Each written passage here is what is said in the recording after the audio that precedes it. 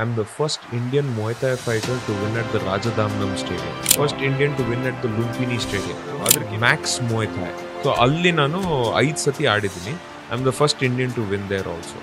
I'm the WBC national champion. First Indian WBC national champion. Muay Thai ಅಂದ್ರೆ art of 8 limbs. 8 ಅಂಗಾಂಗಗಳನ್ನು ಉಪಯೋಗಿಸ್ಕೊಂಡು ನಾವು fight ಮಾಡ್ತೀವಿ. Muay Thai ಬಂದು national sport of Thailand. But ಇದಕ್ಕೆ controversial ಆಗಿರೋದು ಏನು ಅಂದರೆ Muay Thai ಅನ್ನೋದು ಏನಿದೆಯಲ್ಲ was part of India thousands of years. ಇದರದ್ದು major connection not it is part of our culture, ನಮ್ಮ ಕಲ್ಚರಲ್ ಕನೆಕ್ಷನ್.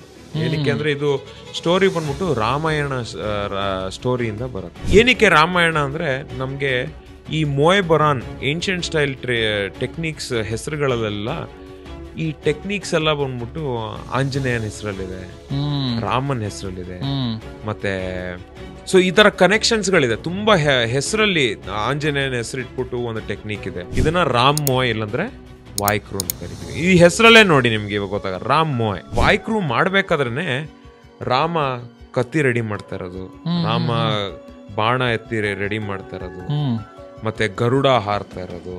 ಸೊ ಇದೆಲ್ಲ part of that wai kru ceremony. Fighting ನಾವಿವಾಗ ಪ್ಯಾಷನ್ ಇಟ್ಕೊಂಡು ಹೋಗಿ ಏನೋ ಆಡ್ತೀವಿ, ಬಟ್ ಅಲ್ಲೆಲ್ಲ ಅವ್ರಿಗೆ ಹೊಟ್ಟೆ ಪಾಡು. ಅವರು ಸ್ಟಾರ್ಟ್ ಮಾಡದೆ 6 ವರ್ಷ ಚಿಕ್ಕ ವಯಸ್ಸಿರ್ಬೇಕು.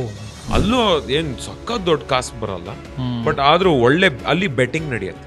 ಮೊಯ್ತಾ ಇದೆ ಅಲ್ಲಿ ಗ್ಯಾಂಬ್ಲಿಂಗ್ ಜಾಸ್ತಿ. ಇವಾಗ್ಲೂ ಇದರಲ್ಲಿ ಕೇಳಿದ್ ನಾವು ಅಂಡರ್ ವರ್ಲ್ಡ್ ಎಲ್ಲ ಲಿಂಕ್ ಇರುತ್ತೆ, ಕನೆಕ್ಷನ್ ಇರುತ್ತೆ ಅಂತ. ತುಂಬಾ ತುಂಬಾ ಕನೆಕ್ಷನ್ ಇದೆ ಮಾಫಿಯಾಗೆ. ಇವಾಗ ನಿಮ್ಮನ್ನ ಒಂದು ಮೀಟ್ ಬ್ಯಾಕ್ ತರ ಉಪಯೋಗಿಸೋ ಚಾನ್ಸಸ್ ಇದೆ. ಬೇರೆ ಯಾವ್ದೋ ಥಾಯ್ ಫೈಟರ್ಗೆ ಓಕೆ ಅಪ್ಪ ಇಂಡಿಯನ್ ಫೈಟರ್ನ ಹೊಡೆದಿದ್ದಾನೆ ಅನ್ನೋ ಒಂದು ಹೆಸರು ಬೇಕು ಅಂದ್ರೆ ಅದನ್ನ ಮಾಡೋ ಒಂದು ಅವಕಾಶಗಳು ಇರುತ್ತೆ. ಅವನಿಗೆ ಹೆಸರು ಬರ್ಲಿ, ಅವನಿಗೊಂದು ಎಕ್ಸ್ಪೀರಿಯನ್ಸ್ ಬರ್ಲಿ ಅಂತ. ಅದೇ ಕಾರ್ಮಣ್ಯ ವಾದಿಕಾರಸ್ತೆ ಮೋಯ್ ಥಾಯ್ ಬರೀ ಫೈಟಿಂಗ್ ಅಲ್ಲ, ಇಟ್ ಇಸ್ ಕ್ಯಾರೆಕ್ಟರ್ ಬಿಲ್ಡಿಂಗ್ ಮತ್ತೆ ರೆಸಿಲಿಯನ್ಸ್ ಬಿಲ್ಡಿಂಗ್. ಲೈಫಲ್ಲಿ ನೀವು ಯಾವುದೇ ಥರ ಮೆಂಟಲ್ ಸ್ಟ್ರೆಸ್ ಎಲ್ಲ ನಿಮಗೆ ಕೆಲಸದಲ್ಲಿ ಕಾರ್ಪೊರೇಟ್ ಕೆಲಸದಲ್ಲೆಲ್ಲ ಹೋಗಿ ಅದು ನಿಮ್ಗೆ ಸ್ಲೋ ಪ್ರಾಸೆಸ್ ಅನ್ನೋದಕ್ಕೆ ಇದು ಸ್ಟ್ರೈಟ್ ಮಕ್ಕದ ಮೇಲೆ ಹೊಡೆಯೋ ಥರ. No groin shots. But Muay Thai stadium ಅಲ್ಲಿ kick to the groin shot is legal. Hi, hello, ನಮಸ್ಕಾರ, ಎಲ್ಲರೂ ಹೇಗಿದ್ದೀರಾ? Welcome back to VSS. So ಇವತ್ತಿನ ನಮ್ಮ guest famous Muay Thai fighter. ಇವರು Muay Thaiಯಲ್ಲಿ ಎಷ್ಟೊಂದು ಅಚೀವ್ಮೆಂಟ್ಸ್ನ ಮಾಡಿದ್ದಾರೆ. ಆ್ಯಂಡ್ ಅದರಲ್ಲಿ ಒಂದು ಅಚೀವ್ಮೆಂಟ್ ನಾನು ನಿಮಗೆ ಹೇಳಲೇಬೇಕಾಗಿರೋದೇನು ಅಂದರೆ WLF ಅಂದರೆ ವರ್ಲ್ಡ್ ಲೀಗ್ ಆಫ್ ಫೈಟರ್ಸಲ್ಲಿ first Indian to get a golden ticket. And ಅದರಲ್ಲೂ ಇವರು ನಮ್ಮ ಕನ್ನಡದವರು ಅಂತ ಹೇಳ್ಕೊಳ್ಳೋಕ್ಕೆ ನಮ್ಗೆ ತುಂಬ ಹೆಮ್ಮೆ ಆಗುತ್ತೆ. ಆ್ಯಂಡ್ ಇನ್ನೊಂದು ಹೆಮ್ಮೆಯ ವಿಚಾರ ಏನು ಅಂದರೆ ಇವರು ನಿಮ್ಮ ಫೇವ್ರೆಟ್ ಆದ ಅರುಣ್ ಸಾಗರ್ ಅವರ ಸುಪುತ್ರ. ಸೊ ಅವ್ರ ಜರ್ನಿ ಈ ಕಡೆಯಿಂದ ಅಲ್ಲಿವರೆಗೂ ಹೇಗಾಯಿತು, ಅವ್ರು ಏನೇನೆಲ್ಲ ಅನುಭವಿಸಿದ್ರು, ಆ್ಯಂಡ್ ಅವ್ರಿಗೆ ಯಾವ ಥರ ಸಪೋರ್ಟ್ ಸಿಕ್ತು ಅಲ್ಲಿವರೆಗೂ ರೀಚ್ ಆಗೋಕ್ಕೆ, ಅದನ್ನೆಲ್ಲ ಡೀಟೇಲ್ ಆಗಿ ನಮ್ಮ ಶೋಲ್ಲಿ ಹೇಳಿದ್ದಾರೆ. ಆ್ಯಂಡ್ ಇನ್ನೊಂದು ಇಂಟ್ರೆಸ್ಟಿಂಗ್ ವಿಷಯ ಏನು ಅಂದರೆ ಅವರು ಈ Muay Thai ಅನ್ನೋದು ಈ ಟೆಕ್ನಿಕ್ಸ್ ಎಲ್ಲ ಎಲ್ಲೋ ಒಂದು ಕಡೆ ರಾಮಾಯಣದಲ್ಲೆಲ್ಲ ಇದೆ, ಅಲ್ಲಿಂದನೇ ಮಾಡಿರೋದು ನಾವೆಲ್ಲ, ಅದ್ರ ಹೆಸರುಗಳೆಲ್ಲ ಹನುಮಂತ ಅದು ಇದೆಲ್ಲೋ ಲಿಂಕ್ ಆಗುತ್ತೆ ಅಂತ ಹೇಳಿದ್ದಾರೆ.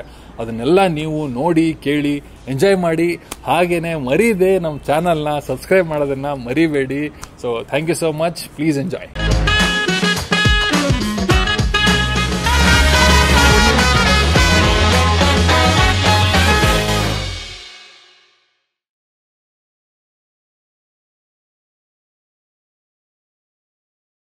Hi Surya Sagar, welcome to Vinay Sanatani show. ಹೇಗಿದ್ದೀರಾ? ಎಲ್ಲ ಗುಡ್, ಥ್ಯಾಂಕ್ ಯು, ನಮಸ್ತೆ. Nice to be here. So ಬೆಂಗಳೂರಿಗೆ ಬಂದು ಹೇಗನ್ನಿಸ್ತು? ತುಂಬಾ ವರ್ಷಗಳ ಮೇಲೆ. ಇಲ್ಲ, 1 ವರ್ಷ ಆಯ್ತು ಅಷ್ಟೇ. ಫಸ್ಟ್ ಟೈಮ್ ನಾನು 1 ವರ್ಷ ಆಚೆ ಇದ್ದಿದ್ದು ಇಂಡಿಯಾದಿಂದ, ಬೆಂಗಳೂರಿಂದ. ಬಟ್ ಅದೇ ನನ್ಗೆ ಅಲ್ಲೇ ಇರ್ಬೇಕು, ನಾವು ಇಲ್ಲಿ ಇರಕ್ಕಾಗಲ್ಲ. ಯಾಕಂದ್ರೆ ಅಲ್ಲೇ ಜೀವನ ಇರೋದ್ರಿಂದ, ನಮ್ಗೆ ಅಲ್ಲೇ ಜಾಸ್ತಿ ಪ್ರೋತ್ಸಾಹ ಇರೋದ್ರಿಂದ ಅಲ್ಲೇ ಇರ್ಬೇಕು. ಇಲ್ಲಿ ಬಂದು ಕೆಲ್ಸ ಇಲ್ದೇ ಇರೋರ್ ತರ ಹೋಗ್ತೀವಿ ಆಮೇಲೆ ಅಷ್ಟೇ. ಅಲ್ಲ, ಕರೆಕ್ಟ್. ತುಂಬಾ ಈ ಸ್ಪೋರ್ಟ್ ನಮ್ದೇ ಆಗಿರೋದ್ರಿಂದ, ಬಟ್ ನಾವ್ ಇಲ್ಲಿಲ್ಲ, ಅದು ಅಲ್ಲೇ ಇರ್ಬೇಕು ಅಂತ ಎಲ್ಲೋ ಒಂದ್ ಕಡೆ ಬೇಜಾರಾಗುತ್ತೆ. But you are doing very well. Firstly congratulations on your matches. So and ಮುಂದೆ ಬರೋ ಮ್ಯಾಚಸ್ಗೆ all the very best. We just heard, ಆವಾಗಲೇ ಮಾತಾಡ್ತಾ ಇರ್ಬೇಕಾದ್ರೆ, you have 17 matches coming up. So all the best for that. So matches. So we'll come to Muay Thai. So introduce our audience to Muay Thai. So Muay Thai ಅಂದ್ರೆ art of 8 limbs, 8 ಅಂಗಾಂಗಗಳನ್ನು ಉಪಯೋಗಿಸ್ಕೊಂಡು ನಾವು fight ಮಾಡೋದು. Muay Thai ಬಂದು national sport of Thailand. ಥೈಲ್ಯಾಂಡಿನ national sport. But ಇದಕ್ಕೆ controversial ಆಗಿರೋದು ಏನು ಅಂದ್ರೆ, ಇದು ಮೊಯ್ ಥಾಯ್ ಅನ್ನೋದು ಏನಿದೆಯಲ್ಲ was part of India thousands of years, ಸಾವಿರಾರು ವರ್ಷದಿಂದ ಒಂದು ಪಾರ್ಟ್ ಆಗಿತ್ತು, ನಮ್ಮ ಕಲ್ಚರಲ್ ಪಾರ್ಟ್ ಆಗಿತ್ತು. ಸ್ಪೋರ್ಟ್ ಆಗಿ ಅಲ್ಲ, ಇದನ್ನ ಕಾಂಬ್ಯಾಟ್ ಅಲ್ಲಿ ಯೂಸ್ ಮಾಡ್ತಾ ಇದ್ರು. ಇವಾಗ ಕಲರಿ ಫೈಟು ನಿಮ್ಗೆ ಹೆಂಗೆ ವೆಪನ್ಸು, ಹ್ಯಾಂಡ್ಸು ಎಲ್ಲದನ್ನು ಯೂಸ್ ಮಾಡ್ತಾರೋ, ಸೇಮ್ ಆಸ್ಪೆಕ್ಟ್ ನಿಮ್ಗೆ ಮೊಯ್ ಥಾಯ್ ಅನ್ನೋದನ್ನ ಮಾಡರ್ನ್ ಡೇ ನೇಮ್ ಅದಕ್ಕೆ, ಅದನ್ನ ಮೊಯ್ ಬೊರಾನ್. ಸೊ ಮೊದ್ಲು ಮೊಯ್ ಬೊರಾನ್ ಅದಕ್ಕಿಂತ ಮುಂಚೆ ಅದೇ ಕಾಂಬ್ಯಾಟ್ ಮಾಡೋದು, ಅದಕ್ಕೇನು ಹೆಸರಂತ ಏನಿರ್ಲಿಲ್ಲ. ಹೆಸರಂತ ಏನಿರಲಿಲ್ಲ, ಮೊಯ್ ಬೊರಾನ್ ಅಂತ ಕರೀತಾರೆ. ಇದು ಸಿಯಾಮೀಸ್ ಪೀಪಲ್ ಅಂತ ಇದ್ದಾರೆ. ಸೊ ಅವ್ರ ಮೂಲಕ ಇಂದ ಅದು ಜಾಸ್ತಿ ಏನಂತಾರೆ ತುಂಬಾ ಸ್ಪ್ರೆಡ್ ಆಯ್ತು. ಯಾಕಂದ್ರೆ ನಾಯಕ ನಾಮ್ತಾಮ್ ಅವ್ರ ದೊಡ್ಡ ಹೀರೋ, ಥೈಲ್ಯಾಂಡ್ ದೊಡ್ಡ ಹೀರೋ ಅಂತಾನೆ ಹೇಳ್ಬೋದು. ಯಾವಾಗ ಫಾದರ್ ಆಫ್ ಮೊಯ್ ಥಾಯ್, ಇದು I think 17th or 18th century ಟೈಮಲ್ಲಿ ಇರ್ಬೇಕಿದು. So Nai Khanom Tom is the father of Muay Thai. 17th March ಅದನ್ನ ಸೆಲೆಬ್ರೇಟ್ ಮಾಡ್ತಾರೆ ಮೊಯ್ ಥಾಯ್ ಡೇ ಅಂತ. ಯಾಕಂದ್ರೆ ನಾಯಕ ನಾಮ್ತಾಮ್ ಬಂದ್ಬಿಟ್ಟು ಥೈಲ್ಯಾಂಡಿನ ಪರ್ಸನ್. ಬಟ್ ಅಲ್ಲಿ ಏನಾಗಿತ್ತು, ಮಯನ್ಮಾರ್ ಮತ್ತೆ ಥೈಲ್ಯಾಂಡ್ ಒಂದು ಕ್ಲಾಶ್ ನಡೀತಾ ಇತ್ತು. ಆ ಟೈಮಲ್ಲಿ ನಾಯಕ ನಾಮ್ತಾಮ್ ಬಂದ್ಬಿಟ್ಟು ಪ್ರಿಸನರ್ ಆಗಿದ್ರು ಅನ್ಕೋತೀನಿ, ಯಾವುದೋ ಒಂದು ಮಯನ್ಮಾರ್ ಇದ್ರ ಟೈಮಲ್ಲಿ. ಅಲ್ಲಿ ಫ್ರೀಡಮ್ ಬೇಕು ಅಂದ್ರೆ ಅಲ್ಲಿ ಮಯನ್ಮಾರ್ ಅಲ್ಲಿರೋ ಅವ್ರ 8 ಫೈಟರ್ಸು ಯಾರನ್ನೋ ಒಳ್ಳೊಳ್ಳೆ ಫೈಟರ್ಸ್ನ ಫೈಟ್ ಮಾಡಿ ಗೆದ್ರೆ ನಿನಗೆ ಫ್ರೀಡಮ್ ಸಿಗತ್ತೆ ಅನ್ನೋ ಒಂದು ಇದರಲ್ಲಿ ಇದು ಮಾಡಿದ್ದು. ಅವರೊಬ್ಬ 8 ಜನನ ಫೈಟ್ ಮಾಡಿ ಗೆಲ್ಬೇಕು. ಗೆದ್ದಾದ್ಮೇಲೆ ಥೈಲ್ಯಾಂಡ್ ವಾಪಸ್ ಬಂದಾದ್ಮೇಲೆ ಅದ್ರದ್ದು ಏನು ಇಂಟ್ರೆಸ್ಟ್ ಮತ್ತೆ ಅವ್ರ ಮೂಲಕದಿಂದ ಮೊಯ್ ಥಾಯ್ಗೆ ಒಂದ್ ಸ್ವಲ್ಪ ಜಾಸ್ತಿನೇ. ಸೊ ಅಂದ್ರೆ ಅವರು ಗೆಲ್ಲಕ್ಕೆ ಯೂಸ್ ಮಾಡಿ ಟೆಕ್ನಿಕ್ ಮೊಯ್ ಥಾಯ್. ಅವ್ರು ಫೈಟ್ ಮಾಡಿದ್ದು ಗೆಲ್ಲಕ್ಕೆ ಅಂತಲ್ಲ, ಬಟ್ ಅವ್ರು ಫೈಟ್ ಮಾಡಿದ್ದು ಅವ್ರದ್ದು ಏನ್ ಫೈಟಿಂಗ್ ಸ್ಟೈಲ್ ಇತ್ತು ಅದು ಮೊಯ್ ಥಾಯ್, ಮೊಯ್ ಬೊರಾನ್ ಅಂತಿತ್ತು. ಇವಾಗ ಮಾಡರ್ನ್ ಡೇ ಮೊಯ್ ಥಾಯ್ ಅಂತ ಕರೀತಾರೆ. ಸೊ ಈ ತರ ಜೊತೆಗೆ ಇದರದ್ದು ಮೇಜರ್ ಕನೆಕ್ಷನ್ ಬಂದ್ಬಿಟ್ಟು it is part of our culture, ನಮ್ ಕಲ್ಚರಲ್ ಕನೆಕ್ಷನ್. ಏನಕ್ಕೆ ಅಂದ್ರೆ ಇದು ಸ್ಟೋರಿ ಬಂದ್ಬಿಟ್ಟು ರಾಮಾಯಣ ಸ್ಟೋರಿಯಿಂದ ಬರುತ್ತೆ.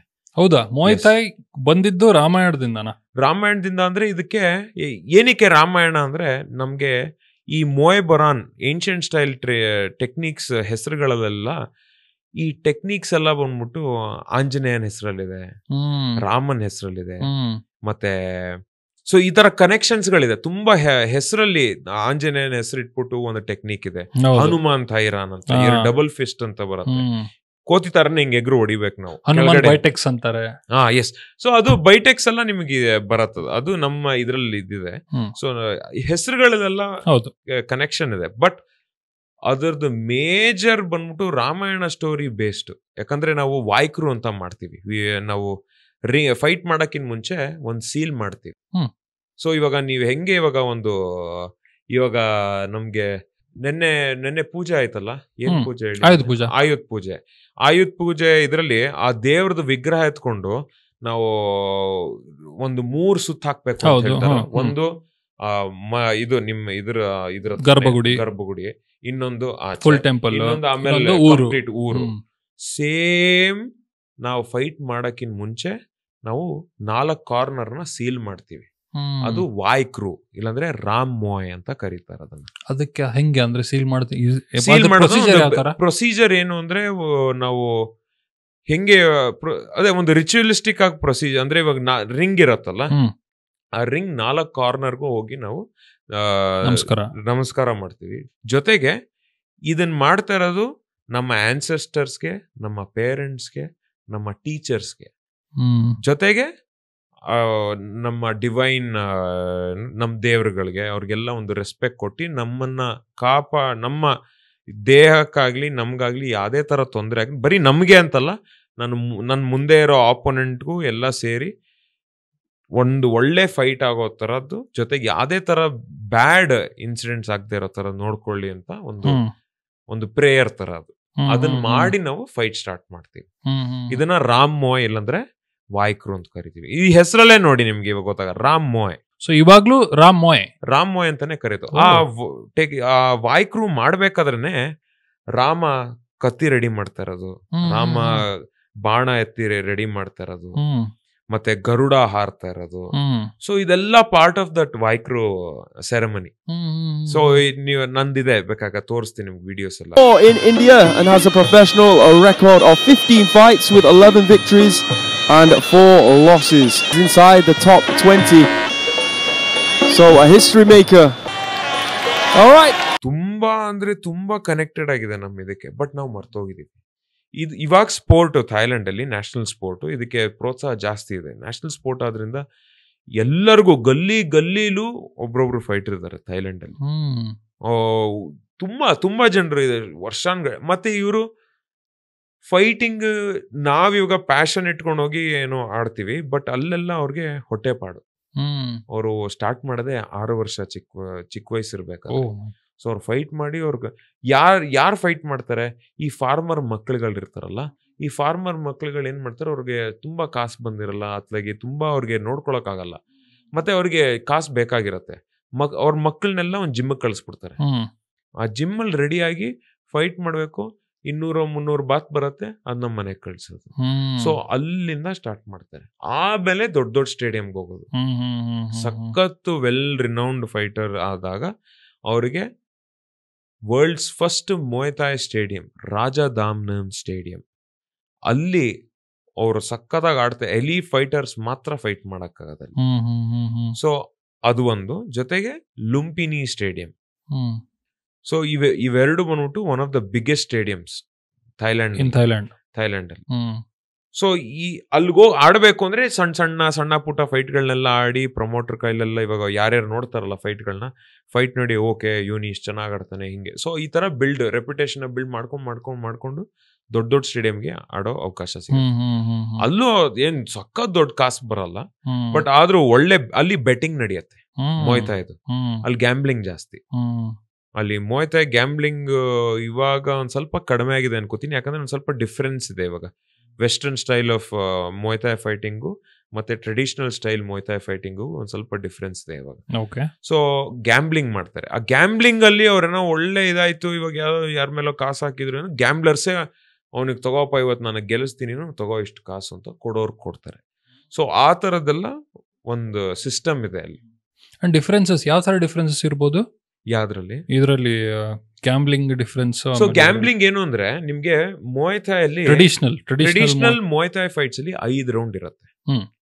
ಇವಾಗ ವೆಸ್ಟರ್ನ್ ಸ್ಟೈಲ್ ಮೊಯ್ತಾಯ್ ಇದ್ರಲ್ಲಿ ನಿಮ್ಗೆ 3 ರೌಂಡ್. ಯಾಕಂದ್ರೆ 3 ರೌಂಡ್ ಏನಕ್ಕೆ ಅಂದ್ರೆ ಫಾಸ್ಟ್ ಆಗಿ ಫೈಟ್ ಮಾಡ್ಬೇಕು, ಎಕ್ಸ್ಪ್ಲೋಸಿವ್ ಎಂಟರ್ಟೈನ್ಮೆಂಟ್ ಅಂತ. 5 ರೌಂಡ್ ಫೈಟ್ ಅಲ್ಲಿ ಏನು ಅಂದ್ರೆ, ಫಸ್ಟ್ 2 ರೌಂಡ್ ನಿಮ್ಗೆ ಟೈಮ್ ತಗೋಬಹುದು ಅರ್ಥ ಮಾಡ್ಕೊಳಕ್ಕೆ, ನಿಮ್ಮ ಆಪೋನೆಂಟ್ನ ಮತ್ತೆ ಗ್ಯಾಮ್ಲರ್ಸ್ಗೂ. ಓಕೆ ಇವನ್ ಮೇಲೆ ಏನು, ಓಕೆ ಇವನ್ ಮೇಲೆ ಕಾಸು ಹಾಕಿದ್ರಾಗತ್ತ, ಅವನ ಮೇಲೆ ಕಾಸು ನೋಡಕ್ಕೆ, ಗೇಜ್ ಮಾಡಕ್ಕೆ.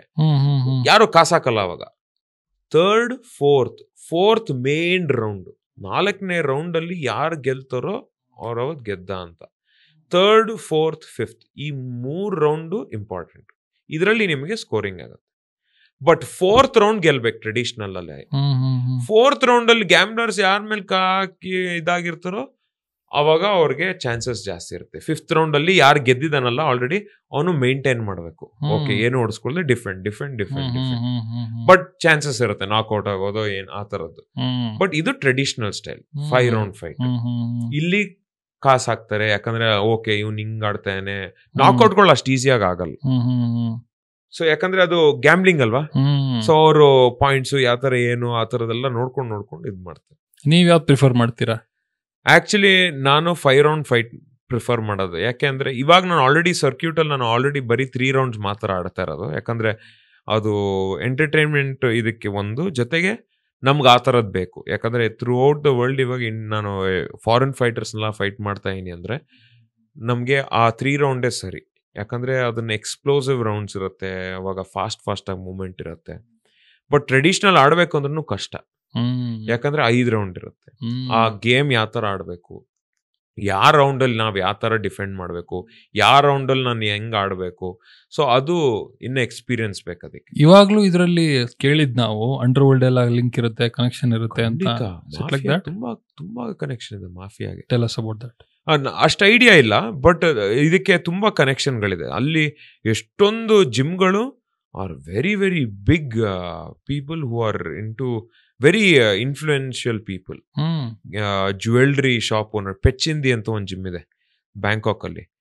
ಅವ್ರು ಬಂದ್ಬಿಟ್ಟು ಆಕ್ಚುಲಿ ಜ್ಯುವೆಲ್ರಿ ಶಾಪ್ ಅವರು. ಸೊ ಅವ್ರದ್ದು ಒಂದು ಮೊಯ್ತಾಯ್ ಜಿಮ್ಮೆ ಇದೆ, ಪೆಚ್ಚಿಂದಿ ಮೊಯ್ತಾಯ್ ಅಂತ. ಪೆಚ್ ಅಂದ್ರೆ ಡೈಮಂಡ್ ಅಂತ ಹೆಸರು. ಸೊ ಅದ್ರ ಮೂಲಕದಿಂದನೇ ಸೊ ಈ ತರ ಬೇಕಾದಷ್ಟು ಇನ್ಫ್ಲೂಯೆನ್ಷಿಯಲ್ ಜಿಮ್ಗಳಿದೆ. ಸೊ ಅವರು ಅದರಲ್ಲಿ ಬೇರೆ ಬೇರೆ ತರ ಕನೆಕ್ಷನ್ಸ್ ಇರುತ್ತೆ. ನಾನು ಅದ್ರಲ್ಲಿ ಒಳಗಡೆ ಅಷ್ಟು ಮುಳುಗಿಲ್ಲ, ಅಷ್ಟು ಗೊತ್ತಿಲ್ಲ ನಮ್ಗೆ, ಬಟ್ ಅದರಲ್ಲಿ ಬೇರೆ ಬೇರೆ ತರನೇ ಇದಿರುತ್ತೆ. ಬಟ್ ಗೊತ್ತಾಗುತ್ತಾ ಇವಾಗ ಆಪೋನೆಂಟ್ ಅವನು ಹಿಂಗ್ ಆಡ್ತಾ ಇದ್ದಾನೆ ಅಂದ್ರೆ okay this guy has under world link? ಇಲ್ಲ ಇಲ್ಲ, ಆ ತರದೆಲ್ಲ ಇಲ್ಲ. ಅದೇ ಮಜಾ ಇರೋದು. ಮಜಾ ಏನು ಅಂದ್ರೆ ನೀವು ಆಚೆ ಯಾರೇ ಆಗಿರ್ರಿ, ರಿಂಗ್ ಒಳಗಡೆ ಬಂದಾಗ ಹೊಡೆದಾಡಬೇಕು ಅಷ್ಟೇ. ಆಚೆ ಹೋದ್ಮೇಲೆ ಎಲ್ಲ ಫ್ರೆಂಡ್ಸು. ಆಚೆ ಇದ್ದಾಗ ಫ್ರೆಂಡ್ಸು, ಒಳಗಡೆ ನೀವು ಯಾರೇ ಆಗಿರ್ರಿ ಹೊಡೆದಾಡ್ಬೇಕಷ್ಟೆ. ಸೋಲ್ತಿರೋ ಗೆಲ್ತಿರೋ ಮುಖ್ಯ ಅಲ್ಲ. ಯಾವ ಥರ ಫೈಟ್ ಮಾಡಿ ಯಾವ ಥರ ನಾವು ಎದೆ ಕೊಟ್ಟು ಆಡ್ತೀವೋ ಅದು ಅವ್ರಿಗಿಷ್ಟ. ನೀವು ಸೋತ್ರೆ ಇವ್ನು ವೇಸ್ಟು, ಇವನ್ನೇನು ಗೊತ್ತು, ಇನ್ನೂ ಟ್ರೈನಿಂಗ್ ಮಾಡಿ ಅದು ಬರಲ್ಲ ಅಲ್ಲಿ. ಅವ್ರಿಗೆ ಏನೇ ಇದ್ರು ಎದೆ ಕೊಟ್ಟು ಆಡ್ತಾ ಇರಲ್ಲ, ಸೂಪರ್ ಚೆನ್ನಾಗಿ ಆಡಿದ್ಯಪ್ಪ ನೀನು, ಅಷ್ಟೇ ಅವ್ರಿಗಲ್ಲಿ. ಸೊ ಆ ಥರದ್ದು ಹೈಯರಾರ್ಕಿ ಪ್ರಾಬ್ಲಮ್ ಇಲ್ಲ. ಕಾಂಪಿಟೇಟಿವ್ ಮೈಂಡ್ ಅನ್ನೋದಕ್ಕಿಂತ ಇರುತ್ತೆ, ಇರಲ್ಲ ಅಂತಲ್ಲ, ಬಟ್ ಅಲ್ಲಿ ವೆರಿ ಹಂಬಲ್ ಆಗಿದ್ದಾಗೋಯ್ತು, ಮುಗೀತು. ನೆಕ್ಸ್ಟ್ ಅದನ್ನ ಇಟ್ಕೊಂಡೆ ಅಲ್ಲೇ ಲೂಪಲ್ಲಿ ತಿರ್ಗಿಸ್ಕೊಂಡು ಇಲ್ಲ ಹೊಡಿಲೇಬೇಕು ಮಾಡ್ಲೇಬೇಕು, ಆ ಥರದ್ದು ಏನಂದ್ರೆ ರೈವಲ್ರಿ ಇಲ್ಲ, ಆ ಥರ ಇಲ್ಲ. ಇವಾಗ ಗ್ಯಾಮ್ಲಿಂಗ್ ಅದು ಬಂದಾಗ ಈ ಫಿಕ್ಸಿಂಗ್ ಎಲ್ಲಾನು ಇರುತ್ತೆ, ಅದರಲ್ಲೂ ಇರುತ್ತೆ. ಫಾರ್ ಎಕ್ಸಾಂಪಲ್ ರೆಫ್ರಿಗೆ ಫಿಕ್ಸಿಂಗ್ ಥರದ್ದೇನೋ ಮಾಡ್ತಾರೆ. ಅದು ಇವಾಗ ಅಷ್ಟು ಈಸಿ ಇಲ್ಲ, ಮುಂಚೆ ಎಲ್ಲ ನಡೀತಾ ಇತ್ತು. ಬಟ್ ಅದೇ ಇವಾಗ ಒಂದ್ ಸ್ವಲ್ಪ ಡಿಫ್ರೆಂಟ್ ಆಗಿದೆ ಇವಾಗ. ಯಾಕಂದ್ರೆ ಇವಾಗ ಎಷ್ಟೊಂದು ಜನರು ಬರ್ತಾರೆ, ಎಷ್ಟೊಂದು ಜನರು ಅದಕ್ಕೆ ಇನ್ವಾಲ್ವ್ ಆಗಿದ್ದಾರೆ. ಮೇಕಿಂಗ್ ಎವ್ರಿಥಿಂಗ್ ಲೀಗಲ್ ತರನೇ ಇರುತ್ತೆ ಒಳಗಡೆ. ಇಲ್ಲ ಇವಾಗ ನೋಡಿ, ಇವಾಗ ಹೆಂಗೆ ಇವಾಗ ನಿಮ್ಗೆ ಕ್ರಿಕೆಟ್ಗೆ ಇವಾಗ ಗ್ಯಾಂಬ್ಲಿಂಗ್ ಬಂದಿದ್ಯೋ, ಇವಾಗ 6 ಹೊಡಿತಾನೋ 4 ಹೊಡಿತಾನೋ ಅಂತ, ಆ ಥರದ್ದು ಥಾಯ್ಲ್ಯಾಂಡ್ ಅವ್ರದ್ದೇ ಫೇಸ್ಬುಕ್ ಅಲ್ಲಿ ಅವರು ಮಾತಾಡ್ತಾ ಇರ್ತಾರೆ ಏನೇನಾಯ್ತು ಅಂತ. ಬರೀ ಒಳ್ಳೊಳ್ಳೆ ಗ್ಯಾಮ್ಲರ್ಸ್ ಮಾತ್ರ ಅದಕ್ಕೆ ಐಡಿಯಾ ಇರುತ್ತೆ. ಸೊ ಅದು ಅವ್ರದ್ದು ಬೇರೆ ಸಿಸ್ಟಮ್ ಅದು. ಸೊ ಅದಕ್ಕೆ ಬೇರೆ ತರತ್ತೆ. ಅಷ್ಟು ಐಡಿಯಾ ಇಲ್ಲ ನನಗೆ, ಯಾಕಂದ್ರೆ ಅದು ಗ್ಯಾಮ್ಲಿಂಗ್ ಅಂದ್ರೆ ನಾನು ಅದಕ್ಕೆ ಕೈ ಹಾಕಕ್ಕಲ್ಲ, ಓಕೆ ಇಷ್ಟ ಇಲ್ಲ ನನಗೆ. ಯಾಕಂದ್ರೆ ಅದು ಒಂದ್ಸತಿ ಕುತೂಹಲ ಬಂದ್ಬಿಡ್ತು ಅಂದ್ರೆ ಅದು ಗೊತ್ತು ನಿಮ್ಗೆ ಅದು ಎಲ್ಲಿ ಕರ್ಕೊಂಡು ಹೋಗತ್ತೆ ಅಂತ. Because that has more money compared to this ಅಲ್ಲ. ಮೋರ್ ಮನಿ ಅನ್ನೋದಕ್ಕಿಂತ ಆ ಜೂಜು ಒಂದ್ಸತಿ ತಲೆಗೆ ಬಂದ್ಬಿಡ್ತು ಅಂದ್ರೆ ನಿಮ್ಗೆ ಅದ್ ಬಿಡೋದಲ್ಲ ನಾವು. ಅದೇನಾದ್ರಾಗ್ಲಿ ಅದೇ ಅಲ್ವಾ ಇರೋದು, ಅದೇ ಕ್ಯೂರಿಯಾಸಿಟಿ ಮತ್ತೆ ಡೋಪಮೀನ್ ಹೈ ಅದ್ರ. ನೋಡೇ ಬಿಡೋಣ, ಹಾಕ್ಬಿಡ್ತೀನಿ ಇದಕ್ಕೆ ಇಷ್ಟು, ನೋಡೋಣ ಬರತ್ತೋ ಬರಲ್ಲ. ಒಬ್ರವ್ರು ಬಂತು, ಒಬ್ರವ್ರು ಹೋಯ್ತು, ಮನೆಗಿನೇ ಎಲ್ಲ ಮಾರ್ ಕೂತ್ಕೊಬಿಡ್ತಾರಲ್ಲ. ಸೊ ಅದು ರಿಸ್ಕಿ ಪಾರ್ಟ್. ಸೊ ಅದಕ್ಕೆ ನಾನು ಆ ಸೈಡ್ ಜಾಸ್ತಿ ತಲೆ ಹಾಕಕ್ ಹೋಗಿಲ್ಲ. ಮತ್ತೆ ನೀವು ಮೋಯ್ತಾಯ್ ಸೀನಲ್ಲಿ ತುಂಬಾ ಒಳ್ಳೇದು ಇದೆ, ಕೆಟ್ಟದು ಇದೆ. ಸೊ ಇಲ್ಲಿಂದ ಇಂಡಿಯಾಯಿಂದಾಗ್ಲಿ ಯಾವುದೇ ಫಾರಿನ್ ಫೈಟರ್ಸ್ ಎಲ್ಲ ಹೋದ್ರು ಕರೆಕ್ಟ್ ಆಗಿರೋ ಜಿಮ್ ಮೂಲಕ ಹೋಗ್ಬೇಕಾಗತ್ತೆ. ಯಾಕಂದ್ರೆ ಅದಕ್ಕೆ ಹೋಗ್ಬೇಕು ಅಂದ್ರೆ ಜಿಮ್ ಮೂಲಕದಿಂದಾನೇ ಹೋಗ್ಬೇಕಾ? ಹೌದು, ಜಿಮ್ ಮೂಲಕದಿಂದಾನೇ ಹೋಗ್ಬೇಕಾಗತ್ತೆ. ಯಾಕಂದ್ರೆ ನಿಮ್ಗೆ ಒಂದು ಒಳ್ಳೆ ಜಿಮ್ ಸಿಕ್ತು. ಯಾಕಂದ್ರೆ ಥಾಯ್ಲ್ಯಾಂಡ್ ನ್ಯಾಷನಲ್ ಸ್ಪೋರ್ಟ್ ಆದ್ರಿಂದ ನೀವು ಒಂದು ಒಳ್ಳೆ ಜಿಮ್ ಮೂಲಕ ಹೋದ್ರೆ ನಿಮ್ನ ನೋಡ್ಕೋತಾರೆ. ಇಲ್ಲ ನೀವು ಒಬ್ರೇ ಹೋಗಿ ನೀವು ಇದ್ರಲ್ಲಿ ಥೈಲ್ಯಾಂಡ್ ಅಲ್ಲಿ ನೀವು ಇಂಡಿಯಾದಿಂದ ಹೋಗಿ ಥೈಲ್ಯಾಂಡ್ ಅಲ್ಲಿ ಹೋಗಿ ನೀವು ಮಾಡ್ತೀವಿ ಅಂದ್ರೆ ನಿಮ್ಗೆ ರಿಸ್ಕ್ ಜಾಸ್ತಿ ಇರುತ್ತೆ. ಯಾಕೆ ಅಂದ್ರೆ ಮಿಸ್ ಮ್ಯಾಚಸ್ಗಳು ಜಾಸ್ತಿ ಮಾಡ್ತಾರೆ. ಯಾವ ತರ ರಿಸ್ಕ್ಸ್ ಅಂದ್ರೆ ನಿಮ್ಗೆ ಮಿಸ್ ಮ್ಯಾಚ್. ಇವಾಗ ಫೈಟ್ ಏನೋ ಮಾಡ್ತೀರಾ, ನೀವು ಫೈಟ್ ಮಾಡ್ಬೇಕು ಅಂತಿರ್ತೀರಾ, ಏನೋ ಆಯ್ತು, ಇವಾಗ ನಿಮ್ಮನ್ನ ಒಂದು ಮೀಟ್ ಬ್ಯಾಕ್ ತರ ಉಪಯೋಗಿಸೋ ಚಾನ್ಸಸ್ ಇದೆ. ಬೇರೆ ಯಾವ್ದೋ ಥಾಯ್ ಫೈಟರ್ಗೆ ಓಕೆ ಅಪ್ಪ ಇಂಡಿಯನ್ ಫೈಟರ್ ನ ಹೊಡೆದಿದ್ದಾನೆ ಅನ್ನೋ ಒಂದು ಹೆಸರು ಬೇಕು ಅಂದ್ರೆ ಅದನ್ನ ಮಾಡೋ ಒಂದು ಅವಕಾಶಗಳು ಇರುತ್ತೆ. ಅವನಿಗೆ ಹೆಸರು ಬರ್ಲಿ, ಅವನಿಗೊಂದು ಎಕ್ಸ್ಪೀರಿಯನ್ಸ್ ಬರ್ಲಿ ಅಂತ ಮೇಲೆ ಎಕ್ಸ್ಪೀರಿಯನ್ಸ್ಡ್ ಪ್ಲೇಯರ್ ನ ನಿಮ್ಮ ಮೇಲಿನ ಬಿಗಿನರ್ ಮೇಲೆ ಹಾಕ್ಬಿಡ್ತಾರೆ. ಬಿಗಿನರ್ ಅನ್ನೋದಕ್ಕಿಂತ ಅಲ್ಲಿ ಏನ್ ಅವ್ರಿಗೇನ್ ಆಗತ್ತೋ ಅವಾಗ ಇಮಿಡಿಯೇಟ್ ಆಗಿ ಹಾಕ್ಬಿಡ್ತಾರೆ. ನಾನು ಹೋಗಿ ಕೇಳಿರ್ತೇನೆ, ಸರ್ ನಾನು ಈ ತರ ಆಡ್ಬೇಕು, ನಾನು ಹಿಂಗೆ. ಹೌದಪ್ಪ ಆಯ್ತು, ಟ್ರೈನಿಂಗ್ ಮಾಡಿ ನಾನು ನೋಡ್ತೀನಿ ಫೈಟ್ ಅಂತ. ಇವ್ರು ಫೈಟ್ ಎಲ್ಲ ರೆಡಿ ಮಾಡ್ತಾರೆ, ಏನು ಹೇಳಕ್ ಹೋಗಲ್ಲ ನಿಮ್ಗೆ ಜಾಸ್ತಿ. ಇನ್ನೇನ್ ನೋಟು ನಿಮ್ನ ಹಾಕ್ತಾರೆ, ಮುಖ ಮುಜ್ಜಿ ಕಿತ್ತೋ ತರ ಹೊಡ್ಸ್ಕೋತೀರಾ, ಬರ್ತೀರಾ. ನೀವೇನ್ ಅನ್ಕೋತೀರಾ ನಾನ್ ಸರಿ ಇಲ್ಲ ಅಂತ. ಅಲ್ಲ, ಮ್ಯಾಚ್ ಮೇಕಿಂಗ್ ಮಾಡಿದ್ದೇ ನೀನು ಹೊಡ್ಸ್ಕೋಬೇಕು ಅಂತ ಅಲ್ಲ ಅದೇ ಮಾಡಿದ್ದೆ ಹೊಡ್ಸ್ಕೋಬೇಕು ಅಂತನೂ ಆಗತ್ತೆ ಒಂದು. Not just Muay Thai, any match making ನೀವು ಬಾಕ್ಸಿಂಗಲ್ಲಿ ನೋಡಿ ಇದು ಮಾಡಿ ಟೈಮ್ ತೊಗೊಳತ್ತೆ. ಯಾಕಂದರೆ ಫ್ಯಾನ್ಸ್ ನೋಡಿ ಯಾವ ಥರ ಎಕ್ಸೈಟ್ಮೆಂಟು ಏನಾಗುತ್ತೆ ಏನು ಎತ್ತ.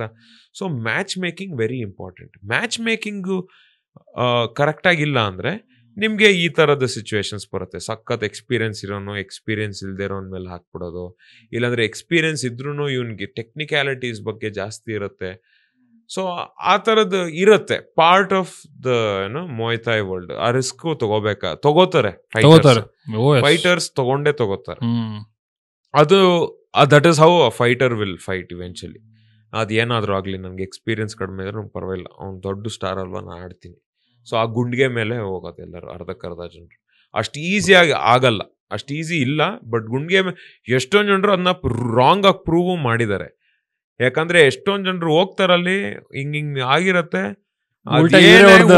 ಉಲ್ಟಾ ಹೊಡೆದ್ಬಿಟ್ಟಿರ್ತಾರೆ ದೊಡ್ಡ ದೊಡ್ಡ ಸ್ಟಾರ್ಗಳನ್ನೇ. ಸೊ ಆ ತರ ಚಾನ್ಸಸ್ ಅದೇ ಇರೋದಲ್ಲಿ. ಸೊ ಅದೇ fun part of Muay Thai. That is the good part of Muay Thai. ನೀವೆಷ್ಟು ಟ್ರೈನಿಂಗ್ ಮಾಡಿ ಅದ್ ಏನಾದ್ರೂ ಆಗೋಗ್ಲಪ್ಪ, ನಾನು ಏನಿದೆಯೋ ನಾನು ಕೆಲಸ ಮಾಡ್ತೀನಿ ಅಷ್ಟೇ. ಅದ ಮುಖ್ಯದ ರಿಸಲ್ಟ್ ಅದೇ ಕಾರ್ಮಣ್ಯ ವಾದಿಕಾರಸ್ತೆ same thing. We should not be attach to the fruits of our action. ಆ ಮೈಂಡ್ ಸೆಟ್ ಹಾಕೊಂಡು ಹೋಗಿ ಆಡೋದಷ್ಟೇ. ಅಲ್ಲಿ ಹಂಗೆ ಹೊಡೆದ್ಬಿಟ್ರೆ ಹಿಂಗೆ ಹೊಡೆದ್ಬಿಟ್ರೆ ಇವತ್ತು ಕೂತ್ಕೊಂಡು 1 ತಿಂಗಳು ಮುಂಚೆ ಫೈಟ್ಗೆನೆ ಯೋ ಅಂದ್ರೆ ಅಷ್ಟೇ ಮುಗೀತು ತಲೆಯಲ್ಲಿ. We are our mind is our own enemy, our mind is our own friend. Correct. So Muay Thai ಬರೀ ಫೈಟಿಂಗ್ ಅಲ್ಲ, ಇಟ್ ಇಸ್ ಕ್ಯಾರೆಕ್ಟರ್ ಬಿಲ್ಡಿಂಗ್ ಮತ್ತೆ ರೆಸಿಲಿಯನ್ಸ್ ಬಿಲ್ಡಿಂಗ್. ಲೈಫಲ್ಲಿ ನೀವು ಯಾವುದೇ ಥರ ಮೆಂಟಲ್ ಸ್ಟ್ರೆಸ್ ಎಲ್ಲ ನಿಮಗೆ ಕೆಲಸದಲ್ಲಿ ಈಗ ಕಾರ್ಪೊರೇಟ್ ಕೆಲಸದಲ್ಲೆಲ್ಲ ಅದು ನಿಮ್ಗೆ ಸ್ಲೋ ಪ್ರಾಸೆಸ್ ಅನ್ನೋದಕ್ಕೆ ಇದು ಸ್ಟ್ರೈಟ್ ಮಕ್ಕದ ಮೇಲೆ ಹೊಡಿಯೋ ಥರ ಡೈರೆಕ್ಟ್ ಆಗಿ ಹಾಕತ್ತೆ. ಯಾಕಂದ್ರೆ ನೀವು ಫೈಟ್ ಮಾಡಿದಾಗ ಗೊತ್ತಾಗತ್ತೆ ನೀವೇನ್ ಕೆಲಸ ಮಾಡಿದಿರ, ನೀವೇನ್ ವರ್ಕ್ ಮಾಡಿಲ್ಲ, ನೀವೇನ್ ಹೋಮ್ ವರ್ಕ್ ಮಾಡಿಲ್ಲ. ಆ ಫೈಟ್ ಅಲ್ಲಿ ಗೊತ್ತಾಗೋಗುತ್ತೆ ನಿಮ್ಗೆ. ಆ ರಿಂಗೇ ತೋರಿಸ್ಬಿಡುತ್ತೆ. ಮತ್ತೆ ನೀವು ಓವರ್ ಆಗಿ ಕಾನ್ಫಿಡೆಂಟ್ ಆಗೋಗಿ ಹಂಗ್ ಹೊಡಿತೀನಿ ಆ ರಿಂಗೆ ಮಾತಾಡ್ ತೋರ್ಸತ್ತೆ ನಿಮ್ಗೆ ಏನಪ್ಪಾ ಮಾಡ್ತೀನಿ ಅದು ತಗೋ ನೀನು. ಸೊ ಆ ತರದ್ದು ಬೇರೆ ಬೇರೆ ತರದ ಆಸ್ಪೆಕ್ಟ್ಸ್ ಇರುತ್ತೆ. ಅದು ಜನರಿಗೆ ಕಾಣಿಸಲ್ಲ ಇಳ್ದಿಲ್ಲ ಅಂದ್ರೆ. ಅವ್ರೇನಾದ್ರು ಏನಂತಾರೆ ಆ ಫೀಲ್ಡ್ ಅಲ್ಲಿ ಇಳಿದ್ರೆ ಅವಾಗ ಅವ್ರಿಗೆ ಸ್ಮಾಲ್ ಪೀಸ್ ಐಡಿಯಾ ಗೊತ್ತಾಗತ್ತೆ. ಅದು ನಾರ್ಮಲ್ ಪರ್ಸನ್ಗೆ ಕಷ್ಟ ಆಗತ್ತೆ. ಅಫ್ಕೋರ್ಸ್ ಒಂದೇ ಸತಿಗೆ ಎಲ್ಲರೂ ಕಲಿಯಕ್ಕಾಗಲ್ಲ. ಬಟ್ ಅದನ್ನ ನಾವು ನಮ್ಮ ದೇಶಕ್ಕೆ ತಂದು ಅದು ಟೈಮ್ ತಗೊಳತ್ತೆ. ಬಟ್ ನಮ್ಮಂತವ್ರೆ ಅದಕ್ಕೆ ಒಂದು ದಾರಿ ಮಾಡ್ಕೊಳಕ್ಕಾಗತ್ತೆ. ಕರೆಕ್ಟ್. ಅದಕ್ಕೆ ಒಂದು ಆಸಕ್ತಿ ತರ್ಸೋದು. ಇದರಲ್ಲಿ what are the basic rules ಇದಕ್ಕೆ ಅಂತ ಹಿಂಗ್ ಬಂದಾಗ? Is there anything like selection ಆಗಿರ್ಬೋದು ಅಥವಾ ಫೈಟ್ಸ್ ಅಲ್ಲಿ ರೂಲ್ಸ್ ಆಗಿರ್ಬೋದು? ಫೈಟ್ ರೂಲ್ಸ್ ಬಂದ್ಬಿಟ್ಟು ನಿಮ್ಗೆ art of 8 limbs first. Mohawk region ಹೊಡೆಯಂಗಿಲ್ಲ. ಸ್ಪೈನಲ್ ಕಾರ್ಡ್ ಮತ್ತೆ back of your head, Mohawk region ಅಂತ ಹೇಳ್ತೀವಿ. ಇದು ನಿಮ್ಗೆ weakest parts of the body. No groin shots. But Muay Thai stadium ಅಲ್ಲಿ kick to the groin shot is legal. ಓ ಹೌದಾ? No kneeing to the groin shot. Oh, kneeing. Oh, but what difference that does make? Knee is your knee going to your groin. Yeah, but everything adu but that is not a very sporty thing, but it is allowed. ಅವ್ರಿಗೆ ಅದ್ರಲ್ಲಿ ಏನಂತಾರೆ it's okay ಅನ್ನಂಗೆ. It's okay. But ನೀ ಮಾಡಂಗಿಲ್ಲ ಅಷ್ಟೇ. Direct because ನೀ ಮಾಡ್ಬೇಕು ಅಂದ್ರೆ ಹತ್ರ ಇರ್ಬೇಕು. ನೀಯಿಂದ ಮಾಡ್ಬೇಕು ಅಂದ್ರೆ ಹತ್ರ ಇದ್ರಾಗ ಜಾಸ್ತಿ ಹೊಡಿಯುತ್ತೆ. ಬಟ್ ದೂರ ಕಂಪ್ಲೀಟ್ ಇಂಪ್ಯಾಕ್ಟ್ ಅಲ್ವಾ, solid. But kick also not all the time. ಯಾರು ಬೇಕು ಅಂತಾನು ಹೊಡಿಯಕ್ ಹೋಗಲ್ಲ. ಯಾಕಂದ್ರೆ ಎವ್ರಿ ಒನ್ ನೋಸ್ ಯಾವ ತರ ಏನು ಅಂತ, ಅದು ಹೆಂಗೆ ತೊಂದರೆ ಆಗತ್ತೆ ಗ್ರಾಯಿನ್ ಶಾಟ್ ಅಲ್ಲ ಅಂತ. ಬಟ್ ಏನೋ ಎಸ್ಕೇಪ್ ಆಗ್ಬೇಕಲ್ಲ, ನೀವು ಏನೋ ಗೆದ್ಬಿಡ್ಬೇಕಲ್ಲ, ಅದೊಂದು ಚಾಯ್ಸ್ ಇದೆಯಲ್ಲ ಅಂತ ಯೂಸ್ ಮಾಡೋರು ಮಾಡ್ಬೋದು. Yes. So age restrictions, age group ಬಂದ್ಬಿಟ್ಟು ನಿಮ್ಗೆ ಐ ಥಿಂಕ್ ಲಾಸ್ಟ್ ಬಂದ್ಬಿಟ್ಟು 35 36 ಇಲ್ಲ, ಐ ಥಿಂಕ್ 40 ಇರಬೇಕು.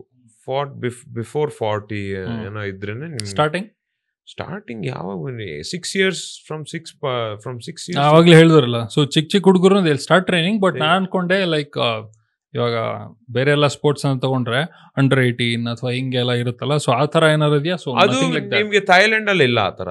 ಬಟ್ ಔಟ್ ಸೈಡ್ ಥೈಲ್ಯಾಂಡ್ ಅಮೆಚರ್ಸ್ ಅಂತ ಬರುತ್ತೆ. ಅದು under 18, above 18, with shin pad, ಇದು ಏನೋ ಚೆಸ್ಟ್ ಪ್ಯಾಡ್, ಹೆಡ್ ಗೇರ್, ಅದೆಲ್ಲ ಅಮೆಚರ್ ರೂಲ್ ಸೆಟ್ ಅಲ್ಲಿ ಬರುತ್ತೆ. ಸೊ ಅದು ಬೇರೆ ಔಟ್ ಸೈಡ್ ಆಫ್ ಥೈಲ್ಯಾಂಡ್ ಮಾಡ್ತಾರೆ, ಥೈಲ್ಯಾಂಡ್ ಮಾಡಲ್ಲ. ಓಕೆ. ಸೊ ಇಲ್ಲಿ ಇಂಡಿಯಾಲೂ ಮಾಡ್ತಾರೆ amateur rule set. Okay. So how it started for you? Because ನೀವು ಫೇವ್ರೆಟ್ ಅರುಣ್ ಸಾಗರ್ ಅವರ ಮಗ ಆಗಿರೋದ್ರಿಂದ ಇದು ಇಂಡಸ್ಟ್ರಿ ಬ್ಯಾಕ್ ಗ್ರೌಂಡು, ಈ ಕಡೆ ಇಲ್ಲಿದ್ಕೊಂಡು ಆ ಇಂಟ್ರೆಸ್ಟ್ ಹೆಂಗ್ ಬಂತು, ಅಲ್ಲಿ ಶಿಫ್ಟ್ ಹೆಂಗಾಯ್ತು, what made you do this? So actually ಹೇಳಬೇಕು ಅಂದ್ರೆ ನಂಗೇನು ನಾನು ಯಾವತ್ತೂ ಅನ್ಕೊಂಡಿಲ್ಲ ಫೈಟ್ ಮಾಡ್ತೀನಿ ಪ್ರೊಫೆಷ್ನಲ್ ಆಗಿ ಅಂತ. ಬಟ್ ಅಪ್ಪ ಚಿಕ್ಕ ವಯಸ್ಸಲ್ಲಿ ಇರ್ಬೇಕಾದ್ರೆ ನಂಗೆ ಮೂವಿಗಳು ತೋರಿಸೋರು ಸಖತ್ತು. ಜಾಕಿ ಚಾನ್ದು, ಜೆಟ್ಲಿ, ವ್ಯಾನ್ ಡ್ಯಾಮು, ಅಪ್ಪ ತೋರಿಸೋರು. ಯಾಕೆ ಅಪ್ಪ ಆಲ್ರೆಡಿ ಮೂವಿಲಿ ಇರೋದ್ರಿಂದ ಅಪ್ಪಂಗೆ ಮೂವಿ ನೋಡಿ ಅವರು ಡೈರೆಕ್ಟ್ ಮಾಡ್ಬೇಕು, ಆ ತರದ್ ಮಾಡ್ಬೇಕು, ಈ ತರ ಮಾಡ್ಬೇಕು ಅಂತೆಲ್ಲ ಆಸೆ ಇರೋದ್ರಿಂದ ಅವ್ರು ತುಂಬಾ ಮೂವಿಗಳಾಗಿ ತೋರಿಸ್ತಾ ಇದ್ರು ನಮ್ಗೂ. ಬಟ್ ಇದೇ ತರ ಮೂವಿ ತೋರಿಸ್ತಾ ಇದ್ರು ನಿಮ್ಗೆ? ಅವ್ರಿಗೆ ಗೊತ್ತಿಲ್ಲ. ಅಪ್ಪಂಗೆ ಇಷ್ಟ ಆಯ್ತು ಆಕ್ಷನ್ ಮೂವಿ, ಅಪ್ಪಂಗೆ ಆಕ್ಷನ್ ಮೂವಿ ಇಷ್ಟ ಆಗ್ತಾ ಇತ್ತು. ನಾವು ಅದು ಕೂತ್ಕೊಂಡು ಇನ್ನೇನು ಆಕ್ಷನ್ ಮೂವಿ ಎಲ್ಲ ಜಾಕಿ ಚಾನ್, ಜೆಟ್ಲಿ ಎಲ್ಲ ಅವಾಗಿಂದ ಟಾಪ್ ಲೆವೆಲ್ ಇನ್ಸ್ಪಿರೇಷನ್. ಎಲ್ಲರಿಗೂ ಯಾರ್ಯಾರು ಇವತ್ತು ಮಾರ್ಷಲ್ ಆರ್ಟ್ಸ್ ಮಾಡ್ತಾ ಇದಾರೋ ನಿಮ್ಗೆ ಅವರೆಲ್ಲ inspired by Jackie Chan, Jet Li, Bruce Lee. ಇವರೆಲ್ಲ ಪಾರ್ಟ್ ಆಫ್ ಅವರ್ ಏನೋ ಸ್ಮಾಲ್ ಸ್ಪಾರ್ಕ್. ಆ ಬೆಂಕಿ ಹಚ್ಚಿದ್ದೆ ಅವರು. ಸೊ ಅದ್ರ ಜೊತೆಗೆ ಏನು ಅಂದ್ರೆ ನನಗೆ ಪ್ರಾಣಿಗಳು ಹುಚ್ಚು. ನನ್ಗೆ ಯಾವತ್ತು ನಂಗೆ ಪ್ರಾಣಿಗಳ ಜೊತೆ ಕೆಲಸ ಮಾಡಬೇಕು ಅಂತ ಆಸೆ ಇದೆ. ನಂಗೆ ಸ್ಟೀವ್ ಅರ್ವಿನ್ ಕೇಳಿ, Steve Irwin Australia. Yes. So ಅಂಥವ್ರನ್ನೆಲ್ಲ ಅವ್ರ ತರಾನೇ ಇರ್ಬೇಕು ಅಂತ ನನಗೆ ಆಸೆ ಇದ್ದಿತ್ತು. ಬಟ್ ನಾನು ಎಜುಕೇಶನ್ ಅಲ್ಲಿ ಸ್ಟ್ರಾಂಗ್ ಇರ್ಲಿಲ್ಲ. ಬಿಕಾಸ್ ನಾನು ಕಂಪ್ಲೀಟ್ ಫೋಕಸ್ ಪ್ರಾಣಿ ಮೇಲೆ ಯಾವ ತರ ಹೋಗ್ಬಿಟ್ಟಿತ್ತು, ಇದೆಲ್ಲ ನಂಗೆ ತಲೆಗೆ ಹೋಗ್ತಾ ಇರ್ಲಿಲ್ಲ. ನಮ್ಮ ಮನೆಯಲ್ಲಿ ನಮ್ಮ ಪಾಪ, ನಮ್ಮ ಅಮ್ಮ ನಿಜ ಹೇಳ್ಬೇಕಂದ್ರೆ ಇವತ್ತು ನಾನು ಎಲ್ಲಿದ್ದೀನೋ ಅದು ನಮ್ಮ ತಂದೆ ತಾಯಿಂದಾನೆ. ಯಾಕೆ ಅಂದ್ರೆ ಅವ್ರಿಗೆ ಓಪನ್ ಮೈಂಡ್ ಇತ್ತು. ಓಕೆ, ಇವನ್ ಏನ್ ಬೇಕಾದ್ರೂ ಮಾಡ್ಲಪ್ಪ.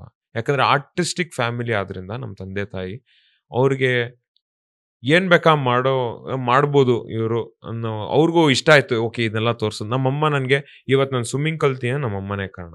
ಯಾಕಂದ್ರೆ PM ಸ್ವಿಮ್ಮಿಂಗ್ ಪೂಲ್ ಜಯನಗರ ಬಿಸಾಕೋರು. ಅವ್ರನ್ನ ಕೋಚ್ಗೆ ಹೇಳ್ಬಿಟ್ಟು, ಸರ್ ನಂಗೆ ಗೊತ್ತಿಲ್ಲ ಸರ್, ನೀವು ಸ್ವಿಮ್ಮಿಂಗ್ ಬಂದ್ಬಿಡಿ. ನಾನು ಕಿರ್ಚ್ಕೊಂಡು ಇವತ್ತು ನಾನು ಸೂಪರ್ ಆಗಿ ಸ್ವಿಮ್ಮಿಂಗ್ ಬರುತ್ತೆ, ನಮ್ಮಮ್ಮನೇ ಕಾರಣ. Swimming, abacus class, horse riding, skating, scuba diving, ಆಮೇಲೆ ಏನೇನು ಎಲ್ಲ ಇರೋಬ್ಬರ ಸ್ಕೂಲ್ಗಳಿಗೆಲ್ಲ ಕರ್ಕೊಂಡೋಗಿ ಎನ್ರೋಲ್ ಮಾಡ್ಸಕ್ ಟ್ರೈ ಮಾಡಿದ್ರು. ವ್ಯಾಲಿ ಸ್ಕೂಲ್, ಆ ಸ್ಕೂಲ್, ಈ ಸ್ಕೂಲ್, ಮತ್ತೆ ಟೋಟಲ್ ನಾನು 13 ಸ್ಕೂಲ್ ಚೇಂಜ್ ಮಾಡಿದ್ದೀನಿ ಇವತ್ತು. ಶಬಾಷ್. ನೀವು 13 ಸ್ಕೂಲ್ ಅಂತ, ನೀವು ಒಂದ್ ಸ್ಟ್ಯಾಂಡರ್ಡ್ಗೆ ಒಂದ್ ಸ್ಕೂಲ್ ಅಂದ್ರೂ ಮತ್ತೆ 10th ಅಂತ ತಗೊಂಡ 3 ಸ್ಕೂಲ್ ಜಾಸ್ತಿ ಆಯ್ತು.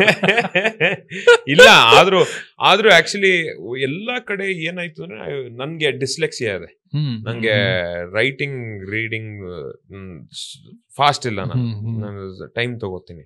ಮತ್ ನಾನು ಯಾವ್ದೋ ಜ್ಞಾನದಲ್ಲಿ ಹೋಗ್ಬಿಡ್ತೀನಿ. ನಾನು ಯಾವ್ದೋ ನಂದು ಇಮ್ಯಾಜಿನೇಷನ್, ಅದು ಆಲ್ರೆಡಿ ಅವ್ರು ಬಾರ್ದೆಲ್ಲ ಮಾಡಿ 4 ಪೇಜ್ ಹೋಗ್ಬಿಟ್ಟಿರ್ತಾರ ಅವ್ರು ಆಲ್ರೆಡಿ ಅವರು.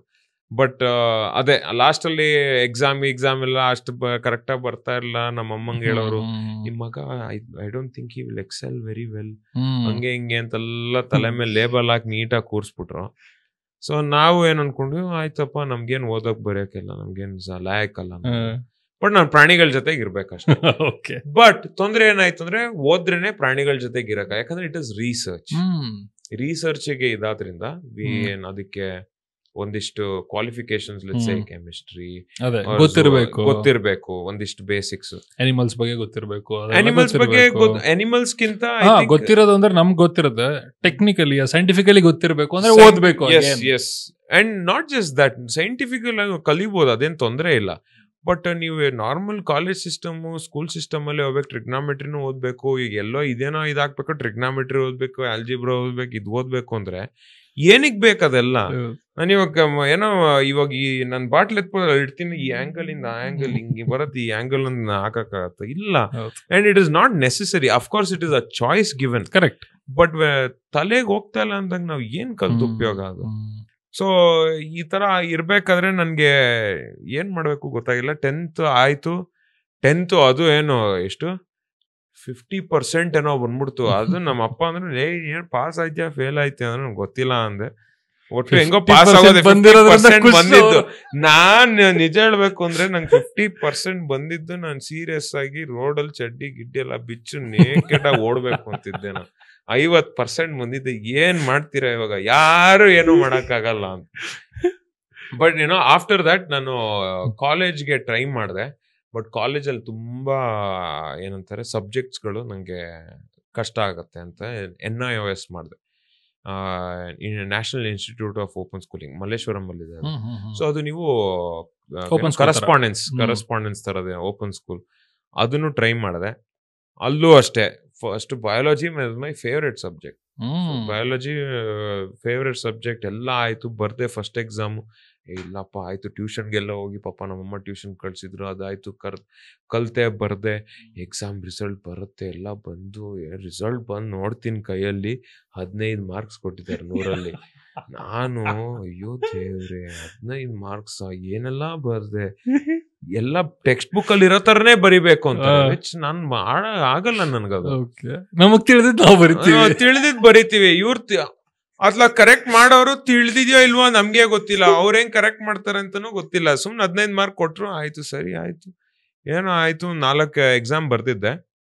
ಆಮೇಲೆ again I reapplied for biology exam. ಅವಾಗ ಆಲ್ರೆಡಿ ಮೈಸೂರಲ್ಲಿ ಇದ್ದೆ ನಾನು, ಮೈಸೂರಲ್ಲಿ ಟ್ರೈನಿಂಗ್ ಮಾಡ್ತಿದ್ದೆ. ಬೆಂಗಳೂರಲ್ಲಿ ರಾಕ್ ಸಾಲಿಡ್ ಸ್ಟುಡಿಯೋ ಅಂತ ಒಂದು ಜಿಮ್ ಇತ್ತು, ಅಲ್ಲಿ ಸ್ಟಾರ್ಟ್ ಮಾಡಿದೆ ಫಸ್ಟ್.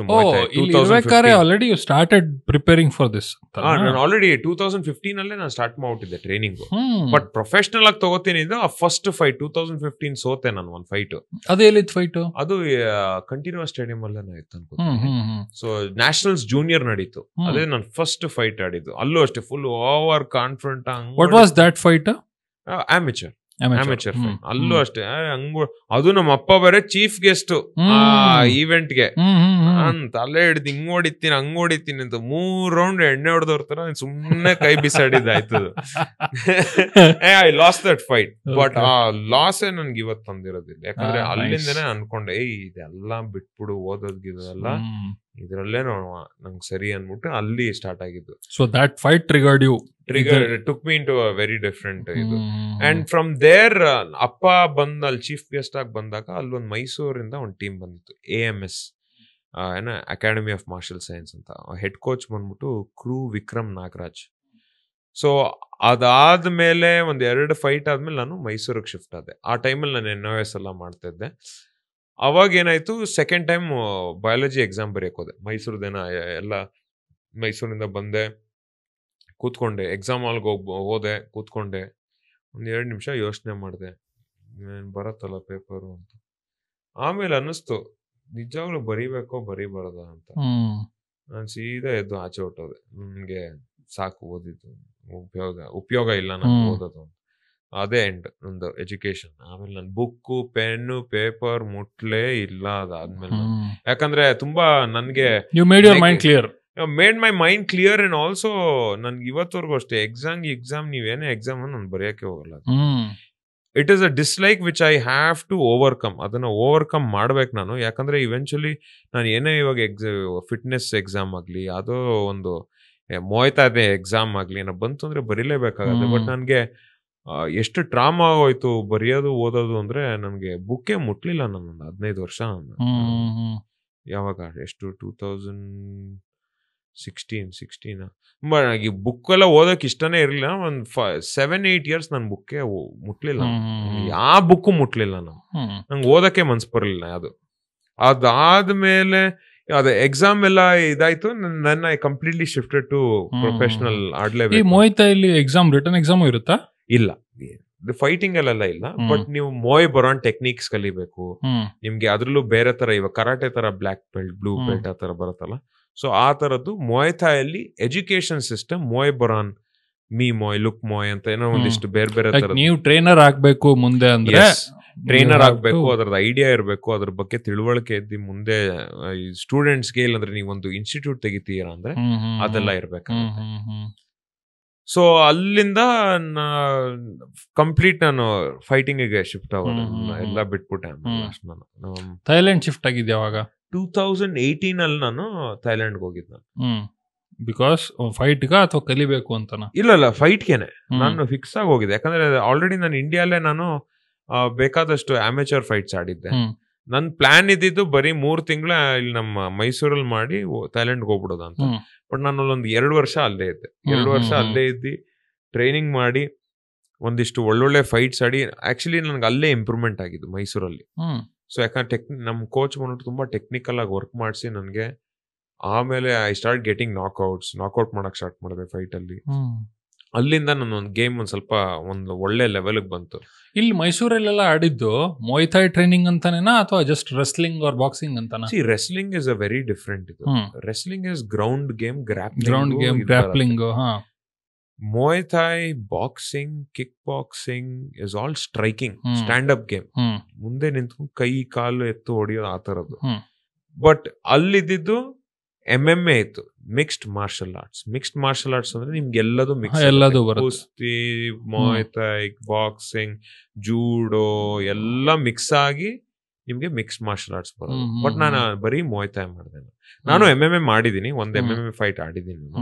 ಬಟ್ ನನ್ಗೆ ಇಷ್ಟ ಆಗಿದ್ದು ಮೋರ್ ಅಂದ್ರೆ ಮುಯ್ ಥೈ. ಇದೆಲ್ಲ ಟ್ರೈನ್ ಮಾಡ್ಬೇಕು ಅಂತ ಮಾಡಿದ್ದೆಲ್ಲ ನೀವು ತಲೆಯಲ್ಲಿ ಮುಯ್ ಥೈ ಇಟ್ಕೊಂಡೇನೆ ಇವಾಗಿಂದಾನೆ ಗೊತ್ತಿತ್ತು ಅದು. ಅಂದ್ರೆ ಫಸ್ಟ್ ಟೈಮ್ ನಾನು ಸ್ಟಾರ್ಟ್ ಮಾಡಿದಾಗ ಕಿಕ್ ಬಾಕ್ಸಿಂಗ್ ಅಂತ ಹೇಳಿ ಮಾಡಿದ್ರು. ಬಟ್ ಆಮೇಲೆ ಮುಯ್ ಥೈ ಒಂದ್ಸತಿ ಇದಾದಾಗ 8 ವೆಪನ್ಸ್ ನ ಯೂಸ್ ಮಾಡ್ಕೊಂಡ್ಬಂದು ನಾ ಅಲ್ಲಿಂದಾನೆ ಫಿಕ್ಸ್ ಆಗೋದೆ, ಇದನ್ನೇ ಮಾಡ್ಬೇಕು. ನಂಗೆ ಮೇಜರ್ ಇನ್ಸ್ಪಿರೇಷನ್ ಬಂದ್ಬಿಟ್ಟು Buakaw, Thailand's number 1 Muay Thai fighter. Deadly, one of the most deadliest fighters ಅಂತ ಹೇಳ್ಬೋದು. ಬೋ ಕಾವ್, ಸಾಂಚಾಯ್, ಆಮೇಲೆ ಗೋಲ್ಡನ್ ಎರಾ ಫೈಟರ್ಸ್ ಒಂದಿಷ್ಟು ಒಳ್ಳೊಳ್ಳೆ ಫೈಟರ್ಗಳಿದ್ದಾರೆ. ಅನಂತ ಸಾಕ್, ಪನ್ಯತಪುಂ, ನೋಡಿ ಹೆಸರುಗಳು ಅಷ್ಟೇ ಎಲ್ಲ ಹೌದು. ನಿಮ್ಗೆ ನೋಡಿ ಅಲ್ಲಿ ಎಲ್ಲ ಅರ್ಧಕ್ಕರ್ಧ ಸಂಸ್ಕೃತದ ಇದ್ರದೇ ಇರೋದು. ಸೊ ಈ ಅನಂತ ಸಾಕ್ ಪನ್ಯತಪುಂ, ಯೋತ್ಸಂಕ್ಲಾಯ್, ತುಂಬಾ ಜನರಿದ್ದಾರೆ, ತುಂಬಾ ಫೈಟರ್ಗಳಿದ್ದಾರೆ. ಸೊ ಇವ್ರದೆಲ್ಲ ಫೈಟ್ಗಳು ನೋಡ್ತಾ ರಾದರ್ ದೆನ್ ಫೈಟಿಂಗ್, ಅದೊಂದು ಆರ್ಟಿಸ್ಟಿಕ್ ವೇ ಆಫ್ ಫೈಟಿಂಗ್. ಅದು ವೆರಿ ಆರ್ಟಿಸ್ಟಿಕ್. ನೀವು ಬಾಕ್ಸಿಂಗ್ ಡಮಾಲ್ ಡಿಮಿಲ್ ಅಂತ ಹೊಡಿಯೋದು ಮಾತ್ರ ಕಾಣಿಸುತ್ತೆ. ಒಂದ್ಸತಿ ನೀವು ಇಳಿದಾಗ ಅದನ್ನ ನೋಡ್ತಾನೆ ಇದ್ದು ನಿಮ್ಗೆ ಅರ್ಥ ಆದಾಗ ಎಷ್ಟು ಡಿಫಿಕಲ್ಟ್ ಆಗಿರತ್ತೆ. ನಿಮ್ಮ ಬಾಡಿನೇ ಮೈಂಡ್ ಅಂಡ್ ಬಾಡಿ ಕನೆಕ್ಷನ್ ಇಟ್ಕೊಂಡು ನೀವು ಆ ರಿಂಗಲ್ಲಿ ಇನ್ನೊಬ್ಬನ ಜೊತೆಗೆ ಫೈಟ್ ಮಾಡಬೇಕು. ನಿಮ್ ಡಿಫೆನ್ಸ್ ಇರಬೇಕು, ಒಫೆನ್ಸ್ ಇರಬೇಕು, ಹೆಂಗ್ ಅವಾಯ್ಡ್ ಮಾಡಬೇಕು, ಏನ್ ಟೆಕ್ನಿಕ್ ಬರಬೇಕು ಅನ್ನೋದು ಚೆಸ್ ಗೇಮ್ ಇದ್ದಂಗೆ. So you are the chess pawn. ನಿಮ್ ಬ್ರೈನು ಅಷ್ಟೇ, ನೀವೇ ಪಾಂಡು, ಕೈಯಲ್ಲಿ ಹೊಡಿಲ್ಲ, ನೀರಲ್ಲಿ ಹೊಡಿಲ್ಲ, ಇದ್ರಲ್ಲಿ ಹೊಡಿಲ್ಲ. ಸೊ ಆ ತರ very stylistic and very entertaining ಆಗಿರುತ್ತೆ. Physically you are aggressive, but mentally you should be calm, very calm. ಇಲ್ಲಾಂದ್ರೆ ನಿಮ್ಗೆ ಅದು ಆಗಲ್ಲ. ಅಗ್ರೆಷನ್ ಇಟ್ಕೊಂಡು ಹೋಗೋಣ ಫೈಟ್ ಮಾಡಕ್ ಆಗಲ್ಲ. Even if you have aggression, you need to channel it in certain way. ಅದು ನಿಮ್ಗೆ ಕಂಪ್ಲೀಟ್ ಏನಂತ ಕಂಟ್ರೋಲ್ ಇರುತ್ತೆ. ನೀನು ಇಷ್ಟ ಹಿಂಗ್ ಹೊಡೆದ್ರೆ ಹಿಂಗ್ ಆಗತ್ತೆ, ಹಿಂಗ್ ಹೊಡಿಬೇಕಷ್ಟೇ. ಅದ್ರ ಬದಲು ಬೀಸಾಡೋದು ನಿಮ್ಗೆ ಎನರ್ಜಿ ಲಾಸ್. ಇದಕ್ಕೂ ಸ್ಟ್ರಾಟಜಿ, ಅಗೇನ್ ಇದಕ್ಕೆಲ್ಲದಕ್ಕೂ ಒಂದು ಸ್ಟ್ರಾಟಜಿ ಅಂತಿರುತ್ತೆ. ಸುಮ್ನೆ ಫೈಟಿಂಗ್ ಅಂದಿದ ತಕ್ಷಣ ಸುಮ್ನೆ ಗುದ್ದಾಡೋದು ಅಂತ ಅನ್ಕೊಂಡ್ರೆ ಇಲ್ಲ. ನೀವು ಒಂದ್ಸತಿ ಇಳಿದಿ ಆ ಟ್ರೈನಿಂಗ್ ಸ್ಕೆಡ್ಯೂಲ್ ನೀವು 3 ನಿಮಿಷ 3 ರೌಂಡ್ ಇರುತ್ತೆ. ನೀವು ಫಾಸ್ಟ್ 30 ಸೆಕೆಂಡ್ಸ್ ಅಂದ್ರೆ ಟುಸ್ಸಾಗಿ ಹೋಗ್ಬಿಟ್ಟಿರ್ತೀರ ನೀವು. ಅಂದ್ರೆ if you have not trained and not know, because consistent ಆಗಿ ನಿಮ್ ಬಾಡಿನ ಹಾಕ್ತಾ ಇರ್ತಿರಲ್ಲ, ಅಲ್ಲಿ ಬಿಡ್ಬೇಕು, ಹೊಡಿಬೇಕು, ಹಿಂಗ್ ಮಾಡ್ಬೇಕು, ಹಂಗ್ ಮಾಡ್ಬೇಕು. ಸೊ ಅದಕ್ಕೆ conditioning, training, repetition of training, ನೀವು ಟೆಕ್ನಿಕ್ಸ್, ಅದು ಇಂಪಾರ್ಟೆಂಟ್. ಸೊ ಫಸ್ಟ್ ಫೈಟ್ ನೀವು ಅಲ್ಲಿ ಥೈಲ್ಯಾಂಡಿಗೆ ಹೋದಾಗ ಆಯ್ತಲ್ಲ, ಸೊ ಅವಾಗ ನೀವು ಮುಯ್ ಥೈಯಿಂದ ಫುಲ್ ಟ್ರೈನ್ ಆಗಿನೇ ಡೈರೆಕ್ಟ್ ಹೋಗಿದ್ದ, ಅಥವಾ ಅದಾದ್ಮೇಲೆ how was that fight experience? ಅಲ್ಲಿಂದ ಏನೇನ್ ಕಲ್ತಿದ್ದು? ಇಲ್ಲ, ಫಸ್ಟ್ ಫೈಟ್ ಬಂದ್ಬಿಟ್ಟು ಚಿಯಾಂಗ್ ಮಾಯಲ್ ಮಾಡಿದೆ. ಅದನ್ನ ನಿಜ ಹೇಳ್ಬೇಕು ಅಂದ್ರೆ it was I think easy fight ಅನ್ನೋದಕ್ಕಿಂತ it was a fight, but it was ಬೇಗ ಆಗೋಯ್ತು. ಫಸ್ಟ್ ರೌಂಡ್ ಅಲ್ಲೇ ಆಗೋಯ್ತು ಫೈಟ್. ಬಟ್ ನನ್ನ ಆಪೋನೆಂಟ್ ನನ್ನ ಕ್ಯಾಲಿಬರ್ ಕಿನ್ನ ಸ್ವಲ್ಪ ಕಡಿಮೆ ಇತ್ತು. ಇದು ಎಲ್ಲಾ ಫೈಟರ್ಸ್ಗೂ ಮಾಡ್ತಾರೆ ಈ ತರ, ಯಾಕಂದ್ರೆ ಅವ್ರಿಗೊಂದು ಒಂದ್ ಲೆವೆಲ್ ಎನ್ಕರೇಜ್ಮೆಂಟ್ ಸಿಗ್ಲಿ, ಆಮೇಲೆ ಅವ್ರಿಗೆ ಹಂಗೆ ಕಂಟಿನ್ಯೂ ಆಗ್ಲಿ ಅಂತ. ಸೊ ಫಸ್ಟ್ ಫೈಟ್ ಅದಾಯ್ತು, ಗೆದ್ದೆ ನಾನು ಫಸ್ಟ್ ರೌಂಡ್ ಅಲ್ಲಿ. ಸೊ ಫಸ್ಟ್ ರೌಂಡ್ ನಾಕ್ಔಟ್ ಆದ ಅಂದ್ರೆ there is no second third round? ಇಲ್ಲ, ಮುಗೀತು, ಬಿತ್ತು ಅಂದ್ರೆ ಆಯ್ತು. ನೆಕ್ಸ್ಟ್ ಸೆಕೆಂಡ್ ಫೈಟ್ ಬಂದ್ಬಿಟ್ಟು ನಾನು ಕೋಪಂಗಾನ್ ಐಲ್ಯಾಂಡ್ ಅಲ್ಲಿ ಆಡಿದೆ. ಅಲ್ಲಿ ನನ್ನ ಆಪೋನೆಂಟ್ ಬರ್ಲಿಲ್ಲ, ಬೇರೆ ಆಪೋನೆಂಟ್ ಬರ್ಲಿಲ್ಲ. ಅವಾಗ ಅಲ್ಲಿ ಕ್ರೌಡ್ ಇಂದ ಎಕ್ಸ್ ಲುಂಪಿನಿ ಚಾಂಪಿಯನ್ ಒಬ್ಬ ಬಂದ ರಿಂಗ್ ಒಳಗಡೆ. ಹಂಗ್ ಬರ್ಬೋದಾ? ಆತರ ಅವ್ರು ಯಾರು ಕಾಸು ಕೊಡ್ತಾರಲ್ಲ, ಕಾಸು ಬೇಕು, ಗೆಲ್ತಿನೋ ಸೋಲ್ತಿನೋ ಗೊತ್ತಿಲ್ಲ, ಆಡೋದಷ್ಟೇ. ಎಕ್ಸ್ ಲುಂಪಿನಿ ಚಾಂಪಿಯನ್, ಅವ್ನ್ ಏನ್ 3-4 ಬೆಲ್ಟ್ ಇದೆ ಕುಳ್ಳ. ಬಟ್ ಹೆಂಗ ಆಡ್ತಾನೆ ಅಂದ್ರೆ ಇದು ಎಷ್ಟಿದ್ದಕ್ಕೆಲ್ಲ ಹಿಂಗ್ ಹೋಗೋದು ವಾಪಸ್ ಹಿಂಗ್ ಹೊಡಿಯೋದು. ಸೊ ಅಷ್ಟು ಎಕ್ಸ್ಪೀರಿಯನ್ಸ್ ಇದ್ದಾಗ ಯಾರು ಮುಂದೆ ಬಂದ್ರು ನೀವು ಆಡಕ್ ರೆಡಿ ಇರ್ತೀರಾ. ಸೊ ಆ ಫೈಟ್ ಸೋತೆ. ಅದೇ ನನ್ನ ಫಸ್ಟ್ 5 ರೌಂಡ್ ಫೈಟ್ ಆಡಿದ್ ನಾನು. ಡಿಸಿಷನ್ ಅಲ್ಲಿ ಹೋಯ್ತು, but it was a very good experience. ತುಂಬಾ ಚೆನ್ನಾಗಿತ್ತು ಎಕ್ಸ್ಪೀರಿಯನ್ಸ್ ಅದು. ಅದರಿಂದ ತುಂಬಾ ಕಲಿಯಕ್ ನಂಗೆ. ಸೊ ಟ್ರೆಡಿಷನಲ್ ಫೈಟ್ ಅದು? Traditional fight, yes. 5 round 3 minutes 1 round ಬರೋದು. ಸೊ ಅದಾದ್ಮೇಲೆ ನಾನು ಬಾಕ್ಸಿಂಗ್. ಆ ಬಾಕ್ಸಿಂಗ್ ಅಲ್ಲಿ ನಿಮ್ಗೆ ಏನಾಯ್ತು ಅಂದ್ರೆ ನಮ್ಗೆ ವೆಯ್ಟ್ ಕಟ್ ಅಂತ ಹೇಳ್ತಾರಲ್ಲ. ಇವಾಗ ವಿನೀಶ್ ಪೋಗಟ್ ಒಂದು 100 grams ಡಿಸ್ಕ್ವಾಲಿಫೈ ಆಯ್ತು. ಸೇಮ್ ಅದೇ ತರ ಇವಾಗ athletes, especially combat sports athletes ಅಲ್ಲಿ ಏನಕ್ಕೆ ವೆಯ್ಟ್ ಕಟ್ ಮಾಡ್ತಾರೆ ಅಂದ್ರೆ, ಇವಾಗ ನೀವು ವಾಕ್ ಅರೌಂಡ್ 72 ಇರ್ತೀರಾ, ನಿಮ್ಮ ವೆಯ್ಟ್ ಗಿಂತ ಒಂದ್ ಸ್ವಲ್ಪ ಕೆಳಗಡೆ ಬರ್ಬೇಕಾಗತ್ತೆ ಆಡಕ್ಕೆ. ಬಿಕಾಸ್ ನೀವು ವಾಕ್ ಅರೌಂಡ್ ವೆಯ್ಟ್ ಅಲ್ಲೇ ಆಡೋದಕ್ಕಿಂತ, for example walk around weight ಅಲ್ಲಿ ಆಡ್ಬೋದು, ಬಟ್ ಪ್ರೊಫೆಷನಲ್ ಏನ್ ಮಾಡ್ತಾರೆ ಅಂದ್ರೆ ಒಂದ್ ವೆಯ್ಟ್ ಕ್ಯಾಟಗರಿ ಇರುತ್ತೆ. ಆ ವೆಯ್ಟ್ ಕ್ಯಾಟಗರಿಲಿ ಆಡ್ಬೇಕು ಅಂದ್ರೆ ನೀವು ಆ ವೆಯ್ಟಿಗೆ ಬರ್ಬೇಕಾಗತ್ತೆ. ಅವಾಗ ಏನ್ ಮಾಡ್ತೀರಾ, ವಾಟರ್ ಕಟ್ಟು ಡಯಟ್ ಅಲ್ಲಿ ನೀವು ಕಟ್ ಮಾಡಿ. ನಾನು ಆಡಿದ್ರೆ 64-63 ಅಲ್ಲಿ ಆಡೋದು ನಾನು. I weigh 72. ಸೊ ನಾನು ವೆಯ್ಟ್ ಕಟ್ ಮಾಡ್ಬೇಕು. ಏನದು, ನಂಗೆ ಇದೊಂದು ಕ್ಯೂರಿಯಾಸಿಟಿ ಇತ್ತು. What's the purpose of that? So you have to come under a category. And basically category ಅಷ್ಟೇ, category 1. And also you get a little bit more advantage. What are the advantages? Let's say your power and if you do it right, ನಿಮ್ಮ water dehydration ಆಗಲಿ, weight cut ಮಾಡೋದು, water cut ಮಾಡೋದನ್ನ correct ಆಗಿ ಮಾಡಿ reload ಮಾಡಿದ್ರೆ correct ಆಗಿ, let's say I weigh in today and I fight tomorrow ಅಂತ reload ಮಾಡ್ಬೇಕು ಕರೆಕ್ಟ್ ಆಗಿ.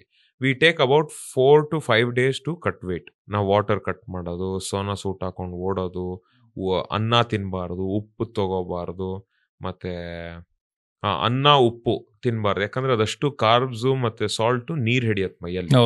ಸೊ ಇದಿಷ್ಟು ಏನ್ ಮಾಡ್ಬೇಕು, ನಮ್ ಮೈಯಲ್ಲಿರೋ ನೀರ್ನೆಲ್ಲ ತೆಗಿಬೇಕು, ವಾಟರ್ ಕಟ್ ಮಾಡಿ. ಅದಕ್ಕೆ ಅಷ್ಟೆಲ್ಲ ಕಷ್ಟಪಟ್ಟಿದ್ದು ವಿನೀಶ್ ಪೋಗಟ್. ಅದಕ್ಕೆ ದಟ್ ವಾಸ್ ಮೈ ಕ್ಯೂರಿಯಾಸಿಟಿ.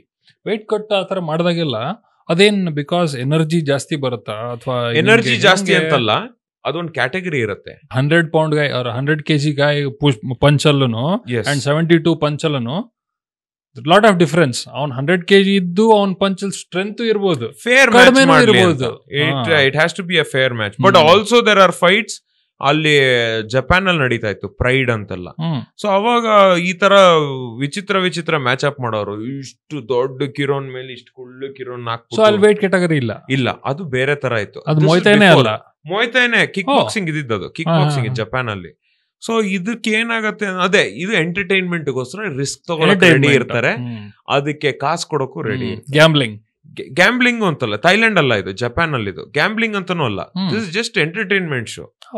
ಇವಾಗ ಇವನ್ ಎತ್ಬಿಟ್ಟು ಇವಾಗ ಈ ಜೇಡನ್ನ ಮತ್ತೆ ಈ ಚೇಳನ್ನ ಹಾಕಿದ್ರೆ ಏನಾಗತ್ತೆ ಅನ್ನೋ ಒಂದು ಎಕ್ಸೈಟ್ಮೆಂಟ್ ಅಲ್ಲಿ, ಫೈಟ್ ಅಲ್ಲಿ ಈ ಹತ್ರಕ್ಕಿರೋನ್ನ ಈ ಕುಳ್ಳಕ್ಕಿರೋನ್ ಜೊತೆಗೆ ಹಾಕಿದ್ರೆ ಏನಾಗತ್ತೆ ಅನ್ನೋ ಒಂದು ಎಂಟರ್ಟೈನ್ಮೆಂಟ್. ಬಟ್ ಇವಾಗ ಅಷ್ಟು ಈಸಿ ಇಲ್ಲ. ಅದಕ್ಕೆ ಪ್ರೊಫೆಷನಲ್ ಆಗಿ ನೀವು ಒಂದು ದೊಡ್ಡ ಸ್ಟೇಜ್ ಅಲ್ಲಿ ಆಡ್ತಾ ಇರಂದ್ರೆ ಅದ್ರದ್ದು ಒಂದು ಕರೆಕ್ಟ್ ಆಗಿ ಒಂದು ಪ್ರೋಟೋಕಾಲ್ಗಳಿರುತ್ತೆ, ಒಂದಿಷ್ಟು ಅಂತ. ಅದಕ್ಕೆ ನಿಮ್ಗೆ ವೆಯ್ಟ್ ಕ್ಯಾಟಗರಿಗಳು ಈ ತರ ಆಡ್ಬೇಕಾಗತ್ತೆ. ಇಲ್ಲಿಂದ ನೀವು ಹೆಂಗ್ ಮಾಡ್ಬೇಕು ಅದಷ್ಟು ಒಂದು ಸೀಕ್ವೆನ್ಸ್ ಅಲ್ಲಿ ಬರುತ್ತೆ. ಸೊ ಸ್ವಲ್ಪ ಫಿನಾನ್ಸ್ ಕಡೆಗೆ ಬರೋಣ. ಸೊ ಇದರಿಂದ ಕರಿಯರ್ ಹೆಂಗ್ ಮಾಡ್ಕೋಬಹುದು? ಸೊ ಹೌ ಕ್ಯಾನ್ ಈ ಲಿವ್ ಇಸ್ ಲೈಫ್ ಸ್ಟೈಲ್? ಹೆಂಗ್ ದುಡ್ಡು ಬರುತ್ತೆ? ಚೆನ್ನಾಗಿದ್ಯಾ ದುಡ್ಡು ಯಾವ ತರ ಬರುತ್ತೆ? Sponsors etcetera. ಫಸ್ಟ್ ಹೇಳ್ಬೇಕು ಅಂದ್ರೆ ಇದರಲ್ಲಿ ಕಾಸು ಜಾಸ್ತಿ ಇಲ್ಲ, ವೆರಿ ಡಿಫಿಕಲ್ಟ್. ನೀವು ಸ್ಟಾರ್ಟ್ ಮಾಡ್ಬೇಕಾದ್ರೆ ಎಸ್ಪೆಷಲಿ ನೀವೇ ಖರ್ಚು ಮಾಡೋದು ಜಾಸ್ತಿ ಇರುತ್ತೆ. ಯಾಕಂದ್ರೆ ರಿಜಿಸ್ಟ್ರೇಷನ್ ಫೀ, ಎಕ್ವಿಪ್ಮೆಂಟ್ಸು, ಅಲ್ಲಿಗೆ ಹೋಗೋದು, ಅಲ್ಲಿರುತ್ತೆ. ನಾರ್ತ್ ಇಂಡಿಯಾಲೆಲ್ಲೋ ಇರುತ್ತೆ ಟೂರ್ನಮೆಂಟು, ಇಲ್ಲೆಲ್ಲೋ ಇರುತ್ತೆ ಟೂರ್ನಮೆಂಟು, ಅಲ್ಲಿಗೆ ಹೋಗಿ ನೀವು ಸ್ಟೇ ಆಗೋದು, ಇದು ಆಲ್ ನಿಮ್ಮ ಎಕ್ಸ್ಪೆಂಡಿಚರ್ ಇರುತ್ತೆ ಅಮೆಚರ್ಸ್ ಅಲ್ಲೆಲ್ಲ. ನೀವು ಪ್ರೊಫೆಷ್ನಲ್ ಆಡ್ತೀರಾ ಅಂದರೆ you have to get paid. ನಿಮಗೆ ಪೇ ಮಾಡ್ಬೇಕು ಪ್ರೊಫೆಷ್ನಲ್ ಫೈಟ್ಸಲ್ಲಿ. ನಿಮಗೆ ಯಾವಾಗ ಪೇ ಮಾಡಲ್ವೋ, ನೀವು ಪ್ರೊಫೆಷ್ನಲ್ ಅಂದರೆ ನಿಮಗೆ ಶಿನ್ ಪ್ಯಾಡ್ ಇರಲ್ಲ, ಮತ್ತೆ ಏನದು ಹೆಡ್ ಗೇರು ಆ ತರದ್ದು ಏನು ಇರಲ್ಲ, ಪ್ರೊಟೆಕ್ಷನ್ಸ್ ಇರಲ್ಲ ಜಾಸ್ತಿ. ಯಾವ್ದ್ರಲ್ಲಿ? ಎಕ್ಸೆಪ್ಷನ್ ಪ್ರೊಫೆಷನಲ್ ಅಲ್ಲಿ. ಪ್ರೊಫೆಷನಲ್ ಇರಲ್ಲ. ಓಕೆ. ಪ್ರೊಫೆಷನಲ್ ನಿಮಗೆ ಪ್ರೊಟೆಕ್ಷನ್ ಇರೋದೆ ಮೌತ್ ಗಾರ್ಡ್, ಗ್ರಾಯಿನ್ ಗಾರ್ಡ್ ಮತ್ತೆ ಗ್ಲೌಸ್ ಇರುತ್ತೆ. ಅದೇನ್ ಔನ್ಸ್ ಅದು ಡಿಪೆಂಡ್ ಇರುತ್ತೆ. ಅದು ಬಿಟ್ರೆ ಅಲ್ಲಿ ಪ್ರೊಫೆಷನಲ್ ಏನಕ್ಕೆ ಪ್ರೊಫೆಷನಲ್ ಅಂತ ಕರೀತಾರೆ? Because you giving your life. ಅವನು ಜೀವ ಕೊಡ್ತಾನೆ, ನೀನು ಜೀವ ಕೊಡ್ತಾನೆ ಎಂಟರ್ಟೈನಿಂಗ್ ಶೋ ಮಾಡಕ್ಕೆ. ಅದಕ್ಕೆ ಪೇ ಮಾಡ್ಬೇಕು ಅವ್ರು. ಇಂಡಿಯಾ ಅಲ್ಲಿ ಪೇ ಮಾಡಲ್ಲ. ಪ್ರೊಫೆಷನಲ್ ಆದ್ರೂ ಪೇ ಮಾಡಲ್ಲ. ಅದು ಪ್ರೊಫೆಷನಲ್ ಅಲ್ಲ. ಹೌದು. That is not professional. Correct. So ಇದು ಅರ್ಥ ಆಗ್ಬೇಕು ಜನರಿಗೆ. ಒಬ್ಬರು ಪ್ರೊಫೆಷನಲ್ ಫೈಟ್ ಆಡ್ತಾ ಇದ್ದಾನೆ ಅಂದ್ರೆ ಅವರು ಪೇ ಮಾಡಬೇಕು. ಯಾಕಂದ್ರೆ ಇಂಡಿಯಾ ಅಲ್ಲಿ ಇವಾಗ ಅದಕ್ಕೆ ಜಾಸ್ತಿ ಪ್ರೋತ್ಸಾಹ ಇಲ್ಲ. ಡ್ಯಾಮೇಜಿಂಗ್ ಸ್ಪೋರ್ಟ್, ಡ್ಯಾಮೇಜ್ ಆಗತ್ತೆ ಒಬ್ಬಂಗೆ. ನೀವು ಹಂಗೆ ರೀಸೆಂಟ್ ಆಗಿ ನೋಡಿದ್ರೆ 2 ಹುಡುಗರು ಸತ್ತೋದ್ರು. ಒಬ್ಬ ಬೆಂಗಳೂರು ಇಲ್ಲೇ ನಾಗರಬಾವಿಲಿ ಕಿಕ್ ಬಾಕ್ಸಿಂಗ್ ಫೈಟ್ ಅಲ್ಲಿ ಸತ್ತೋಗಿದ್ದು. ಅದು ನಮ್ಮ ಕ್ರೂ ವಿಕ್ರಮ್ ನಾಗರಾಜ್ ಅವ್ರ ಸ್ಟೂಡೆಂಟ್ ಸತ್ತೋಗಿದ್ದು. ಹೇಗೆ? ಅದೇ ಅವನ್ಗೆ ಇದೆ ಈ ಪ್ರೋಟೋಕಾಲ್ಸ್ ಎಲ್ಲ ನೀವು ನೋಡ್ಬೇಕಾಗತ್ತೆ. ಏನಕ್ಕೆ ಅಂದ್ರೆ ಫಸ್ಟ್ ಆಂಬ್ಯುಲೆನ್ಸ್ ಇರಬೇಕು.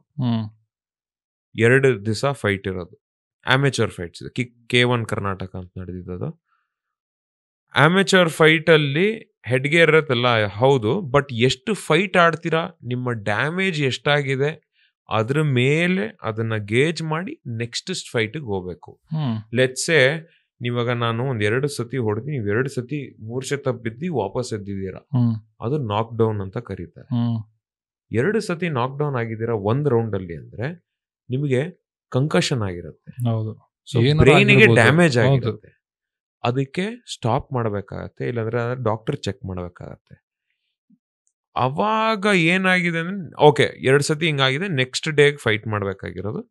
ನೆಕ್ಸ್ಟ್ ಡೇಗೆ ಏನಾಗಿದೆ, ಆ ನೆಕ್ಸ್ಟ್ ಡೇಗೆ ಆಂಬ್ಯುಲೆನ್ಸ್ ಇಲ್ಲ. ಫಸ್ಟ್ ಡೇಗೆ ಆಂಬ್ಯುಲೆನ್ಸ್ ಇದೆ, ಸೆಕೆಂಡ್ ಡೇಗೆ ಆಂಬ್ಯುಲೆನ್ಸ್ ಇಲ್ಲ. ಅಲ್ಲಿ ಆಂಬ್ಯುಲೆನ್ಸ್ ಇಲ್ಲ, that is okay. But fight ಆಗ್ಬೇಕಾದ್ರೆ ಏನಿದೆ, ಇವನಿಗೆ ಪಂಚ್ ಬಿದ್ದಿದೆ ಹುಡುಗಂಗೆ, ಪಂಚ್ ಮತ್ತೆ ನಾಕ್ ಡೌನ್ ಆಗೋದು, ನೆದ್ದಿಲ್ಲ. ಆಂಬ್ಯುಲೆನ್ಸ್ ಇಲ್ಲ. ಕಾರಲ್ಲಿ ಹಾಕೊಂಡು 20-30 ನಿಮಿಷ ಟ್ರಾಫಿಕ್ ಅಲ್ಲೆಲ್ಲ ಹೋಗಿ ಟ್ರೈ ಮಾಡಲ್ಲ, is last is life in the hospital. So ಈ ತರ ಇನ್ಸಿಡೆಂಟ್ಸ್ ಆಗತ್ತೆ. ಅದಕ್ಕೆ ರೆಡಿ ಇರಬೇಕು. ಗೊತ್ತಿದ್ದೂ ಆಡ್ತೀವಿ ನಾವೆಲ್ಲ. ನನ್ನ ಬರೀ ಅವ್ರಿಗೆ ಅಂತ ನನ್ನ ಜೀವನ ಏನಾಗತ್ತೆ ಏನೋ ಒಂದು ಗೊತ್ತಿಲ್ಲ. ಹೌದು. ನಾನು ಫುಲ್ ದೇವ್ರ ಕೆಲಸ ಅನ್ಬಿಟ್ಟು ಮಾಡ್ತಾ ಇರೋದು ಅಷ್ಟೇ. ನಾನು ಅದು ಆ ಸ್ಟೇಟ್ ಆಫ್ ಮೈಂಡ್ ಅಲ್ಲಿ ನಾನು ಇರೋದು. ನನ್ಗೆ ಏನಾಗತ್ತೋ ನನ್ನ ಕೆಲಸ ಏನು ಫೈಟ್ ಆಡ್ಬೇಕಷ್ಟೇ. ಆ ಸ್ಟೇಟ್ ಆಫ್ ಮೈಂಡ್ ಅಲ್ಲಿ ಆಡೋದು. ನಾನು ಒಬ್ಬನೇ ಅಲ್ಲ, ಎಲ್ಲರೂ ಅಷ್ಟೇ. ಅದ್ರಲ್ಲಿ ಆಡಿ ಹೆಸರು ಮಾಡಬೇಕು, ದೇಶಕ್ಕೆ ಹೆಸರು ತರಬೇಕು, ನಾನು ಫೇಮಸ್ ಆಗ್ಬೇಕು. UFC ನೋಡ್ತಾರೆ ಎಲ್ಲರೂ, UFC ನೋಡೇ ಇವತ್ತು ಬಂದಿರೋದು. ಸೊ ಎಲ್ಲರಿಗೂ ಒಂದು ಆಸೆ ಇದೆ. ಮತ್ತೆ ಏನಕ್ಕೆ ಫೈಟರ್ ಆಗ್ಬೇಕು ಅವ್ರಿಗೊಂದು. ಇವಾಗ ಫಾರ್ ಎಕ್ಸಾಂಪಲ್ ನನಗ್ ಬುಲ್ಲಿಂಗ್ ಆಗಿತ್ತು. ಬುಲ್ಲಿಂಗ್ ಅಂದ್ರೆ ಸ್ಕೂಲ್ ಟೈಮಲ್ಲೆಲ್ಲ. ಮತ್ತೆ ಇನ್ನೊಂದು, ನಾನು ಪ್ರಾಣಿ ಪ್ರಿಯ ಅಲ್ವಾ, ನನಗೆ ಹೊಟ್ಟೆ ಉರ್ಸ್ಬೇಕು ಅಂದ್ಬಿಟ್ಟೆ ಈ ಸೂರ್ಯ ಅಂದ್ಬಿಟ್ಟಲ್ಲಿ ಯಾವ ಹಲ್ಲಿಗೆ ಇಲ್ಲಿ ಹೋಗ್ತೇ ತುಳು ಸಾಯಿಸ್ಬಿಟ್ಟು ನೋಡಿದ್ಯಾ ಹೆಂಗ್ ಸಾಯಿಸ್ತೆ ನಾನು ಅಂತ ಹಿಂಗೆ ಇದ್ ನೋಡಾಗ ನನ್ಗೆ ಮೇಜರ್ ಏನಕ್ಕೆ ಮೊಯ್ತಾಗ ಬಂದಿದ್ದು ಆಂಗರ್ ಮ್ಯಾನೇಜ್ಮೆಂಟ್. ಇವ್ರಿಗೆಲ್ಲ ವಾರ್ಡ್ ಸಾಯಿಸ್ಬಿಡ್ಬೇಕು ಅನ್ನೋ ಅಷ್ಟು ಇಟ್ಟಿತ್ತು ನಂಗೆ. ಈ ತರ ಎಲ್ಲ ಮಾಡ್ತಾರಲ್ಲ ಹೆಂಗೆ ಇವರು ಅಂತ. ಸೊ ಬೇಸಿಕ್ಲಿ ಏನು ಅಂದ್ರೆ we are giving our life, ನಮ್ ಜೀವ ಕೊಡ್ತೇವೆ ಫೈಟ್ ಮಾಡಕ್ಕೆ. ಬಟ್ ಅದಕ್ಕೆ ನಮ್ಗೆ ಅಶ್ಯೂರೆನ್ಸ್ ಬೇಕು, ರಿವಾರ್ಡ್ ಬೇಕು. ವಿತೌಟ್ ರಿವಾರ್ಡ್ ನೀವು ಕೆಲಸ ಮಾಡ್ತೀರಾ, ನೀವು ಹೋಗ್ತೀರಾ ಅಲ್ಲಿ ಕೆಲಸ ಏನಕ್ಕೆ ಮಾಡ್ತಾರೆ? To get paid. You're professionally working yourself to get paid ಅಂದಾಗ ನಮಗೂ ಅದೇ ತರ ರಿವಾರ್ಡ್ ಬೇಕು. ಸೋಲ್ತೀವೋ ಗೆಲ್ತೀವೋ ನಮ್ಗೆ ಪ್ರೊಫೆಷನಲ್ ಆಗಿ ಆಡಿದಾಗ ಅದಕ್ಕೆ ಥೈಲ್ಯಾಂಡ್ಗೆ ಹೋಗೋದು. ಏನಕ್ಕೆ ಅಂದ್ರೆ ನೀವು ಸೋಲ್ತಿರೋ ಗೆಲ್ತಿರೋ ನಿಮ್ಗೆ ಅಮೌಂಟ್ ಬರುತ್ತೆ. ಯಾಕಂದ್ರೆ ನೀವು ಪ್ರೊಫೆಷನಲ್ ಫೈಟರ್, ನಿಮ್ಮ ಜೀವ ಇರೋ ಅಲ್ಲಿ ನಿಮ್ಗೆ ವ್ಯಾಲ್ಯೂ ಇದೆ. ಜೊತೆಗೆ ಥೈಲ್ಯಾಂಡ್ ಸ್ಟೇಡಿಯಂಗಳೇ ಇನ್ಶೂರೆನ್ಸ್ ಇರುತ್ತೆ. ದೊಡ್ಡ ಸ್ಟೇಡಿಯಂ ಮಾತ್ರ ಇನ್ಶೂರೆನ್ಸ್ ಇರುತ್ತೆ. ಅಲ್ಲಿ ನಿಮ್ಗೆ ಯಾವ್ದೇ ತರ ಕಟ್ ಆಗ್ಲಿ ಏನೇ ಆಗ್ಲಿ ಸ್ಟೇಡಿಯಂ ಅವ್ರು ನೋಡ್ಕೋತಾರೆ for every player. Yes, every player. ಇಲ್ಲಿ ನಮ್ದೇ ಇನ್ಶೂರೆನ್ಸು, ನಮ್ದೇ ಕೈಯಲ್ಲಿ ಕಾಸು ಹಾಕ್ಬೇಕು. ನಮ್ಗೆ ಯಾವ್ದೇ ತರ sports insurance, combat sport insurance ಅಂತ ಇಲ್ಲ. ಸೊ ಅದಕ್ಕೆ ಏನಾಗತ್ತೆ, ನಮ್ ಕೈಯಿಂದಾನೆ ಹೋಗ್ಬೇಕು. ಗೆದ್ಮೇಲೆ ದುಡ್ಡೇ ಕೊಡಲ್ಲ ಅಂದ್ರೆ ಇನ್ಶೂರೆನ್ಸ್ ಎಲ್ಲಿಂದ ಒಂದು. ಎರಡನೇದು, ಏನ್ ಇನ್ಶೂರೆನ್ಸ್ ಅಪ್ಲೈ ಮಾಡ್ತೀರಾ? ಹಾಸ್ಪಿಟಲ್ ಏನೋ ಹೇಳ್ತೀರಾ? ಬಿದ್ದೆ ಗಾಡಿಲಿ ಬಿದ್ದೆ ಅಂತ ಹೇಳಕ್ಕಾಗತ್ತಾ?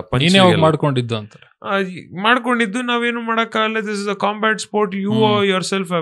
ನೀವೇ ಹೋಗಿ ಆಡಿರೋದು, ಅದಕ್ಕೆ ನಾವು ಏನು ಮಾಡಕ್ಕಾಗಲ್ಲ. ಇವಾಗ ಏನಂತೀರಾ?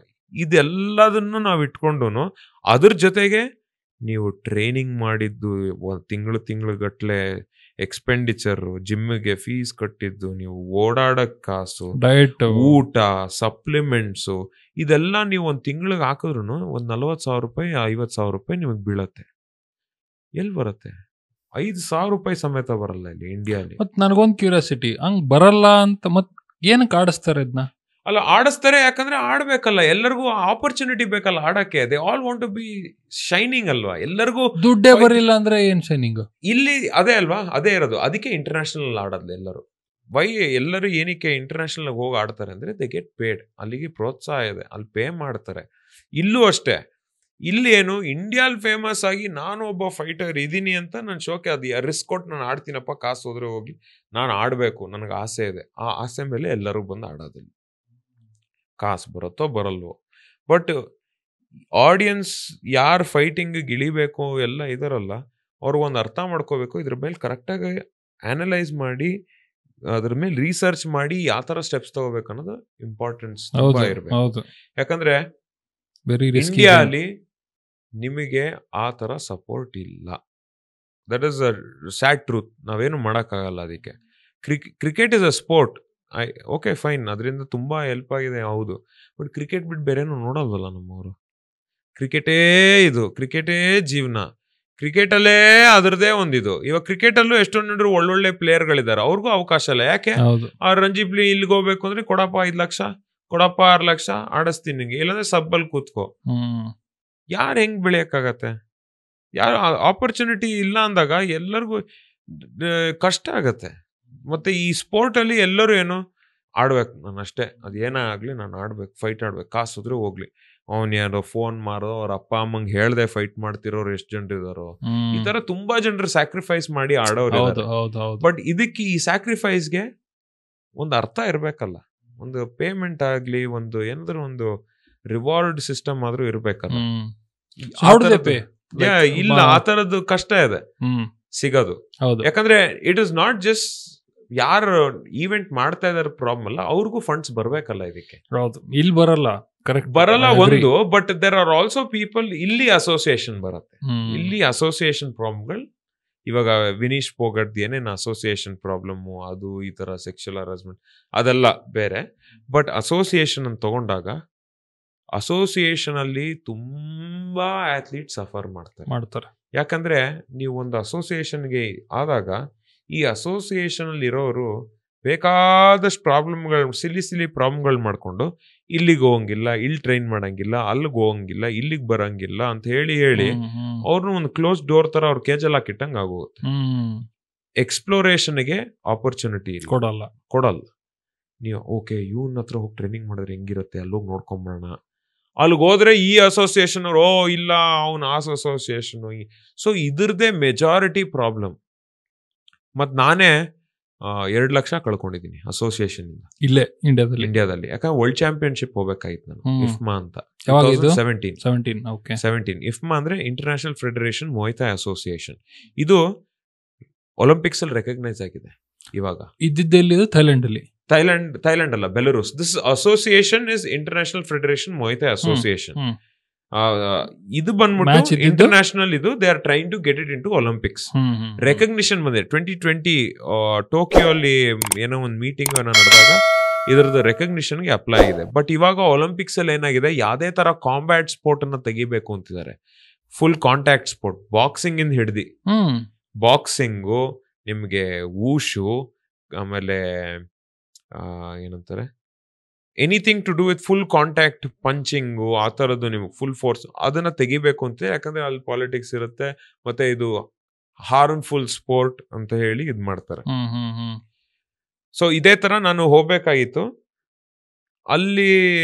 I don't want to mention names, but ಅವು ಯಾರು ಅಸೋಸಿಯೇಷನ್ ಹೆಡ್ ಇದ್ರಲ್ಲ ಅವ್ರ ಹತ್ರ ಕಾಸು ಇಸ್ಕೊಂಡ್ರು, ಎಲ್ಲ ಆಯ್ತು. ಡೆಲ್ಲಿವರೆಗೂ ಹೋಗಿದೀವಿ. ಬೆಲರೂಸ್ಗೆ ಹೋಗ್ಬೇಕಾಗಿತ್ತು ನಾವು. ಬೆಲರೂಸ್ ಅಲ್ಲಿ ಫೈಟ್ ಇದ್ದಿದ್ದು, ಅಮೇಚರ್ ಫೈಟ್. ಬೆಲರೂಸ್ಗೆ ಹೋಗ್ಬೇಕಾಗಿತ್ತು, ಡೆಲ್ಲಿಗೆ ಹೋಗಿದ್ದೀವಿ. ಡೆಲ್ಲಿಲಿ ನೋಡಿದ್ರೆ ಇಡೀ ದಿವಸ ಕೂತಿದೀವಿ, ನೋಡಿದ್ರೆ ವೀಸಾ ಪ್ರಾಬ್ಲಮ್ ಇದೆ. ಯಾವ್ದ್ರದ್ದು? ನಾವು ಇಂಡಿಯಾದಿಂದ ಬೆಲರೂಸ್ಗೆ ಹೋಗ್ಬೇಕು ಅಂದ್ರೆ ಥ್ರೂ ಮಾಸ್ಕೋ ಇಂದ ಬೆಲರೂಸ್ಗೆ ಹೋಗ್ಬೇಕು.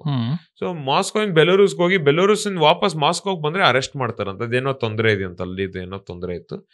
ಸೊ ಹಂಗೆ ಹಿಂಗೆ ಅಂತ ಹೇಳಿದ್ರು. ಓ ಸರಿ ಆಯ್ತು, ಇವಾಗ ನೆಕ್ಸ್ಟ್ ಏನು ಮಾಡೋದು, 85,000 rupees ಕೊಟ್ಬಿಟ್ಟು ಕಜಾಕಿಸ್ತಾನ್ ಸೈಡಿಂದ ಹೋಗೋದು ಅಂದ್ರು. ಕಾಸಿಲ್ಲ ನನ್ನ ಹತ್ರ, ಆಗಲ್ಲ ಅಂತ ಹೇಳಿದೆ, ನಾನು ಬರಲ್ಲ ಅಂತ ಹೇಳಿದೆ. ಸರಿ ರೀಫಂಡ್ ಮಾಡಿ ಅಂದರೆ ಇಲ್ಲ ರೀಫಂಡ್ ಆಗಲ್ಲ ಅಂತ ಹೇಳೋದು. ಏನು ಮಾಡೋದು ಇಂಥ ಟೈಮಲ್ಲಿ, ಏನು ಮಾಡೋದು ಇಂಥ ಟೈಮಲ್ಲಿ? ಆವಾಗಲೇ ನಾನು ಡಿಸೈಡ್ ಮಾಡ್ಬಿಟ್ಟೆ, ಇಲ್ಲಿ ಯಾವುದೇ ಅಸೋಸಿಯೇಷನ್ ಮೂಲಕ ಹೋಗಲ್ಲ. ಯಾಕಂದರೆ ಒಬ್ಬರು ನಿಮ್ಗೆ ಟ್ರಸ್ಟ್ ವರ್ದಿ ಇರಬೇಕು. ಈ ಟ್ರಸ್ಟ್ ಎಲ್ಲ ಹಾಕಿ ನಿಮ್ಮ ತಂದೆ ತಾಯಿ ಕಷ್ಟ 2 ಲಕ್ಷ ಏನು ಕಡಿಮೆ ಕಾಸಲ್ಲ ಅದು. ಅವಾಗ ಆ ಟೈಮಲ್ಲಿ ನಮ್ಮ ತಂದೆದು ಗೋಡನ್ ಸುಟ್ಟೋಗಿತ್ತು ಅವಾಗ. ಅಷ್ಟಾದ್ರೂ ಅಷ್ಟೆಲ್ಲ ಕಷ್ಟಪಟ್ಟು ನಮ್ಮ ತಂದೆ ತಾಯಿ 2 ಲಕ್ಷ ಕೊಟ್ಟು ಹೋಗಿ ಆಡು ಅಂತ ಹೇಳಿದಾಗ 2 ಲಕ್ಷ ಹೊಟ್ಟೋಯ್ತಲ್ಲ, ನಂಗೆ ಬೇಜಾರು ಹೋಗೋಯ್ತು ಸಖತ್ತು. ನನಗೆ ಇಲ್ಲ, ನಾನು ಯಾರನ್ನು ನಂಬಲ್ಲ, ಇಲ್ಲಿ ಯಾರನ್ನು ನಂಬಕ್ಕಾಗಲ್ಲ ಇಲ್ಲಿ. ಅದಕ್ಕೆ ತುಂಬ ಹುಷಾರಾಗಿರ್ಬೇಕು. ಅದ್ರ ಹಿಂದೆ ನಿಮಗೆ ಐಡಿಯಾ ಇರಬೇಕು, ಯಾವ ಥರ ಯಾರು ಹೇಳ್ಕೊಡ್ತಾರೆ, ಇವ್ರು ನಂಬುದಾ ನಂಬಾರ್ದ, ಒಂದು ಐಡಿಯಾ ಇದ್ರೇನೆ ನಿಮ್ಮ ಫ್ಯೂಚರ್ಗೆ ನೀವೇ ಹೊಣೆ. ಕರೆಕ್ಟ್. ಯಾಕಂದ್ರೆ ನಿಮ್ ಫ್ಯೂಚರ್ನೆಲ್ಲ ಯಾರೋ ಬೇರೆಯವ್ರ ಕೈ ಕೊಟ್ಬಿಟ್ಟು ಅವ್ನ ಇಲ್ಲ ಹಾಕ್ದಂದ್ರೆ ನಿಮ್ಮೂ ಅಲ್ಲೇ ಆಗ್ತೀರಾ. ನಿಂದೇ ಫಾಲ್ಟ್ ಅದು. ಸೊ ಐಡಿಯಾ ಇರಲೇಬೇಕು. ಸೊ ಈ ತರ ಸಿಚುವೇಶನ್ಸ್ ಬಂದಾಗ ಯೋಚನೆ ಮಾಡ್ಬೇಕಾ. ಮತ್ತೆ ಇಂಡಿಯಾದಲ್ಲಿ ಮಾತ್ರ ಏನಿಲ್ಲ, ಬೇರೆ ಕಡೆನೂ ಹೋಗ್ಬೋದು. ಆ 2 ಲಕ್ಷದಲ್ಲಿ ನಾನು ಥೈಲ್ಯಾಂಡ್ ಅಲ್ಲಿ 2 ತಿಂಗಳು ಇರ್ಬೋದಾಗಿತ್ತು ನಾನು. ಬಟ್ ಅಲ್ಲಿ ಇನ್ನ ಕಲಿಯಕ್ ಆಪರ್ಚುನಿಟಿ ಇದೆ. ಸೊ ಅದಕ್ಕೆ ನಾನು ಇಲ್ಲಿ ನಾನು ಮಾಡಕ್ ಇಷ್ಟ ಇಲ್ಲ ಅಂತ ಹೇಳಿ ನಾನು ಥೈಲ್ಯಾಂಡ್ಗೆ ನಾನು ಹೋಗಿ ಅಲ್ಲೇ, ಯಾಕಂದ್ರೆ ನಮ್ಗೆ ಸಪೋರ್ಟ್ ಇರೋದು ಅಲ್ಲೇ, ಸ್ಪೋರ್ಟ್ ಇರೋದು. ಸೊ ಅದಕ್ಕೆ ನಾನು ಈ ಅಸೋಸಿಯೇಷನ್ ಯಾವ್ದು ನಾನು ಕೈ ಹಾಕಕ್ ಹೋಗ್ಲೇಬಾರ್ದು ಅಂತ ಹೇಳಿ ನಾನು ಕಂಪ್ಲೀಟ್ ನಾನು ಇಂಡಿವಿಜುವಲ್ ಆಗೋದೆ ನಾನು. ಯಾಕಂದ್ರೆ ಈ ಒನ್ಸ್ ಕಂಟ್ರೋಲ್ ಅಲ್ಲಿ ಯಾರೋ ಬೇರೆಯವ್ರ ಕೈ ಕಂಟ್ರೋಲ್ ಇದ್ಬಿಟ್ರೆ ನೀವು ಅವ್ರು ಹೇಳ್ದಂಗೆ ನೀವು ಕೇಳ್ಬೇಕಾಗತ್ತೆ. ಅವ್ರು ನಿಮ್ ಲೈಫ್ ಅನ್ನ ರೂನ್ ಮಾಡೋ ಆಪರ್ಚುನಿಟೀಸ್ ಜಾಸ್ತಿ. ಸೊ ನೀವು ಆ ರಿಸ್ಕೆ ತಗೊಳಕ್ ಹೋಗ್ಬಾರ್ದು. ತುಂಬಾ ಜನರು ಇದಾರೆ ಈ ತರ, ಎಷ್ಟೊಂದು ಅಥ್ಲೀಟ್ಸ್ ಇದಾರೆ ಈ ತರ ತೊಂದರೆಯಲ್ಲಿ ಸಿಗಾಕೊಂಡು ಅವ್ರಿಗೆ ಯಾವ್ದೇ ತರ ಆಪರ್ಚುನಿಟಿ ಅದಕ್ಕೆ ನನ್ಗೆ ಅಫ್ಕೋರ್ಸ್ ಗವರ್ಮೆಂಟ್ ಸ್ಪೋರ್ಟ್ ಅಲ್ಲ ಇದು, ಬಟ್ ಗವರ್ಮೆಂಟ್ ಅವರು ಇದಕ್ಕೆ ಫಂಡಿಂಗ್ ಕೊಡಲ್ಲ. ಯಾಕಂದ್ರೆ ಅವ್ರಿಗೂ ಬೇಕಲ್ಲ ಏನಾದ್ರು, ಅವರು ಒಂದು ಪಾರ್ಟ್ ಏನೋ ಬೇಕಲ್ಲ. ಅಂಡ್ ಅಸೋಸಿಯೇಷನ್ ನೀವು ಹೋದ್ರೆ ಅಂದ್ರೆ ಇವಾಗ ಗೆದ್ದಿದ್ದ ಅಮೌಂಟ್ ಅಲ್ಲಿ ಫಸ್ಟ್ ಅವ್ರು ತಗೊಂಡು ಆಮೇಲೆ ಸರ್ಟನ್ ಅಮೌಂಟ್ ನಿಮಗ್ ಕೊಡ್ತಾರೆ. ಬಟ್ ನಿಮ್ ಇದಲ್ಲಾದ್ರೆ you are getting your own money direct. ನಾನೇ ಹೋಗಲ್ಲಿ ಮುಂದೆ ನಿಂತ್ಕೋತೀನಲ್ಲ. ಇವಾಗ ನೋಡಿ ಎಷ್ಟೊಂದ್ ಜನರಿಗೆ ಅದು ಏನು ನಿಜಾನ ಸುಳ್ಳೋ ಗೊತ್ತಿಲ್ಲ. ಗವರ್ಮೆಂಟ್ ಇಂದ ಅಥ್ಲೀಟ್ಸ್ ಗೆ ಕಾಸು ಬರತ್ತೆ ಅಂತ ಹೇಳ್ತಾರೆ. ಅದು ಬಂದಿದ್ಯೋ ಇಲ್ವೋ ಅಂತ ನ್ಯೂಸು ಬರಲ್ಲ, ಅವ್ರು ಹೇಳೋದು ಇಲ್ಲ. ಅದನ್ನ ಯಾರು ಹೇಳ್ತಾರೆ? ನಮ್ಗೆ ಕ್ಲಾರಿಟಿ ಕೊಡ್ಬೇಕಲ್ಲ. ನಮ್ಸ್ಬಿಟ್ರಿ 3 ಲಕ್ಷ ಬರತ್ತಂತೆ, 3 ಕೋಟಿ ಬರತ್ತಂತೆ ಕಣೋ, ಒಲಿಂಪಿಕ್ಸ್ ಅಲ್ಲೆಲ್ಲ ಹೋಗಿ ಆಡಿದ್ರೆ ನೀನು ಇದೆಯಾ ಹೋಗಿ ಆಡೋ ಅಂತಾರೆ. ಎಲ್ಲ ಹೋಗಿ ಆಡಿ ಕಷ್ಟಪಟ್ಟು ಮನೇಲಿರೋ ಸಾಮಾನೆಲ್ಲ ಮಾರ್ಬಿಟ್ಟು ಎಲ್ಲ ಮಾಡಿ ಹೋಗಿ ಆಡ್ಬಿಟ್ಟು ಬಂದು ಗೌರ್ಮೆಂಟ್ ಅವ್ರು ಕೊಡ್ತಾರೆ ಅಂದ್ರೆ ಅವರಿಂದ ಇವರಿಂದ ಇವರು ಅಲ್ಲಿ ಸ್ಟೇಟ್ ಇಲ್ಲಿ ಬಂದು ನಿಮ್ಗೆ 5,000 ಅಂದ್ರೆ ಅರ್ಥ ಇದೆಯಾ ಏನಾದ್ರು? ಅದಕ್ಕೆ ಈಗ ಯಾರನ್ನ ನಂಬದ? ಇಲ್ಲಿ ನಮ್ಮವರೇ ನಮ್ಗೆ ಅಜೀಬ್ ಮಾಡ್ತಾ ಇದಾರೆ ಅಂದ್ರೆ ಹೆಂಗೆ ನಾವು ಯಾರನ್ನ ಈ ದೇಶನ ಹೆಂಗೆ ರೆಪ್ರೆಸೆಂಟ್ ಮಾಡೋದು ನಾವು? ಕರೆಕ್ಟ್. ಸೊ ಅಲ್ಲಿ ಇದೆಲ್ಲ ಇಲ್ಲೇ ಇಲ್ಲ ಅಂದ್ರೆ ನಮ್ಗೆ ನನ್ನ ಜಿಮ್ ನೋಡ್ಕೊಳತ್ತಲ್ಲ. ನಮ್ ಜಿಮ್ ಅದಕ್ಕಿದ್ದಾರೆ ಅವರೇ ಮ್ಯಾನೇಜ್ ಮಾಡ್ತಾರೆ. ಅದಕ್ಕೆ ಒಂದು ಒಳ್ಳೆ ಜಿಮ್ಮು, ಅರ್ಥ ಮಾಡ್ಕೊಳ್ಳೋರು, ಮತ್ತೆ ಒಳ್ಳೆ ಮೆಂಟಾರ್ ಒಳ್ಳೆ ಗುರುಗಳು ಇರ್ಲೇಬೇಕು. ಗುರುಗಳಿಲ್ಲ ಅಂದ್ರೆ ಕಷ್ಟ ಇದೆ. ಬೆಂಗಳೂರಲ್ಲಿ ಇವಾಗ ಸದ್ಯಕ್ಕೆ ನಾನು ಟ್ರೈನಿಂಗ್ ಮಾಡೋದು ಇಂಡಿಯನ್ ಕಾಂಬ್ಯಾಟ್ ಸ್ಪೋರ್ಟ್ಸ್ ಅಕಾಡೆಮಿ ಅಂತ. ಅಲ್ಲಿ ಜಿತೇಶ್ ಬಂಜನ್ ಅಂತ ನಮ್ ಸರ್ ಇದ್ದಾರೆ. ಸೊ ಅವ್ರ MMA ಕೋಚ್, ಅವ್ರ ಮೊಯ್ತಾಯ್ ಕೋಚ್ ಅಲ್ಲ. ಬಟ್ ನನ್ಗೆ ಅಲ್ಲಿ ನನ್ಗೆ ಯಾವ್ದು ಅಸೋಸಿಯೇಷನ್ ಅದು ಇದು ತೊಂದರೆ ಇರೋದ್ರಿಂದ ಈ ಒಂದು ಜಿಮ್ ಅವ್ರಿಗೂ ಅಷ್ಟೇ ಸೇಮ್ ಪ್ರಾಬ್ಲಮ್. ಅವ್ರಾಗಲ್ಲ, ಇವ್ರು ಹಿಂಗ್ ಮಾಡ್ತಾರೆ, ಹಂಗಾಗತ್ತೆ. ಸೊ ಇವರು ಇಂಡಿವಿಜುವಲ್ ಆಗಿ ಸಪ್ರೇಟ್ ಆಗೋಯ್ತಾರೆ. ಸೊ ನನ್ಗೊಂದು ಆಪರ್ಚುನಿಟಿ ಕೊಟ್ರು ಅಲ್ಲೇ ನಾನು ಉಳ್ಕೊಂಡು ಅಲ್ಲೇ ಟ್ರೈನಿಂಗ್ ಮಾಡೋದು. ಸೊ ನಾನು ಏನೇ ಆದ್ರೂ ನಾನು ಅಲ್ಲಿ ಬಂದು ಟ್ರೈನಿಂಗ್ ಮಾಡ್ತಾ ಇರ್ತೀನಿ. ಸೊ ನಂಗೊಂಥರ ಹೋಮ್ಲಿ ಫೀಲ್ ಅದು Indian combat sports academy. So ಈಗ ಒಂದು ಮ್ಯಾಚ್ ಅಲ್ಲಿ ಗೆದ್ರೆ ಆ ಅಮೌಂಟು ಅವ್ರಿಗೆ, ಒಬ್ಬ ಸ್ಪೋರ್ಟ್ಸ್ ಮ್ಯಾನ್ಗೆ is it enough? Like no, not at all. ಯಾಕಂದ್ರೆ ಇದು ಸಖತ್ ಚಿಕ್ಕ ಮನಿ. ನೀವು ಆಡೋದೇ 10,000 ಬಾತ್ಗೆ ಅಂದ್ರೆ ನೀವು ಖರ್ಚು ಮಾಡಿದ್ರೆ 30,000 ಬಾತ್ ಇರುತ್ತೆ. ಸೊ ಅಲ್ಲಿ ಕೊಡೋದು ಪ್ರೈಸ್ ಅಂದ್ರೆ 10,000ನಾ? Are you are just telling a name? I am just giving a prize right now. ಯಾಕಂದ್ರೆ ನೀವು ಹೆಸರು ಮಾಡಿಲ್ಲ ಅಂದ್ರೆ, ನೀವು ನೋನ್ ಫೈಟರ್ ಆಗಿಲ್ಲ ಅಂದ್ರೆ ನೀವು ಈವನ್ ಇಫ್ ಒಂದು ಸ್ಮಾಲ್ ಶೋ ಇರುತ್ತೆ, ಈ ಶೋಗಳಲ್ಲಿ ನೀವು ಸಖತ್ ಫೇಮಸ್ ಆಗಿ ಒಳ್ಳೊಳ್ಳೆ ಫೈಟ್ಗಳನ್ನ ಮಾಡಿ ನೀವು ದೊಡ್ಡ ದೊಡ್ಡ ಫೈಟರ್ ಮೇಲೆ ಹಾಕಿದಾಗ ಅವಾಗ ನಿಮ್ಮ ಪ್ರೈಸ್ ಜಾಸ್ತಿ ಆಗುತ್ತೆ. ಕೆನ್ ಯು ಗಿವ್ ನಂಬರ್ ಅಂದ್ರೆ ನನ್ನ last WLF fight, world league of fighters ಅಂತ ಒಂದು ಫೈಟ್ ಮಾಡಿದೆ. I fought Lithuanian fighter name Davidas Daniel. ಅವನು ಒನ್ ಚಾಂಪಿಯನ್ಶಿಪ್ ಅಲ್ಲೆಲ್ಲ ಫೈಟ್ ಮಾಡಿದ್ದಾನೆ, ದೊಡ್ಡ ದೊಡ್ಡ ಫೈಟರ್ಸ್ ಎಲ್ಲ. ಸೊ ಅಲ್ಲಿ ನಾನು ಗೆದ್ದೆ ಸ್ಪ್ಲಿಟ್ ಡಿಸಿಷನ್ ಅಲ್ಲಿ. ಅಲ್ಲಿ ನನಗೆ 80,000 ಬಾತ್ಸ್ ಬಂತು, ಅಬೌಟ್ 2.5 ಲಕ್ಷ. ಬಟ್ ನಾನು ಅದಷ್ಟು ಜಿಮ್ ಕೊಟ್ಬಿಡ್ತೀನಿ, ಯಾಕಂದ್ರೆ ನಮ್ ಜಿಮ್ ಅವ್ರು ನನ್ನ ಫುಲ್ ನೋಡ್ಕೊಂಡಿರೋದ್ರಿಂದ ನಾನೇನು ಕೊಟ್ಟಿಲ್ಲ ಅವ್ರಿಗೆ. ಸೊ ನಾನು ಅದಷ್ಟು ಬಂಡಲ್ ಕೈ ಕಾಸು ಕೊಟ್ರು ನೆತ್ಕೊಂಡೋಗಿ ಜಿಮ್ ಅವ್ರಿಗೆ ಕೊಟ್ಬಿಟ್ಟೆ. ಸೊ ಅವ್ರೇನೇ ಇದ್ರು ಅವರೇ ನೋಡ್ಕೋತಾರೆ. ಬಟ್ ನನ್ಗೇನು ಖರ್ಚಿಗಿಲ್ವಲ್ಲ ಇವಾಗ, ಎಲ್ಲ ಅವರೇ ನೋಡ್ಕೋತಾರಲ್ಲ. ಸೊ ಅಷ್ಟೇ, ಆ ತರ ಸ್ಯಾಕ್ರಿಫೈಸ್ ಮಾಡ್ಬೇಕಾಗತ್ ನಾವು, ಯಾಕಂದ್ರೆ ನಾನು ಅಲ್ಲೇ ಇದ್ದಿ ಫೈಟ್ ಆಡ್ಬೇಕು ಅಂತ ಹೋಗ್ತಾ ಇರೋದು ನಾನು. ಆದ್ರೂ ಅದ್ರಲ್ಲೂ ಒಂದ್ ಸ್ವಲ್ಪ ಉಳಿಸ್ಕೋಬೇಕಾಗತ್ತೆ, ಏನೋ ಇತ್ತು ಅದೇನೋ ಮಾಡ್ಬೇಕಾಗತ್ತೆ. ಡಿಪೆಂಡಿಂಗ್ ಯಾವ ಪ್ರಮೋಷನ್ ಯಾವ ಪ್ಲಾಟ್ಫಾರ್ಮು. ದುಬೈಯಲ್ಲಿ ಇವಾಗ ತುಂಬಾ ಖರ್ಚು ಮಾಡೋರಿದ್ದಾರೆ ಈ ತರದಕ್ಕೆಲ್ಲ. ಸೊ ನೀವು ಯಾವ ಪಾತ್ವೆಯಲ್ಲಿ ಹೋಗ್ತಾ ಇದೀರೋ ಹುಡ್ಕೊಂಡು ಎಲ್ಲಿ ಫೈಟ್ ಮಾಡ್ಬೇಕು, ಏನು ರಿಸರ್ಚ್ ಮಾಡಬೇಕು. ಇದಕ್ಕೆ ಯಾರು ಇವಾಗ ಜಿಮ್ ಒಂದ್ಸತಿ ಹೇಳ್ತಾರೆ ಹೌದು, ಬಟ್ ನೀವು ಖುದ್ದಾಗಿ ಕೂತ್ಕೊಂಡು ರಿಸರ್ಚ್ ಮಾಡ್ಲೇಬೇಕಾಗತ್ತೆ. ಸೆಲ್ಫ್ ಲರ್ನಿಂಗ್, ಸೆಲ್ಫ್ ನಾಲೆಡ್ಜ್ ಇರಲೇಬೇಕು. ಸೊ ಇವಾಗ ನೀವು ಎಷ್ಟೊಂದು ಇವಾಗ ಎಷ್ಟು ವರ್ಷ ಆಯ್ತು ನೀವು ಅಲ್ಲಿ ಹೋಗಿ ಅಲ್ಲಿಂದ ಮಾಡಿ ಎಲ್ಲ? ಟೋಟಲ್ ನಾನು ಮೊಯ್ತಾಯ್ ಸ್ಟಾರ್ಟ್ ಮಾಡೋ 10 ವರ್ಷ ಆಗಿದೆ.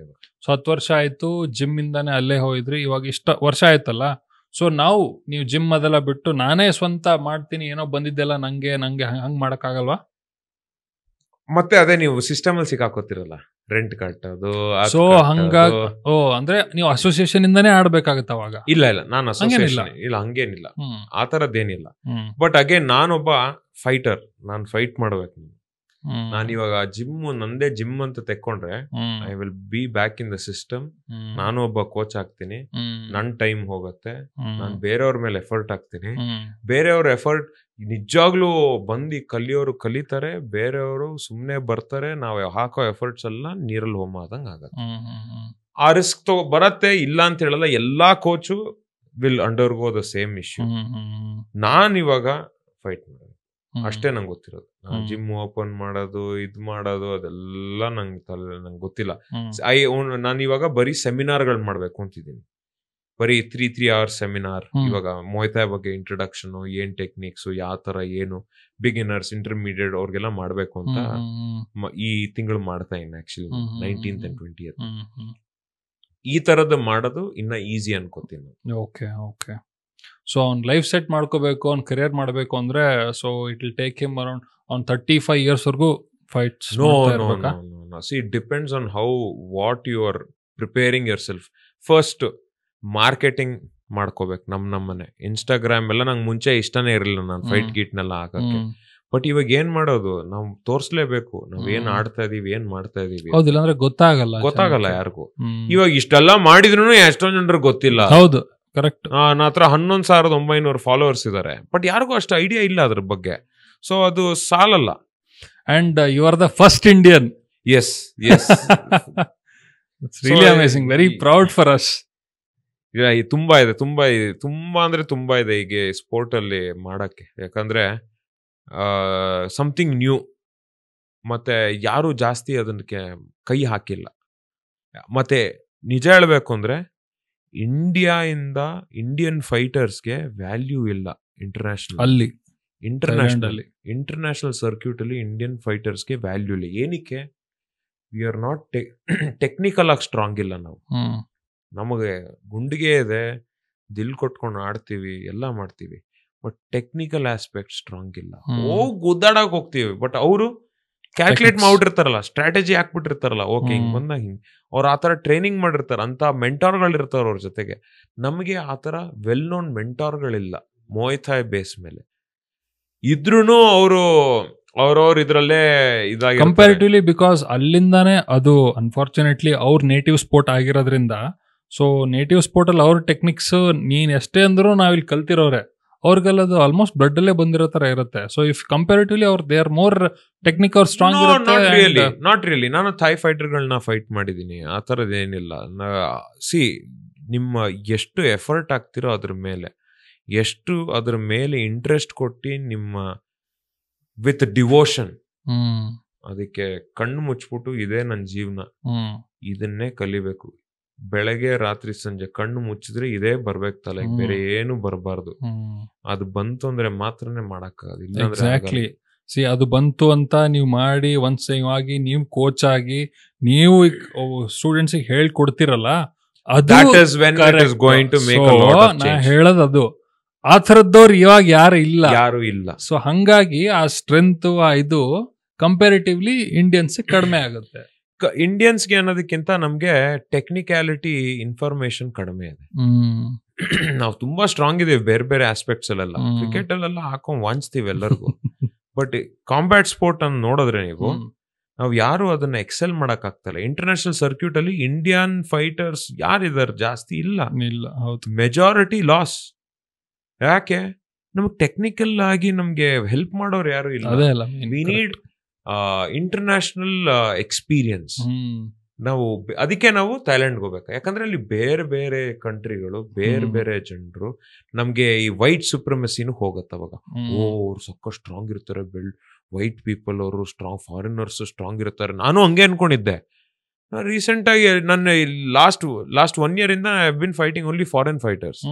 ಇರಾನ್, ಅಮೇರಿಕಾ, ಲುತ್ವೇನಿಯಾ, ಇಟಲಿ, ಇಂಥವ್ರನ್ನೇ ಆಡ್ತಾ ಇರೋದು ನಾನು. ಅಂಡ್ ಆ ಇಂಪಾಸಿಬಲ್ ನ ಪಾಸಿಬಲ್ ಮಾಡಿದೆ. ಕರೆಕ್ಟ್. ಅಂಡ್ ಗೆಲ್ಲಕ್ ಆಗದೆ ಇರೋಂಥದ್ದು ಏನಿಲ್ಲ ಅಲ್ಲಿ, ಗೆಲ್ತಾ ಇದೀನಿ ನಾನು. ಈ ಮೈಂಡ್ ಸೆಟ್ ಮತ್ತೆ ಯಾರು ಏನ್ ಅನ್ಕೋತಾರ, ಯಾರು ಏನ್ ಹೇಳ್ತಾರೆ ಅನ್ನೋದು ಇಂಪಾರ್ಟೆಂಟ್ ಅಲ್ಲ ಇಲ್ಲಿ. ಯಾರಿಗೋಸ್ಕರ ಮಾಡ್ತಾ ಇದೀನಿ? ನನಗೋಸ್ಕರ, ನಮ್ಮ ತಂದೆ ತಾಯಿಗೋಸ್ಕರ. ಆ ದೇವರು ನನಗೊಂದು ಒಳ್ಳೆ ಟ್ಯಾಲೆಂಟ್ ಕೊಟ್ಟಿದ್ದಾನೆ, ಆ ಟ್ಯಾಲೆಂಟ್ ನ ಕರೆಕ್ಟ್ ಆಗಿ ಉಪಯೋಗಿಸ್ಕೊಳಕ್ ಒಂದ್ ಬರ್ಬೇಕು. ಆ ಒಂದ್ ಸ್ಟೇಟ್ ಆಫ್ ಮೈಂಡ್ ಇಟ್ಕೊಂಡು ನಿಮ್ ಏನೇ ವರ್ಕ್ ಇರ್ಲಿ, ಯಾವ್ದೇ ಇರ್ಲಿ, ಅದಕ್ಕೆ ನಿಮ್ಗೆ ಒಂದ್ ಸ್ವಲ್ಪ ಪುಷ್ ಸಿಗತ್ತೆ, ಒಂದು ಬೆಂಕಿ ಬರುತ್ತೆ. ನೀವು ಒಬ್ರೇ ಸುಮ್ನೆ ಮಾಡ್ತಾ ಇದೀನಿ ಗುರು, ಮಾಡಕ್ ಕೆಲ್ಸ ಇಲ್ಲ ಅಂದ್ರೆ ಅದು fruits won't come out. Correct. ಯಾವ್ದು tell us about your fight experiences. ಅದು ಯಾವ ಥರ ಇವಾಗ ನಮ್ಗೆ ಅನ್ಕೋತೀವಲ್ಲ, ಅಯ್ಯೋ ಎಕ್ಸ್ಪೀರಿಯನ್ಸ್ ಇಲ್ಲ ಆದಾಗ ಒಂದ್ ಬಿತ್ತು ಅಂದ್ರೆ ಈ ಅಪ್ಪ ಮುಗೀತಿ ಒಂದ್ ಕತೆ ಅಂತ. ಸೊ ಇನ್ನೊಂದು ಏನು ಅಂದ್ರೆ, ಫಸ್ಟ್ ಫೈಟ್ ಎಕ್ಸ್ಪೀರಿಯನ್ಸ್ ಅಂದ್ರೆ, ಇವಾಗ ಫೈಟಿಂಗ್ ಬಂದ್ಬಿಟ್ಟು ಎಲ್ಲರೂ ಕಲಿಬೇಕು. ಏನಕ್ಕೆ? ಬರೀ ಫೈಟಿಂಗಿಗೆ ಅಂತಲ್ಲ, ಡಿಸಿಪ್ಲಿನ್ ಕಲಿತೀರಾ, ಹ್ಯೂಮಿಲಿಟಿ ಕಲಿತೀರಾ, ಮತ್ತೆ behaviour understanding of the other person. ಅವ್ನ ಬಾಡಿ ಲ್ಯಾಂಗ್ವೇಜ್ ಬಗ್ಗೆ ಹೆಂಗೆ ನೀವು ಇವಾಗ ಇವ್ನು ಹಿಂಗ್ ಮಾಡ್ತಾನೆ, ಅವ್ನು ಏನಕ್ಕೆ ಈ ತರ ಇದ್ದಾನೆ, ಅನಲೈಸಿಂಗ್ ಬರತ್ತೆ ನಿಮ್ಗೆ, ರಿಫ್ಲೆಕ್ಸಸ್ ಇಂಪ್ರೂವ್ ಆಗತ್ತೆ, ಮತ್ತೆ you will be confident in any situation. ಹಿಂಗ್ ಬಂದ, ಯಾರೋ ಏನೋ ಹೇಳ್ತಾನೆ, ಏನ್ ಮಾಡ್ತಾನೆ ಇವನು, ಸುಮ್ಮನಿರ್ತೀರಾ, ಓಕೆ ರನ್ನು ಓಡ್ಬಿಡ್ಬೇಕು. ಎಲ್ಲ ಆದ್ರೂ ನಿಮ್ ಮುಂದೆ ನಿಂತಿದ್ದಾನೆ, ಅವಾಗ ಹೊಡಿಬೇಕು. ಸೊ ಆ ಕಾನ್ಫಿಡೆನ್ಸ್ ಬೆಳಿಬೇಕು. ನಿಮ್ಗೆ ಕಾನ್ಫಿಡೆನ್ಸ್ ಇಲ್ಲ ಅಂದ್ರೆ ಪೀಪಲ್ ಎಷ್ಟೊಂದ್ ಜನರು ನೋಡಿ, ನಿಮ್ಗೆ ರಾಬರಿ ಆಗದೆ ಯಾರ ಕಾನ್ಫಿಡೆನ್ಸ್ ಇಲ್ವೋ ಅವ್ರನ್ನೇ ಎತ್ತದು.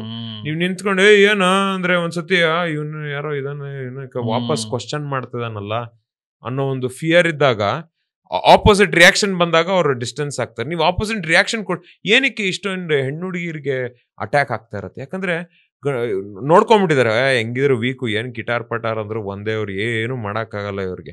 ಅದೇ ಒಂದು ಬೆಕ್ಕನ್ನ ಇಟ್ಕೊಳ್ಳಿ, ಬೆಕ್ಕು ಓಡೋತ್ತೆ, ಕಾರ್ನರ್ ಆದ್ಮೇಲೆ ನೀವು ಹಿಡಿಯಕ್ ಹೋಗಿ ಬಿಡತ್ತ, ಅದು ಹಾಕೊಂಡ್ ಹೊಡಿಯತ್ತೆ.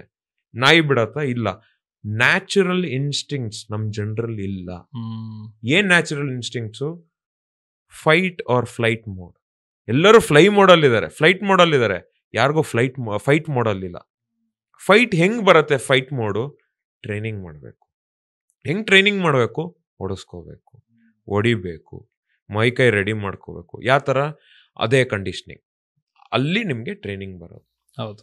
ಅಲ್ಲಿಂದನೇ ನಿಮ್ಗೆ ಫೈಟಿಂಗ್ ಎಕ್ಸ್ಪೀರಿಯನ್ಸ್ ಆಗದೆ, ಫೈಟ್ ಎಕ್ಸ್ಪೀರಿಯನ್ಸ್ ಬೇರೆ ಬರುತ್ತೆ. ನೀವು ನಿಜವಾಗ್ಲೂ ಪ್ರೊಫೆಷನಲ್ ಆಗಿ ಆಡಿದಾಗ ಆ ಆಂಬಿಯನ್ಸು, ಆ ರಿಂಗ್ ಆಂಬಿಯನ್ಸು, ಅಷ್ಟೆಲ್ಲ ಜನರು ಇರ್ತಾರೆ, ಫುಲ್ ಲೈಟು, ಕ್ಯಾಮ್ರಾ, ಎಲ್ಲ LED ಸ್ಕ್ರೀನು ಎಲ್ಲ, ಅದೆಲ್ಲ ಮರ್ತ್ಬಿಟ್ಟು ಅದು ಬೇರೆ. ನಾನಿರೋದು ಯಾರು, ನಾನು ಇಂಡಿಯಾದಿಂದ ಫೈಟ್ ಮಾಡ್ತೀನಿ, ಅದು ಬೇರೆ. ಬಟ್ ಸೇಮ್ ಟ್ರೈನಿಂಗ್ ಅಲ್ಲಿ ನೀವು ಯಾವ ಥರ ಮೈಂಡ್ ಸೆಟ್ ಮಾಡ್ಕೋತಿರೋ, ಅದೇ ಮೈಂಡ್ ಸೆಟ್ ಫೈಟ್ಗೂ ಫೈಟಲ್ಲಿ ಇರಬೇಕು. ಫೈಟಲ್ಲಿ ಇರುತ್ತೆ, ಏನೋ ಇರಬೇಕು. ಮತ್ತೆ ಕ್ಯಾರೆಕ್ಟರ್ ಬಿಲ್ಡಿಂಗ್ ನಿಮ್ಮ ಟ್ರೈನಿಂಗ್ ಅಲ್ಲೇ ನೀವು ರೆಡಿ ಆಗಕ್ಕಾಗೋದು. ಸೊ ನೀವು ಟ್ರೈನಿಂಗ್ ಅಲ್ಲಿ ನೀವು ನಿಮ್ಮ ಬಾಡಿ ಅಂಡ್ ಮೈಂಡ್ ಅನ್ನು ರೆಡಿ ಮಾಡ್ಕೊಂಡ್ರೆ ನೀವು ಯಾವುದೇ ಸಿಚುವೇಶನ್ ಹೋಲ್ಡ್ ಮಾಡಕ್ ರೆಡಿ ಇರ್ತೀರ. ಫೈಟಿಂಗ್ ಬಿಟ್ಬಿಡಿ. ಇವಾಗ ನೀವು ಬಂದು ಸುಮ್ಮನೆ ಟ್ರೈನಿಂಗ್ ಮಾಡ್ತಾ ಇದ್ದೀರಾ ನಿಮ್ಗೂ ಸೆಲ್ಫ್ ಡಿಫೆನ್ಸ್ ಫಿಟ್ನೆಸ್ಗೆ, but you will have a confidence about yourself and a love for yourself. ಯಾಕಂದ್ರೆ ನಿಮ್ಗೆ ಗೊತ್ತು, ನಾನು ನಿಂತ್ಕೋತೀನಿ ಕಣ, ಅದೇನೇ ಆಗ್ಲಿ ನಾನು ಮಾಡಕ್ಕಾಗತ್ತೆ, ನಾನು ನೋಡ್ತೀನಿ, ಏನ್ ಹೇಳ್ತಾನೆ ನೀನು, ನಾನು ಹೋಗ್ತೀನಿ, ಏನಾಗತ್ತೆ ನೋಡೋದ. ಇಲ್ಲ ಅಂದ್ರೆ ಏನು, ನಿಮ್ಗೆ ಒಂದ್ ಸ್ವಲ್ಪ ಹೆದರಿಕೆ, ಏನಾಗೋತಪ್ಪ, ಹಿಂಗಾಗೋತಂಗ. ಸೊ ಮೆಂಟಲ್ ಪ್ರಿಪರೇಷನ್ ನಿಮ್ಗೆ ಒಂದ್ ಸ್ವಲ್ಪ ಜಾಸ್ತಿ ಆಪರ್ಚುನಿಟಿ ಸಿಗತ್ತೆ. ಇದಕ್ಕೆ ಒಂದ್ ಸ್ವಲ್ಪ ವಾರಿಯರ್ಸ್ ಸೋಲ್ಜರ್ಸ್ಗೆ ಮತ್ತೆ ಈ ತರ ಟ್ರೈನಿಂಗ್ ಎಲ್ಲ ಸ್ಕೂಲಲ್ಲಿ ಇರ್ಬೇಕಾಗತ್ತೆ ಒಂದ್ ಸ್ವಲ್ಪ. Both genders, not one gender. Correct. Equal amount of knowledge should be given to both genders. ಇಬ್ರು ಹೆಣ್ಣು ಹುಡುಗಿರ್ ಗಂಡು ಹುಡುಗರಿಗೆ ಇಬ್ರಿಗೂ ಇರ್ಲೇಬೇಕದು. ಯಾಕಂದ್ರೆ ಅದ್ರಲ್ಲೂ ಅಷ್ಟೇ, ಇವಾಗ ಸ್ಕೂಲ್ಗಳಲ್ಲಿ ನಿಮ್ಗೆ ಪನಿಷ್ಮೆಂಟ್ ನೋಡಿರ್ಬೋದು, ಹೋಮ್ವರ್ಕ್ ಮಾಡಿಲ್ವಾ ಕೂತ್ಕೋ ಹುಡುಗಿರ್ ಮಧ್ಯ. ಕರೆಕ್ಟ್. ನಾನ್ಸೆನ್ಸ್. ಏನಕ್ಕೆ ಆ ತರದ್ ಏನ್ ಕ್ರಿಯೇಟ್ ಮಾಡ್ತಾ ಇರ? ಎಷ್ಟೊಂದು ಇವಾಗ ಗಂಡಸ್ರಿಗೆ ಇವಾಗ ಏನೋ ಸೆಲ್ಫ್ ಕಾನ್ಫಿಡೆನ್ಸ್ ಅನ್ನೋದೇ ಇಲ್ಲ ಒಬ್ರು ಹುಡುಗಿ ಹತ್ರ ಹೋಗಿ ಮಾತಾಡಕ್ಕೆ. ಏನಕ್ಕೆ ಈ ತರ ಮಾಡ್ದಾಗ, ಸ್ಕೂಲ್ ಅವರೇ ಹಿಂಗ್ ಮಾಡಿದಾಗ, ನಮ್ಗೆ ಚಿಕ್ಕ ವಯಸ್ಸಲ್ಲೇ ಪ್ರೋಗ್ರಾಮ್ ಆಗೋದಾಗ ಕರೆಕ್ಟ್ ಸೇಮ್ ಇವು ಹುಡುಗಿರ್ಗೆ ಏನಾಗುತ್ತೆ, ಗಂಡಸ್ರು ಹಿಂಗ್ ಮಾಡ್ಬಿಡ್ತಾರೆ, ಹಿಂಗ್ ಹೊಡೆದ್ ಬಿಡ್ತಾರೆ, ಹಂಗ್ ಇದು ಹೋಗಿಸ್ಬೇಕು ಅಂದ್ರೆ ಈ ತರ ಟ್ರೈನಿಂಗು ಸ್ಕೂಲಲ್ಲಿ ಗಂಡಸ್ರು ಹೆಂಗಸ್ರು ಜೊತೆ ಟ್ರೈನಿಂಗ್ ಮಾಡಿದ್ರೇನೆ ಒಂದು ಅಂಡರ್ಸ್ಟ್ಯಾಂಡಿಂಗ್ ಬಿಟ್ವೀನ್ ದ ಜೆಂಡರ್. 1, 2 ಇವಳಿಗೂ ಹೊಡೆಯಕ್ ಬರುತ್ತೆ, ಇವನ್ಗೂ ಹೊಡೆಯಕ್ ಬರುತ್ತೆ, ಹ್ಯೂಮಿಲಿಟಿ ಇರುತ್ತೆ, ಒಂದು ಅಂಡರ್ಸ್ಟ್ಯಾಂಡಿಂಗ್, ರೆಸ್ಪೆಕ್ಟ್ ಇರುತ್ತೆ ಇನ್ನೊಬ್ಬಂಗೆ. ಮತ್ತೆ ಯಾರ ಜೊತೆಗೂ ಸುಮ್ನೆ ಎದುರಾಕೊಳಕ್ ಇಷ್ಟ ಇರಲ್ಲ. ಹೊಡೆಯಕ್ ಬರತ್ ನನ್ಗೆ. ಇವಾಗ ನಾನು ಅಷ್ಟೇ, ಹೊಡೆಯಕ್ ಬರತ್ತೆ, ಊರವ್ರನ್ನೆಲ್ಲ ಹೊಡೆಯಕ್ ಆಗತ್ತ? No point in it. ಅದನ್ನ ಇಟ್ಕೊಂಡು ಅದು ಸೆಲ್ಫ್ ಸೆಂಟರ್ಡ್ ಆಗ್ಬಾರ್ದು. ಕರೆಕ್ಟ್. ನಿಮ್ಮ ಬೆನಿಫಿಟ್ಗೆ, ನಿಮ್ಮ ಗ್ರೀಡ್ಗೆ, ನಿಮ್ಮ ಪ್ರೈಡ್ಗೆ ಇಟ್ಕೊಂಡು ಅದನ್ನ ಉಪಯೋಗಿಸೋದು ಸರಿಯಲ್ಲ. ಸೊ ಇದು ನಿಮ್ಗೆ ಫೈಟಿಂಗ್ ಹೇಳ್ಕೊಡೋದು. ಮತ್ತೆ ನನ್ನ ಎಕ್ಸ್ಪೀರಿಯನ್ಸ್ ಏನು ಅಂದ್ರೆ, ಸೇಮ್ ಇದಿಷ್ಟು ಒಂದು ಪ್ರಾಸೆಸ್ ಏನ್ ಇದೆಯಲ್ಲ, ಇವತ್ತು ನನ್ಗೆ ಹೇಳಕ್ ಒಂದು ಅವಕಾಶ ಸಿಕ್ಕಿರೋದು ಆ ಪ್ರಾಸೆಸ್. ಆ ಪ್ರಾಸೆಸ್ಸು ಎಲ್ಲರೂ ಮಾಡ್ಲೇಬೇಕು. ಕಷ್ಟ ಇದೆ, ಈಸಿ ಇರಲ್ಲ. ಯಾವತ್ತು ನಿಮ್ಗೆ ಅನ್ಕಂಫರ್ಟಬಲ್ ಫೀಲಿಂಗ್ ಬರತ್ತಲ್ಲ, ಅದೇ ನಿಮ್ಮ ಗ್ರೋತ್. ಕರೆಕ್ಟ್. ಸೊ ಆ ಸಿಚುವೇಶನ್ ಬರ್ಲೇಬೇಕು. ಅಯ್ಯೋ ಮಕ ಹಿಂಗಾಗೋತೆ, ಹಂಗಾಗೋತೆ, ಆಗತ್ತೆ, ಇಲ್ಲ ಅಂತಲ್ಲ. ಅಫ್ಕೋರ್ಸ್ ಚಾನ್ಸಸ್ ಇರುತ್ತೆ. You should try at least. ಯಾಕಂದ್ರೆ ಯಾರು ನಿಮ್ಮನ್ನ ಪ್ರೊಟೆಕ್ಟ್ ಮಾಡಕ್ಕಾಗಲ್ಲ ನೀವು ಬಿಟ್ರೆ. ಯಾವ್ದೇ ಸಿಚುವೇಶನ್ ಇರ್ಲಿ, ಏನೇ ಆರ್ಗ್ಯುಮೆಂಟ್ ಇರ್ಲಿ, ಯಾವ್ದೇ ಆಗ್ಲಿ, ನಿಮ್ಮನ್ನ ನೀವು ಪ್ರೊಟೆಕ್ಟ್ ಮಾಡ್ಕೋಬೇಕು ಅಂದ್ರೆ ನೀವೇ, ಯಾರು ನಿಮಗ್ ಬಂದು ಸಹಾಯ ಮಾಡಲ್ಲ. ಕರೆಕ್ಟ್. ಸೊ ಈ fighting is not just fighting, but a character building, mindset building, and understanding of the world. ಜನರು ಹೆಂಗೆ, ಏನು ಬಾಡಿ ಲ್ಯಾಂಗ್ವೇಜ್, ಈ ತರ ನಾನು ಹೆಂಗಿರ್ಬೇಕು, ನಾನೇನ್ ಮಾಡಬಾರ್ದು. ಸೊ ಇದ್ರದ್ದು ಒಂದು ದೊಡ್ಡ ಆಸ್ಪೆಕ್ಟ್ ಇದೆ, ಅದು ಜಾಸ್ತಿ ಜನರಿಗೆ ಕಾಣಿಸಲ್ಲ. ಕರೆಕ್ಟ್. ಫೈಟಿಂಗ್ ಅಂದ್ರೆ WWE ಎತ್ ಬಿಸಾಕೋದು, ಡಮಾಲ್ ಡಿಮಿಲ್, ರೇಂಡಿ ಆರ್ಟನ್ ಅಷ್ಟೇ ಅನ್ಕೊಂಡಿರ್ತಾರೆ. ಬಟ್ ಅದಕ್ಕೂ correct. So coming to that, risks ಯಾವ ತರ ಇರುತ್ತೆ ಇದರಲ್ಲಿ? Injuries is always the risk. Injuries, ಆಮೇಲೆ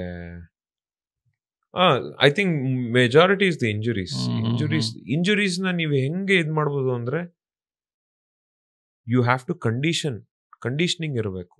ಯಾವ ತರ ಟ್ರೈನಿಂಗು, ನನ್ನ ಬಾಡಿನ ಯಾವ ತರ ಸೇಫ್ ಮಾಡಿ. ಫಸ್ಟು ಊಟ, ಯಾವ ತರ ಊಟ ತಿಂತಿದೀವಿ. ನೀವು ಏನ್ ಊಟ ಹಾಕ್ತಿರೋ ಅದೇ ಔಟ್ಕಮ್ ಆಚೆ. ನೀವು ಊಟನೇ ಕರೆಕ್ಟಾಗಿ ಹಾಕಿಲ್ಲ, ನಿಮ್ಗೆ ಔಟ್ಕಮ್ ಬೇಕು ಅಂದ್ರೆ ಔಟ್ಕಮ್ ಬರಲ್ಲ, ಬಾಡಿ ಡಿಟೋರಿಯೇಟ್ ಆಗೋಗುತ್ತೆ. ಸೊ ಇಂಜುರೀಸ್ ಆದಾಗ್ಲೂ ಕನ್ಸಲ್ಟ್ ಮಾಡಬೇಕು. ಏನೋ ಫಿಸಿಯೋಥೆರಪಿಗೆ ಹೋಗಿ ನಿಮ್ಮ ಬಾಡಿ ಇದ್ರನ್ನ ಚೆಕ್ ಮಾಡಿಸ್ಬೇಕು. ಆಸ್ ಅ ಸ್ಪೋರ್ಟ್ಸ್ ಅಥ್ಲೀಟ್ ಇದನ್ನ ಮಾಡಲೇಬೇಕು. ಅಂಡ್ ಸ್ಪೋರ್ಟ್ಸ್ ಅಥ್ಲೀಟ್ ಅಂತನೂ ಅಲ್ಲ, ಎನಿ ಪರ್ಸನ್ ಯಾರು ಫಿಟ್ನೆಸ್ಸಿಗೆ ಇಳಿಬೇಕು ಅಂತಿದಾರಲ್ಲ, ಅವ್ರು ಆಕ್ಚುಲಿ ಕನ್ಸಲ್ಟ್ ಮಾಡಲೇಬೇಕಾಗತ್ತೆ. ಯಾಕಂದ್ರೆ ಇವತ್ತು ಜೋಶ್ ಬಂತು, ಜಿಮ್ ಮಾಡ್ಬಿಡ್ದ, ಹೋಗಿ ಜಿಮ್ ಮಾಡ್ಬಿಟ್ಟು ಮೈಕ ಎಲ್ಲ ನೋವು ಬಂದ್ಬಿಟ್ಟು ಒಂದು ವಾರ ಹಿಂಗೆ ಕುತ್ಕೊಬಿಟ್ಟು ಎಲ್ಲ ಆಯ್ತು, ಅದು ಒಂದು ಪ್ರಾಸೆಸ್. ಬಟ್ ಫಾರ್ ಎಕ್ಸಾಂಪಲ್, ನೀವು ಮಾಡೋ ಎಕ್ಸಸೈಸ್ ಕರೆಕ್ಟಾಗಿ ಇಲ್ಲ ಅಂದರೆ ಬಾಡಿ ಹೆಂಗೆಂಗೋ ಕಾಂಪನ್ಸೇಟ್ ಮಾಡುತ್ತೆ ಮಸಲ್ಲು. ಅವಾಗಲೇ ಒಂದ್ಸತಿ ಶೋಲ್ಡರ್ ಅಪ್ ಆ್ಯಂಡ್ ಡೌನು, ಇಲ್ಲಾಂದರೆ ಬ್ಯಾಕ್ ಪೇಯ್ನು ಒಂದೇ ಜಾಗದಲ್ಲಿ, ಇಲ್ಲಾಂದರೆ ಜಾಯಿಂಟ್ ಪೇಯ್ನು. ಯಾಕಂದರೆ ಎಕ್ಸಸೈಸ್ನ ವಿತ್ ರೈಟ್ ನಾಲೆಡ್ಜ್ ಮಾಡ್ತಾ ಇರಲ್ಲ. ಸೊ ಅಲ್ಲೇ ನಿಮಗೆ ಇಂಜುರೀಸ್ ಪ್ರಾಬ್ಲಮ್ 1. 2, ಇವಾಗ ಬೇರೆಯವ್ನು ಹೊಡೆದು ಇಂಜುರಿ ಆಗೋದು, ಲೆಟ್ಸ್ ಎ ಸಿ ಎಲ್ಲು, ಈ ಥರ ನೀ ಪ್ರಾಬ್ಲಮ್ಗಳು, ಈ ಥರ ಜಾಯಿಂಟ್ಸ್ ಪ್ರಾಬ್ಲಮ್ ಎಲ್ಲ ಆದಾಗ ಅವಾಗ ನಾವೇನು ಮಾಡೋಕ್ಕಾಗಲ್ಲ. ನಾವು ಅದನ್ನ ರೆಡಿ ಮಾಡ್ಕೋಬೇಕು. We have to. ಸೊ ಅದು ರೆಡಿ ಆಗಿ again if you are good enough to play again ಬಂದು ಆಡ್ಬೋದಾ? See there is a misconception in India. ಎಷ್ಟೊಂದು ನಾನೇ ಕೇಳಿಸ್ಕೊಂಡಿದ್ದೀನಿ, ಎಷ್ಟೊಂದು ಡಾಕ್ಟರ್ ಹತ್ರ ಹೋಗ್ತಾರೆ, ನೀ ಏನೋ ಏಸಿಲ್ಲ, ಓ ಬಿಡಿ ಸರ್, ಇಲ್ಲ I think you have to stop, you cannot do anything. ಎಷ್ಟೇ ಅಥ್ಲೀಟ್ಸ್ ಇದ್ದಾರೆ ಈ ತರ. ಹೌದು, ಡಾಕ್ಟ್ರೇ ಬೇಡ ಅಂದ್ಬಿಟ್ರೆ ರೆಡಿ ಯಾರು ಆಗೋದೇ ಇಲ್ವಾ? ಡಾಕ್ಟ್ರೇನಿಗಿದ್ದಾರೆ ಮತ್ತೆ. ಹೌ ಕ್ಯಾನ್ ಎಷ್ಟೊಂದು ಫಾರಿನ್ ಅಥ್ಲೀಟ್ಸು ACL ಆ ಥರ ಎಲ್ಲ ಟೇರ್ ಮಾಡಿಕೊಂಡು, ಬ್ಯಾಕ್ ಡಿಸ್ಕ್ ಎಲ್ಲ ಪ್ರಾಬ್ಲಮ್ ಮಾಡಿಕೊಂಡು, ಅದಕ್ಕೆ ಕರೆಕ್ಟಾಗಿ ಫಿಸಿಯೋಥೆರಪಿ, ಕರೆಕ್ಟಾಗಿ ಟ್ರೈನಿಂಗ್ ಮಾಡಿ ವಾಪಸ್ ಬಂದು ಆಡ್ತಾರೆ. ಫಾರ್ ಎಕ್ಸಾಂಪಲ್ ವಿನೀಶ್ ಪೋಗಟ್, ಅವಳಿಗೆ ACL ಟೇರ್ ಏನೋ ಆಗಿತ್ತಲ್ಲ, ಜಾಯಿಂಟ್ ಟೇರ್, ಅದು ರೆಡಿಯಾಗಿ ಬಂದಿಲ್ವಾ? ಏನಕ್ಕಾಗಲ್ಲ ಇದು? ಈ ತರ ಸುಳ್ಳು ಇನ್ಫಾರ್ಮೇಶನ್ ಕೊಟ್ಟು ಡಾಕ್ಟರ್ಗಳೇ ನಮ್ನೆಲ್ಲ ಹಿಂಗೆ ಇಳಿಸ್ಬಿಟ್ರೆ ಹೆಂಗೆ ಕತೆ ಇದು? How will we grow? So ಇದು ಈ ತರದನ್ನ ಅದೇ ಚೆಕ್ ಮತ್ತೆ ರಿಸರ್ಚ್ ಮಾಡಬೇಕು, ಅದ್ರ ಬಗ್ಗೆ ತಿಳುವಳಿಕೆ. ನಾವು ಡಾಕ್ಟರ್ ಆಗ್ಬೇಕು ಅಂದಿದ ತಕ್ಷಣ ಸೆಲ್ಫ್ ಏನಂತಾರದು ಡಯಾಗ್ನೋಸ್ ಮಾಡಕ್ಕಾಗಲ್ಲ ನಾವು. ಓಕೆ ಈ ಥರದ್ದು ಇದು, ಇವಾಗ ಡಾಕ್ಟರ್ ಹತ್ರ ಹೋದಾಗ ಹಿಂಗಂದ್ರು, ಬೇರೆ ಕಡೆ ಏನು ಹೇಳ್ತಾರೆ, ಓಕೆ ಇದು ಮ್ಯಾಚ್ ಮಾಡಿ ನೋಡಬೇಕು, ಇದಕ್ಕೆ ಏನು ಮಾಡಬೇಕು, ಇವಾಗ ಇದನ್ನ ರೆಡಿ ಮಾಡಕ್ಕೆ ಏನು ಮಾಡಬೇಕು, ಅದು ಎಲ್ಲ ನಿಮ್ಮ ವರ್ಕ್. ಯಾರು ನೀವೆಷ್ಟೇ ಕೋಟಿ ಕೊಟ್ಟರು ನಿಮ್ಮನ್ನು ರೆಡಿ ಮಾಡೋಕ್ಕಾಗಲ್ಲ. ಅದಕ್ಕೆ ನೀವೇ ಎಫರ್ಟ್ ಹಾಕ್ಬೇಕು. ಫಾರ್ ಎಕ್ಸಾಂಪಲ್ ನನಗೆ ಅಕಿಲೀಸ್ ಟೆಂಡನೈಟಿಸ್ ಆಗಿತ್ತು, ತುಂಬಾ ರನ್ನಿಂಗ್ ಮಾಡ್ಬಿಟ್ಟೆ ಕೋವಿಡ್ ಟೈಮಲ್ಲಿ. ಓಡ್ತಾನೇ ಇದ್ದೆ, ಬೆಳಗ್ಗೆ 4 ಗಂಟೆ ಇದ್ರೆ 10 ಕಿಲೋಮೀಟ್ರು, ಅಲ್ಲಿ ಓಡೋದು, ಇಲ್ಲಿ ಓಡೋದು. ಆಮೇಲೆ 2022 ಅಲ್ಲಿ ಥೈಲ್ಯಾಂಡ್ಗೆ ಹೋದೆ, ಕೋವಿಡ್ ಎಲ್ಲ ಆಯ್ತಲ್ಲ, ಅಲ್ಲಿ ಓವರ್ ಟ್ರೈನ್ ಮಾಡ್ಬಿಟ್ಟೆ. ಅವಾಗ ಏನಾಯ್ತು, ಬಾಡಿ ಗಿವ್ ಅಪ್ ಆಗೋಯ್ತು. ನನ್ನ ಅಕಿಲೀಸ್ ಟೆಂಡನೈಟಿಸ್ ಪೇನ್ ಬಂತು, ಆಮೇಲೆ ಮೈಕೈ ಎಲ್ಲ ಡೌನ್ ಆಗೋಯ್ತು. ಏನಕ್ಕೆ ಡೌನ್ ಆಯ್ತು ಗೊತ್ತಿಲ್ಲ. ಸೊ ಓವರ್ ಟ್ರೈನಿಂಗು ಮಾಡಂಗಿಲ್ಲ. ನೀವೀಗ ನೋಡಿರ್ತೀರ ಮೋಟಿವೇಶನಲ್ ಸ್ಪೀಕಿಂಗ್ ವಿಡಿಯೋಸ್ ಅಲ್ಲೆಲ್ಲ, ಟು ಪುಶ್ ಯುವರ್ ಲಿಮಿಟ್ಸ್ ಮಾಡ್ಬೇಕು ಇಲ್ಲ ಅಂತ. ಬಟ್ ಬಾಡಿಗೆ ನಿಮ್ಮ ಬಾಡಿ ಏನ್ ಹೇಳತ್ತೋ ಅದನ್ನ ಅರ್ಥ ಮಾಡ್ಕೋಬೇಕು. ನಿಮ್ದು 2 ಸೈಡ್ ಇರುತ್ತೆ. ಒಂದು ನಿಮ್ ಹೇಳತ್ತೆ, ಇವಾಗ ಟ್ರೈನಿಂಗ್ ಮಾಡ್ಬೇಕಾದ್ರೆ ಸುಸ್ತಾಗ್ಬೇಕಾದ್ರೆ ಸಾಕು ಕಣ ಬಿಟ್ಬಿಡೋ ಸಾಕು, ಅದನ್ನ ನೀವು ಮುಂದೆ ಪುಷ್ ಮಾಡಬೇಕು. When you feel all right, ಏನೋ ಇಂಜುರಿ ಆಗಿದೆ, ಲೆಟ್ಸ್ ಸೇ ಇವಾಗ ಫುಲ್ ಪವರ್ ಟ್ರೈನಿಂಗ್ ಮಾಡ್ಬಿಟ್ಟೆ, ಇವತ್ತು ನಾಳೆ ಬೆಳಗ್ಗೆ ಮೈಕೆಲ್ಲ ನೋವು, ಜ್ವರ ಬರೋ ತರ ಇದೆ, ಆದ್ರೂ ಹೋಗಿ ಟ್ರೈನಿಂಗ್ ಮಾಡ್ತೀರಾ, ಅದು ಆಗ್ರಿವೇಟ್ ಆಗೋಗುತ್ತೆ. ನಿಮ್ ಬಾಡಿ ಮಾತಾಡತ್ತೆ, ಬಾಡಿ ನಿಮ್ಗೆ ಮಾತಾಡೋದು, ಅದು ನಿಮ್ ಕೈಯಲ್ಲಿದೆ. ಅದು you are abusing your body, abusing the body, and you won't be able to come back into the main. ನೀವು ವಾಪಸ್ ನೀವ್ ಏನ್ ಮಾಡ್ಬೇಕಾಗಿರೋದು ಅದಕ್ಕೆ ಬರಕ್ಕಾಗಲ್ಲ, ಫುಲ್ ಪೊಟೆನ್ಶಿಯಲ್ ಬರಲ್ಲ. ಸೊ ಅದಕ್ಕೆ ನಮ್ ಟೈಮ್ ಕೊಡ್ಬೇಕು ಬಾಡಿಗೆ recover, step by step, small steps. ಒಂದೇ ಸತಿಗೆ ನಾವು ಇವಾಗ ಮೊಯ್ತೆ ಸೆಮಿನಾರ್ ಮಾಡಿದ ತಕ್ಷಣ ನೀವು ಹೊಡೆದಾಡಕ್ಕಾಗಲ್ಲ, ಯಾವುದೇ ಸೆಲ್ಫ್ ಡಿಫೆನ್ಸ್ ಕಲ್ತಿದ ತಕ್ಷಣ ಹೊಡೆದಾಡಕ್ಕಾಗಲ್ಲ. ಅದಕ್ಕೆ ಪ್ರಾಕ್ಟೀಸ್, ಕಂಡೀಷನಿಂಗ್. ಇವಾಗ ನೀವು ಪಂಚ್ ಹೊಡೆದ್ರೆ ಹೆಂಗಾಗತ್ತೆ ಏನು ಅಂತ ಹೇಳ್ತೀರಾ, ಪಂಚ್ ಹೊಡೆದಾಗ ಸ್ಟಾರ್ಸ್ ಎಲ್ಲ ಕಾಣಿಸುತ್ತೆ, ಗುಮ್ ಅನ್ನತ್ತೆ ಎಲ್ಲ ತಲೆಯಲ್ಲಿ, ಏನಪ್ಪ ಆಗ್ತದೆ ಏನು ಎತ್ತ ಅಂತ. ಒಬ್ರೊಬ್ರು ಅಲ್ಲಲ್ಲೇ ನಿಲ್ಸ್ಬಿಡ್ತಾರೆ, ಬೇಡ ಸಾಕ್ ಆಗಲ್ಲ. ಅದನ್ನ ತಗೊಳ್ಳೋ ಶಕ್ತಿ ಇರ್ಬೇಕು. ತಗೊಂಡು ಅರ್ಥ ಮಾಡ್ಕೊಂಡು, ಓಕೆ ನಾನು ಏನೇ ಆದ್ರೂ ನಿಂತ್ಕೊಂಡು ಯಾವ ತರ ಅದನ್ನ ಎಸ್ಕೇಪ್ ಮಾಡೋದು. Hit and don't get hit. So ಅರ್ಥ ಮಾಡ್ಕೋಬೇಕು, ಆ ಕಷ್ಟದಲ್ಲಿ ಹೋಗ್ಲೇಬೇಕು ನಾವು. ಅಗೇನ್ ವೆರಿ ಸಿಂಪಲ್ ಅಂದ್ರೆ ಅದಕ್ಕೆ ಟ್ರೈನಿಂಗ್ ಮಾಡಬೇಕು. ಕರೆಕ್ಟ್. ಟ್ರೈನಿಂಗ್ ಮಾಡಿದಾಗ್ಲೇನೆ ನಿಮ್ಗೆ ನೀವು ಬೆಳಿತೀರಾ, ಮತ್ತೆ ನೀವು ಸ್ಟ್ರಾಂಗ್ ಆಗ್ತೀರಾ, ನಿಮ್ಗೆ ಐಡಿಯಾ ಗೊತ್ತಾಗತ್ತೆ. ಓಕೆ ಈ ತರ ಇದು ಅಂತ ಹಂಗೆ ಬೆಳೆಯಕ್ಕಾಗದು. ಎಲ್ಲರಲ್ಲೂ ಅಷ್ಟೇ. ನೀವು ಹೋಗಿ ಇವಾಗ ಸ್ವಿಗ್ಗಿ ಡೆಲಿವರಿ ಮಾಡ್ಬೇಕು ಅಂದ್ರೆ ಈಗ ಓಕೆ ಈ ತರ ಆ್ಯಪಲ್ಲಿ ಹಿಂಗಿದೆ, ಇದನ್ನೆಲ್ಲ ಮಾಡ್ಲೇಬೇಕು. ಫಸ್ಟ್ 1-4 ದಿವಸ ಗೊತ್ತಾಗಲ್ಲ, ಇದಾಯ್ತು ಓಕೆ ಹೋಗ್ಬೇಕು ಮಾಡ್ಬೇಕು. ಸೊ ಎವ್ರಿಥಿಂಗ್ ನೀಡ್ಸ್ ಪ್ರಾಕ್ಟೀಸ್, ಮತ್ತೆ ಅದಕ್ಕೆ ಟೈಮ್ ಕೊಡ್ಲೇಬೇಕು. ಯಾವ್ದು ಹಂಗೆ ಡೌನ್ಲೋಡ್ ಆಗಲ್ಲ ತಲೆಯಲ್ಲಿ. ಹಂಗ ಹೋಗಿದ್ರೆ ಎಲ್ಲರೂ ಡೌನ್ಲೋಡ್ ಮಾಡ್ಕೊಡೋದಾಯ್ತು ಒಂದೇ ಸತಿ. ಎಲ್ಲರಿಗೂ ಬೇಕು, ಓ ನಾನು ಒಂಥರ ಫೈಟರ್ ಆಗ್ಬೇಕು ಅಂತಾರೆ, ಬಟ್ ಯಾರು ಅದಕ್ಕೆ ಎನರ್ಜಿ ಹಾಕಕ್ ರೆಡಿ ಇಲ್ಲ. ತುಂಬಾ ಈಸಿಯಾಗಿ ಬಂದ್ಬಿಡತ್ತೆ ಅನ್ಕೊಂಡ್ಬಿಟ್ಟಿದ್ದಾರೆ ಕಾಸು ಕೊಟ್ಟು. ಅಂಡ್ ಏನೇ ನನ್ನ ಫೈಟ್ ಎಕ್ಸ್ಪೀರಿಯನ್ಸ್ ಏನೇ ಇರ್ಬೋದು, ನೀವ್ ಎಷ್ಟೇ ಲಕ್ಷ ಕೋಟಿ ಕೊಟ್ರು ಆ ಎಕ್ಸ್ಪೀರಿಯನ್ಸ್ ಎಲ್ಲಿಂದನೂ ಸಿಗಲ್ಲ. ಯಾಕೆ ಅನುಭವಿಸ್ಬೇಕು, ಆ ಅನುಭವಿಸೋದೇ ಒಂದು ಎಕ್ಸ್ಪೀರಿಯನ್ಸ್. ಅದಕ್ಕೆ ಕಾಸು ಏನು ಮ್ಯಾಟರ್ ಆಗಲ್ಲ. So what's your vision in this game?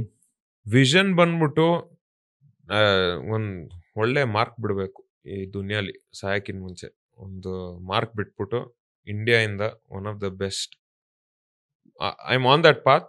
ಇನ್ನ ಮಾಡೋದು ತುಂಬಾ ಇದೆ, ತುಂಬಾ ಕೆಲಸ ಇದೆ. ಬೆಲ್ಟ್ ರಾಜಧಾಮ್ನಂ ಟೈಟಲ್ ಬೆಲ್ಟ್ ಹೊಡಿತೀನಿ, ಲುಂಪಿನಿ ಟೈಟಲ್ ಬೆಲ್ಟ್, ಆಮೇಲೆ ಹೋಪ್ಫುಲಿ 1 ಚಾಂಪಿಯನ್ಶಿಪ್ ಅಲ್ಲೋಗಿ ಆಡಿ ದೊಡ್ಡ ದೊಡ್ಡ ಫೈಟರ್ ಮೇಲೆ ಆಡಬೇಕು. ಸೊ ಅಲ್ಲಿಂದ ನೋಡ್ಬೇಕು. ಸೊ ಇದು ಮೇಜರ್ 3 ನಂದು. ಟೈಟಲ್ ಗೆಲ್ಬೇಕು, ದೊಡ್ಡ ದೊಡ್ಡ ಫೈಟರ್ಗಳ ಜೊತೆಗೆ ಆಡ್ಬೇಕು. ಸೋಲ್ತಿನೋ ಗೆಲ್ತೀನೋ ಅದು ಗೊತ್ತಿಲ್ಲ, ಡಸಂಟ್ ಮ್ಯಾಟರ್, ನಾ ಆಡ್ಬೇಕಷ್ಟೆ. ಅದೇನಾಗತ್ತೋ ಆಗ್ಲಿ, ನಂದೇನು ಕೆಲಸ ಹೊಡಿಯೋದು ಓಡಿಸ್ಕೊಳ್ಳೋದು. ಅದಕ್ಕೆ ಏನೇನ್ ಮಾಡ್ಬೇಕು ಅದನ್ನ ಮಾಡಕ್ ರೆಡಿ, ಅಷ್ಟೇ ಗೊತ್ತಿರೋದು ನನಗೆ. So that is the goal ಅಷ್ಟೇ, ಇನ್ನೇನು ಬೇರೆ ಏನು ಇಲ್ಲ ನನಗೆ. ಹಂಗೋಗಿ ಇಲ್ಲಿ ಮಾಡೋದು ಅದೇನು ಇಲ್ಲ, ಫೈಟ್ ಆಡ್ಬೇಕಷ್ಟೇ, ಏನು ಇಲ್ಲ ಬೇರೆ. ಅಂಡ್ ಇದರಲ್ಲಿ what are your achievements and ನೀವು ಏನೇನು ಅಚೀವ್ ಮಾಡಬೇಕು ಅಂತ ಇದ್ದೀರಾ ಇನ್ನ ಈ ಗೇಮಲ್ಲಿ? ಸೊ ನನ್ನ ಅಚೀವ್ಮೆಂಟ್ಸ್ ಪ್ರೊಫೆಷನಲ್ ಇದರಲ್ಲಿ ಇವಾಗ ನಾನು I am the first Indian Muay Thai fighter to win at the Rajadamnern stadium. That we know and we are really proud of that. Thank you. It's actually the world's first Muay Thai stadium. ಅದು 1947 ಅಲ್ಲಿ ಏನೋ ಬಂದೆ, 1945 ಅಲ್ಲಿ ಅದರದ್ದು stadium open ಆಗಿದ್ದು. India ಇಂದ ಅಲ್ಲಿ ಯಾರು ಗೆದ್ದಿರ್ಲಿಲ್ಲ. ಸೊ ನನ್ಗೆ ಅಲ್ಲಿ ಅವಕಾಶ ಸಿಕ್ತು ಗೆಲ್ಲಕ್ಕೆ.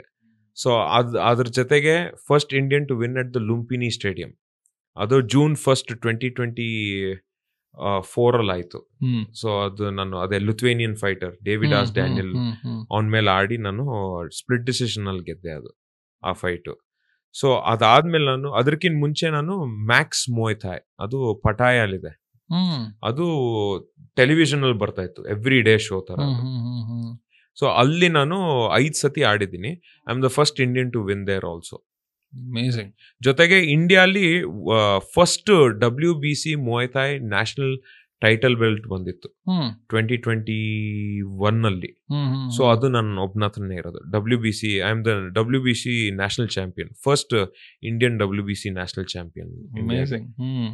ಸೊ ಇದ್ರ ಜೊತೆಗೆ ನಂದು next targets, I just want to fight the big guys, ಒಳ್ಳೊಳ್ಳೆ ಫೈಟರ್ಗಳನ್ನ ಫೈಟ್ ಮಾಡಬೇಕು, ಟಫ್ ಫೈಟರ್ಸ್ನ. ಜೊತೆಗೆ ರಾಜಧಾಮ್ನಂ ಟೈಟಲ್ ಬೆಲ್ಟ್ ಹೋಲ್ಡ್ ಮಾಡಬೇಕು ಅಂತಿದ್ದೀನಿ, ಲುಂಪಿನಿ ಟೈಟಲ್ ಬೆಲ್ಟ್, ಮತ್ತೆ 1 ಚಾಂಪಿಯನ್ಶಿಪ್ ಅಲ್ಲಿ ಆಡ್ಬೇಕು ಅಂತಿದ್ದೀನಿ. ಸೊ ದಾರಿ ಎಲ್ಲಿ ತಗೊಂಡೋಗುತ್ತೋ ಅಲ್ಲಿಗೆ. ಸೊ ಇದಕ್ಕೆಲ್ಲ ಹಿಂಗ್ ಹೋಗ್ಬೇಕು ಅಂದ್ರೆ, ಸೊ ಇದಕ್ಕೆ ಸ್ಪಾನ್ಸರ್ ಅಂತ ಇರ್ತಾರ ಅಥವಾ you have to do things or? So ನನ್ಗೆ ನೋಡಿ ಇವಾಗ ಸದ್ಯಕ್ಕೆ ಫಸ್ಟ್ ಇಂದ ನನ್ಗೆ ಇವಾಗ ಏನೇನ್ ಟ್ರಿಪ್ ಆಗಿದೆಯೋ ಅದಕ್ಕೆ ಅಪ್ಪ ಹೆಲ್ಪ್ ಮಾಡ್ತಾನೆ ಇದ್ದಾರೆ. ಸೊ ಅಪ್ಪ is the big backbone majority, and through him only ನನಗೆ ಮೇಜರ್ ಸ್ಪಾನ್ಸರರ್ಸ್ಗಳು ಸಿಕ್ಕಿರೋದು, ಇನ್ ಯಾರಿಂದನೂ ಸಿಕ್ಕಿಲ್ಲ ನನಗೆ. ಫಸ್ಟ್ ನಂಗೆ ಬಂದ್ಬಿಟ್ಟು Narahari sir, Benaka foundation, first ನಂಗೆ ಅವರೇ ನಂಗೆ ಸ್ಪಾನ್ಸರ್ ಮಾಡಿದ್ದು ಥೈಲ್ಯಾಂಡ್ ಹೋಗ್ಬೇಕಾದ್ರೆ. ಯಾವಾಗ ಥೈಲ್ಯಾಂಡ್ ಹೋಗ್ಬೇಕಾದ್ರೆ? First fight. ಅದಾದ್ಮೇಲೆ ನನ್ಗೆ ಯಶ್ ಅಣ್ಣ ಮತ್ತೆ ಡಾಕ್ಟರ್ ಸೂರಿ ಸರ್ ಅವರು ನಂಗೆ ಸ್ಪಾನ್ಸರ್ ಮಾಡಿದ್ರು. ಸೊ ಅದಾದ್ಮೇಲೆ ನಂಗೆ ರಂಗಾಯಣ ರಘು ಮಾಮ ಸ್ಪಾನ್ಸರ್ ಮಾಡಿದ್ರು ರೀಸೆಂಟ್ ಆಗಿ. ಆಮೇಲೆ ಮನೋಜ್ ಕುಮಾರ್ ಅಂತ, he is from Indian institute of science, ಅವ್ರು ನಂಗೆ ಸ್ಪಾನ್ಸರ್ ಮಾಡಿದ್ರು. ಆಮೇಲೆ ಸಂಜೀವ್ ಪಡ್ನೇಕರ್, ಪ್ರಾಣಿ ದ ಪೆಟ್ ಸ್ಯಾಂಚುರಿ ಅಂತ ಸೋಮನಹಳ್ಳಿಲಿದೆ. So he is a very close friend of my. ಅವನಿಂದನೇ ನಾನು ವೆನಮಸ್ ಸ್ನೇಕ್ಸ್ ನೆಲ್ಲ ಹ್ಯಾಂಡಲ್ ಮಾಡೋದೆಲ್ಲ ಕಲ್ತಿದ್ದೆ. ಸೊ ಅವನ್ ನಂಗೆ ಹೆಲ್ಪ್ ಮಾಡಿದ್ದಾನೆ. ಇನ್ನ ಬೇಕಾದಷ್ಟು ಜನರು ಇದಾರೆ, ತುಂಬಾ ಜನರು ನಂಗೆ ಇದಾರೆ. ಅಂದ್ರೆ ನಾವು ಹಂಗ್ ಹೋದ್ರೆ ಏನಿಲ್ಲ ಒಂದ್ 30 ಹೇಳ್ಬೇಕು ಅಂದ್ರೆ. ಬಟ್ ಇವ್ರು ನಂಗೆ ಮೇಜರ್ ನಂಗೆ ತುಂಬಾ ಹೆಲ್ಪ್ ಮಾಡಿದ್ರು ನಂಗೆ. ಅಂಡ್ ಆಲ್ಸೋ ನನಗೆ ಇನ್ಸೈಟ್ ಅಕಾಡೆಮಿ ಸ್ಕೂಲ್ ಇಂದ ನಂಗೆ ಸ್ಪಾನ್ಸರ್ ಮಾಡಿದ್ರು. ನಂಗೆ ತುಂಬಾ ಹೆಲ್ಪ್ ಮಾಡಿರೋದು, ಮತ್ತೆ ನಾಟ್ ಜಸ್ಟ್ ಸ್ಪಾನ್ಸರ್ ಬಟ್ ನಂಗೆ ತುಂಬಾ ಹೆಲ್ಪ್ ಮಾಡಿದ್ರು 9th ಮತ್ತೆ 10th. ಲಾಸ್ಟ್ ಅಲ್ಲೆಲ್ಲ ನಂಗೆ ಹೋಮ್ ವರ್ಕ್ ಬರೆಯೋದು ಮತ್ತೆ ಇನ್ಕಂಪ್ಲೀಟ್ ನೋಟ್ಸ್ ಅವ್ರೆಲ್ಲ ಕೇಳೋದೇ ಬಿಟ್ಬಿಟ್ರು ಲಾಸ್ಟ್ ಅಲ್ಲಿ. ಆಮೇಲೆ ಸೊ ನಂಗೆ ತುಂಬಾ ಹೆಲ್ಪ್ ಮಾಡಿದ್ದಾರೆ ಡಿಸೋಜಾ ಮ್ಯಾಮ್, ಪ್ರಿನ್ಸಿಪಲ್ ಮ್ಯಾಮ್ ಅವರು ಅಲ್ಲೇ ಇರೋರು. ಆಮೇಲೆ ರೋಹನ್ ಸರ್ ಮತ್ತೆ ಸೈಯದ್ ಹುಸೇನ್ ಸರ್, ಅವರಷ್ಟು ಸೇರಿ ನನಗೆ ಹೆಲ್ಪ್ ಮಾಡಿದ್ರು ಲಾಸ್ಟ್ ಅಲ್ಲಿ ನಂಗೆ ಥೈಲ್ಯಾಂಡ್ ಕಳ್ಸಕ್ಕೆ. ಸೊ ಇವರಲ್ಲಿ ಇನ್ನ ತುಂಬಾ ಜನರು ಇದಾರೆ ನಂಗೆ ಸ್ಪಾನ್ಸರ್ ಮಾಡಿರೋದು. But these are the main people who actually help me a lot. Really nice. ಈ ತರ ಒಂದು ಸಪೋರ್ಟ್ ಸಿಕ್ಕಾಗ you will have much more motivation than what you have and you want to achieve that goal. Yes ಇಲ್ಲ ಅಂದ್ರೆ actually ನಿಜ ಹೇಳ್ಬೇಕು ಅಂದ್ರೆ ನಾನೇನ್ ಅನ್ಕೋತೀನಿ ಅಂದ್ರೆ ನಂಗೆ ಇವತ್ತವರೆಗೂ ಏನೇನ್ ಹೆಲ್ಪ್ ಬಂದಿದೆಯಲ್ಲ ಅದೇರೇ ಕೊಟ್ಟಿರೋ ಹೆಲ್ಪ್, ಬಟ್ ಎಲ್ಲ ಜನರ ಮೂಲಕ ಇಂದಾನೆ. ಯಾಕಂದ್ರೆ ಜನರೇ ಇವಾಗ ಹಂಗ್ ನೋಡಕ್ ಹೋದ್ರೆ ದೇವ್ರು ಎಲ್ಲೆಲ್ಲೋ ಇದ್ದಾನೆ. ಕರೆಕ್ಟ್. ದೇವ್ರು ನಿಮ್ಮಲ್ಲೂ ಇದ್ದಾರೆ, ಅವರಲ್ಲೂ ಇದ್ದಾರೆ, ನಮ್ಮಲ್ಲೂ ಇದ್ದಾರೆ. ಸೊ ಹೀಸ್ ಡೂಯಿಂಗ್ ಥಿಂಗ್ಸ್, ನಾವು ಅದಕ್ಕೆ ಕಣ್ಣು ಕೊಡ್ತಾ ಇಲ್ಲ ಅಷ್ಟೇ, ನಮ್ಗೆ ಅರ್ಥ ಆಗಲ್ಲ ಅದು. ಸೊ ಇನ್ಕ್ಲೂಡಿಂಗ್ ಮೈ ಪೇರೆಂಟ್ಸ್, ನಮ್ಮ ಅಪ್ಪ ಅಮ್ಮ ಇಂದ ಹಿಡ್ದು ನಂಗೆ ಇವತ್ತವರೆಗೂ ಯಾರ್ಯಾರು ಸಹಾಯ ಮಾಡಿದಾರೋ, ಯಾರ್ಯಾರು ನಂಗೆ ಕೆಟ್ಟ ಕೊಳಕ ಉಗ್ದಿದಾರೋ, ನನ್ಗೆ ಏನು ಮಾಡಕ್ಕೆ ಆಗಲ್ಲ ಅಂದಿರೋರು ಅವ್ರಿಗೆಲ್ಲ ಒಂದ್ ದೊಡ್ಡ ನಮಸ್ಕಾರ, ಥ್ಯಾಂಕ್ ಯು ಅಂತ ಹೇಳ್ಬೇಕು. ಯಾಕಂದ್ರೆ ಅವರೇ ನನ್ನ ಇವತ್ತು ಬಿಲ್ಡ್ ಮಾಡಿರೋದು. ಯಾಕಂದ್ರೆ ನಾನು ಆ ಚಾಯ್ಸ್ ಮಾಡ್ಕೊಂಡೆ ಇವ್ರಿಗೆಲ್ಲ ತೋರಿಸ್ಲೇಬೇಕು, ನಾವು ಮಾಡ್ಲೇಬೇಕು. ಸೊ ಹೇಳಿದ್ರಲ್ಲ, ಸಾರಿ ಕಟ್ ಮಾಡ್ತಾ ಇದ್ದೀನಿ, ಸ್ಕೂಲಲ್ಲಿ ಬುಲಿ ಮಾಡ್ತಾ ಇದ್ರು ನನ್ನ, ಸೊ ಅಲ್ಲಿಂದಾನೇ ನನ್ಗೆ ಇದಾಯ್ತು. So you are thanking them. Yes definitely I have to. ನಾನು ಥ್ಯಾಂಕ್ ಮಾಡ್ಲೇಬೇಕು. ಯಾಕಂದ್ರೆ ಅವ್ರಿಲ್ದೆ ನಾನೇನು ಇರ್ತಾ ಇರಲಿಲ್ಲ. ಆ ಸಫರಿಂಗ್ ಇಂದಾನೆ ಒಂದು ಬೇರೆ ದಾರಿನೇ ಕ್ರಿಯೇಟ್ ಆಯ್ತು. ಸೊ ಎಲ್ಲರಿಗೂ ದೊಡ್ಡ ನಮಸ್ಕಾರ. Yes of course you will definitely reach it. And already ಅವ್ರಿಗೆ ಆನ್ಸರ್ ಸಿಕ್ಕಿದೆ ಅನ್ಕೋತೀನಿ ನಾನೆಲ್ಲ. It's really amazing and all the best for your upcoming sports. Ella chanagagli and all the very best. So thank you for sharing your experiences with us. Idana namma ella audiences so ellaru nodtare and thank you so much. Thank you very much.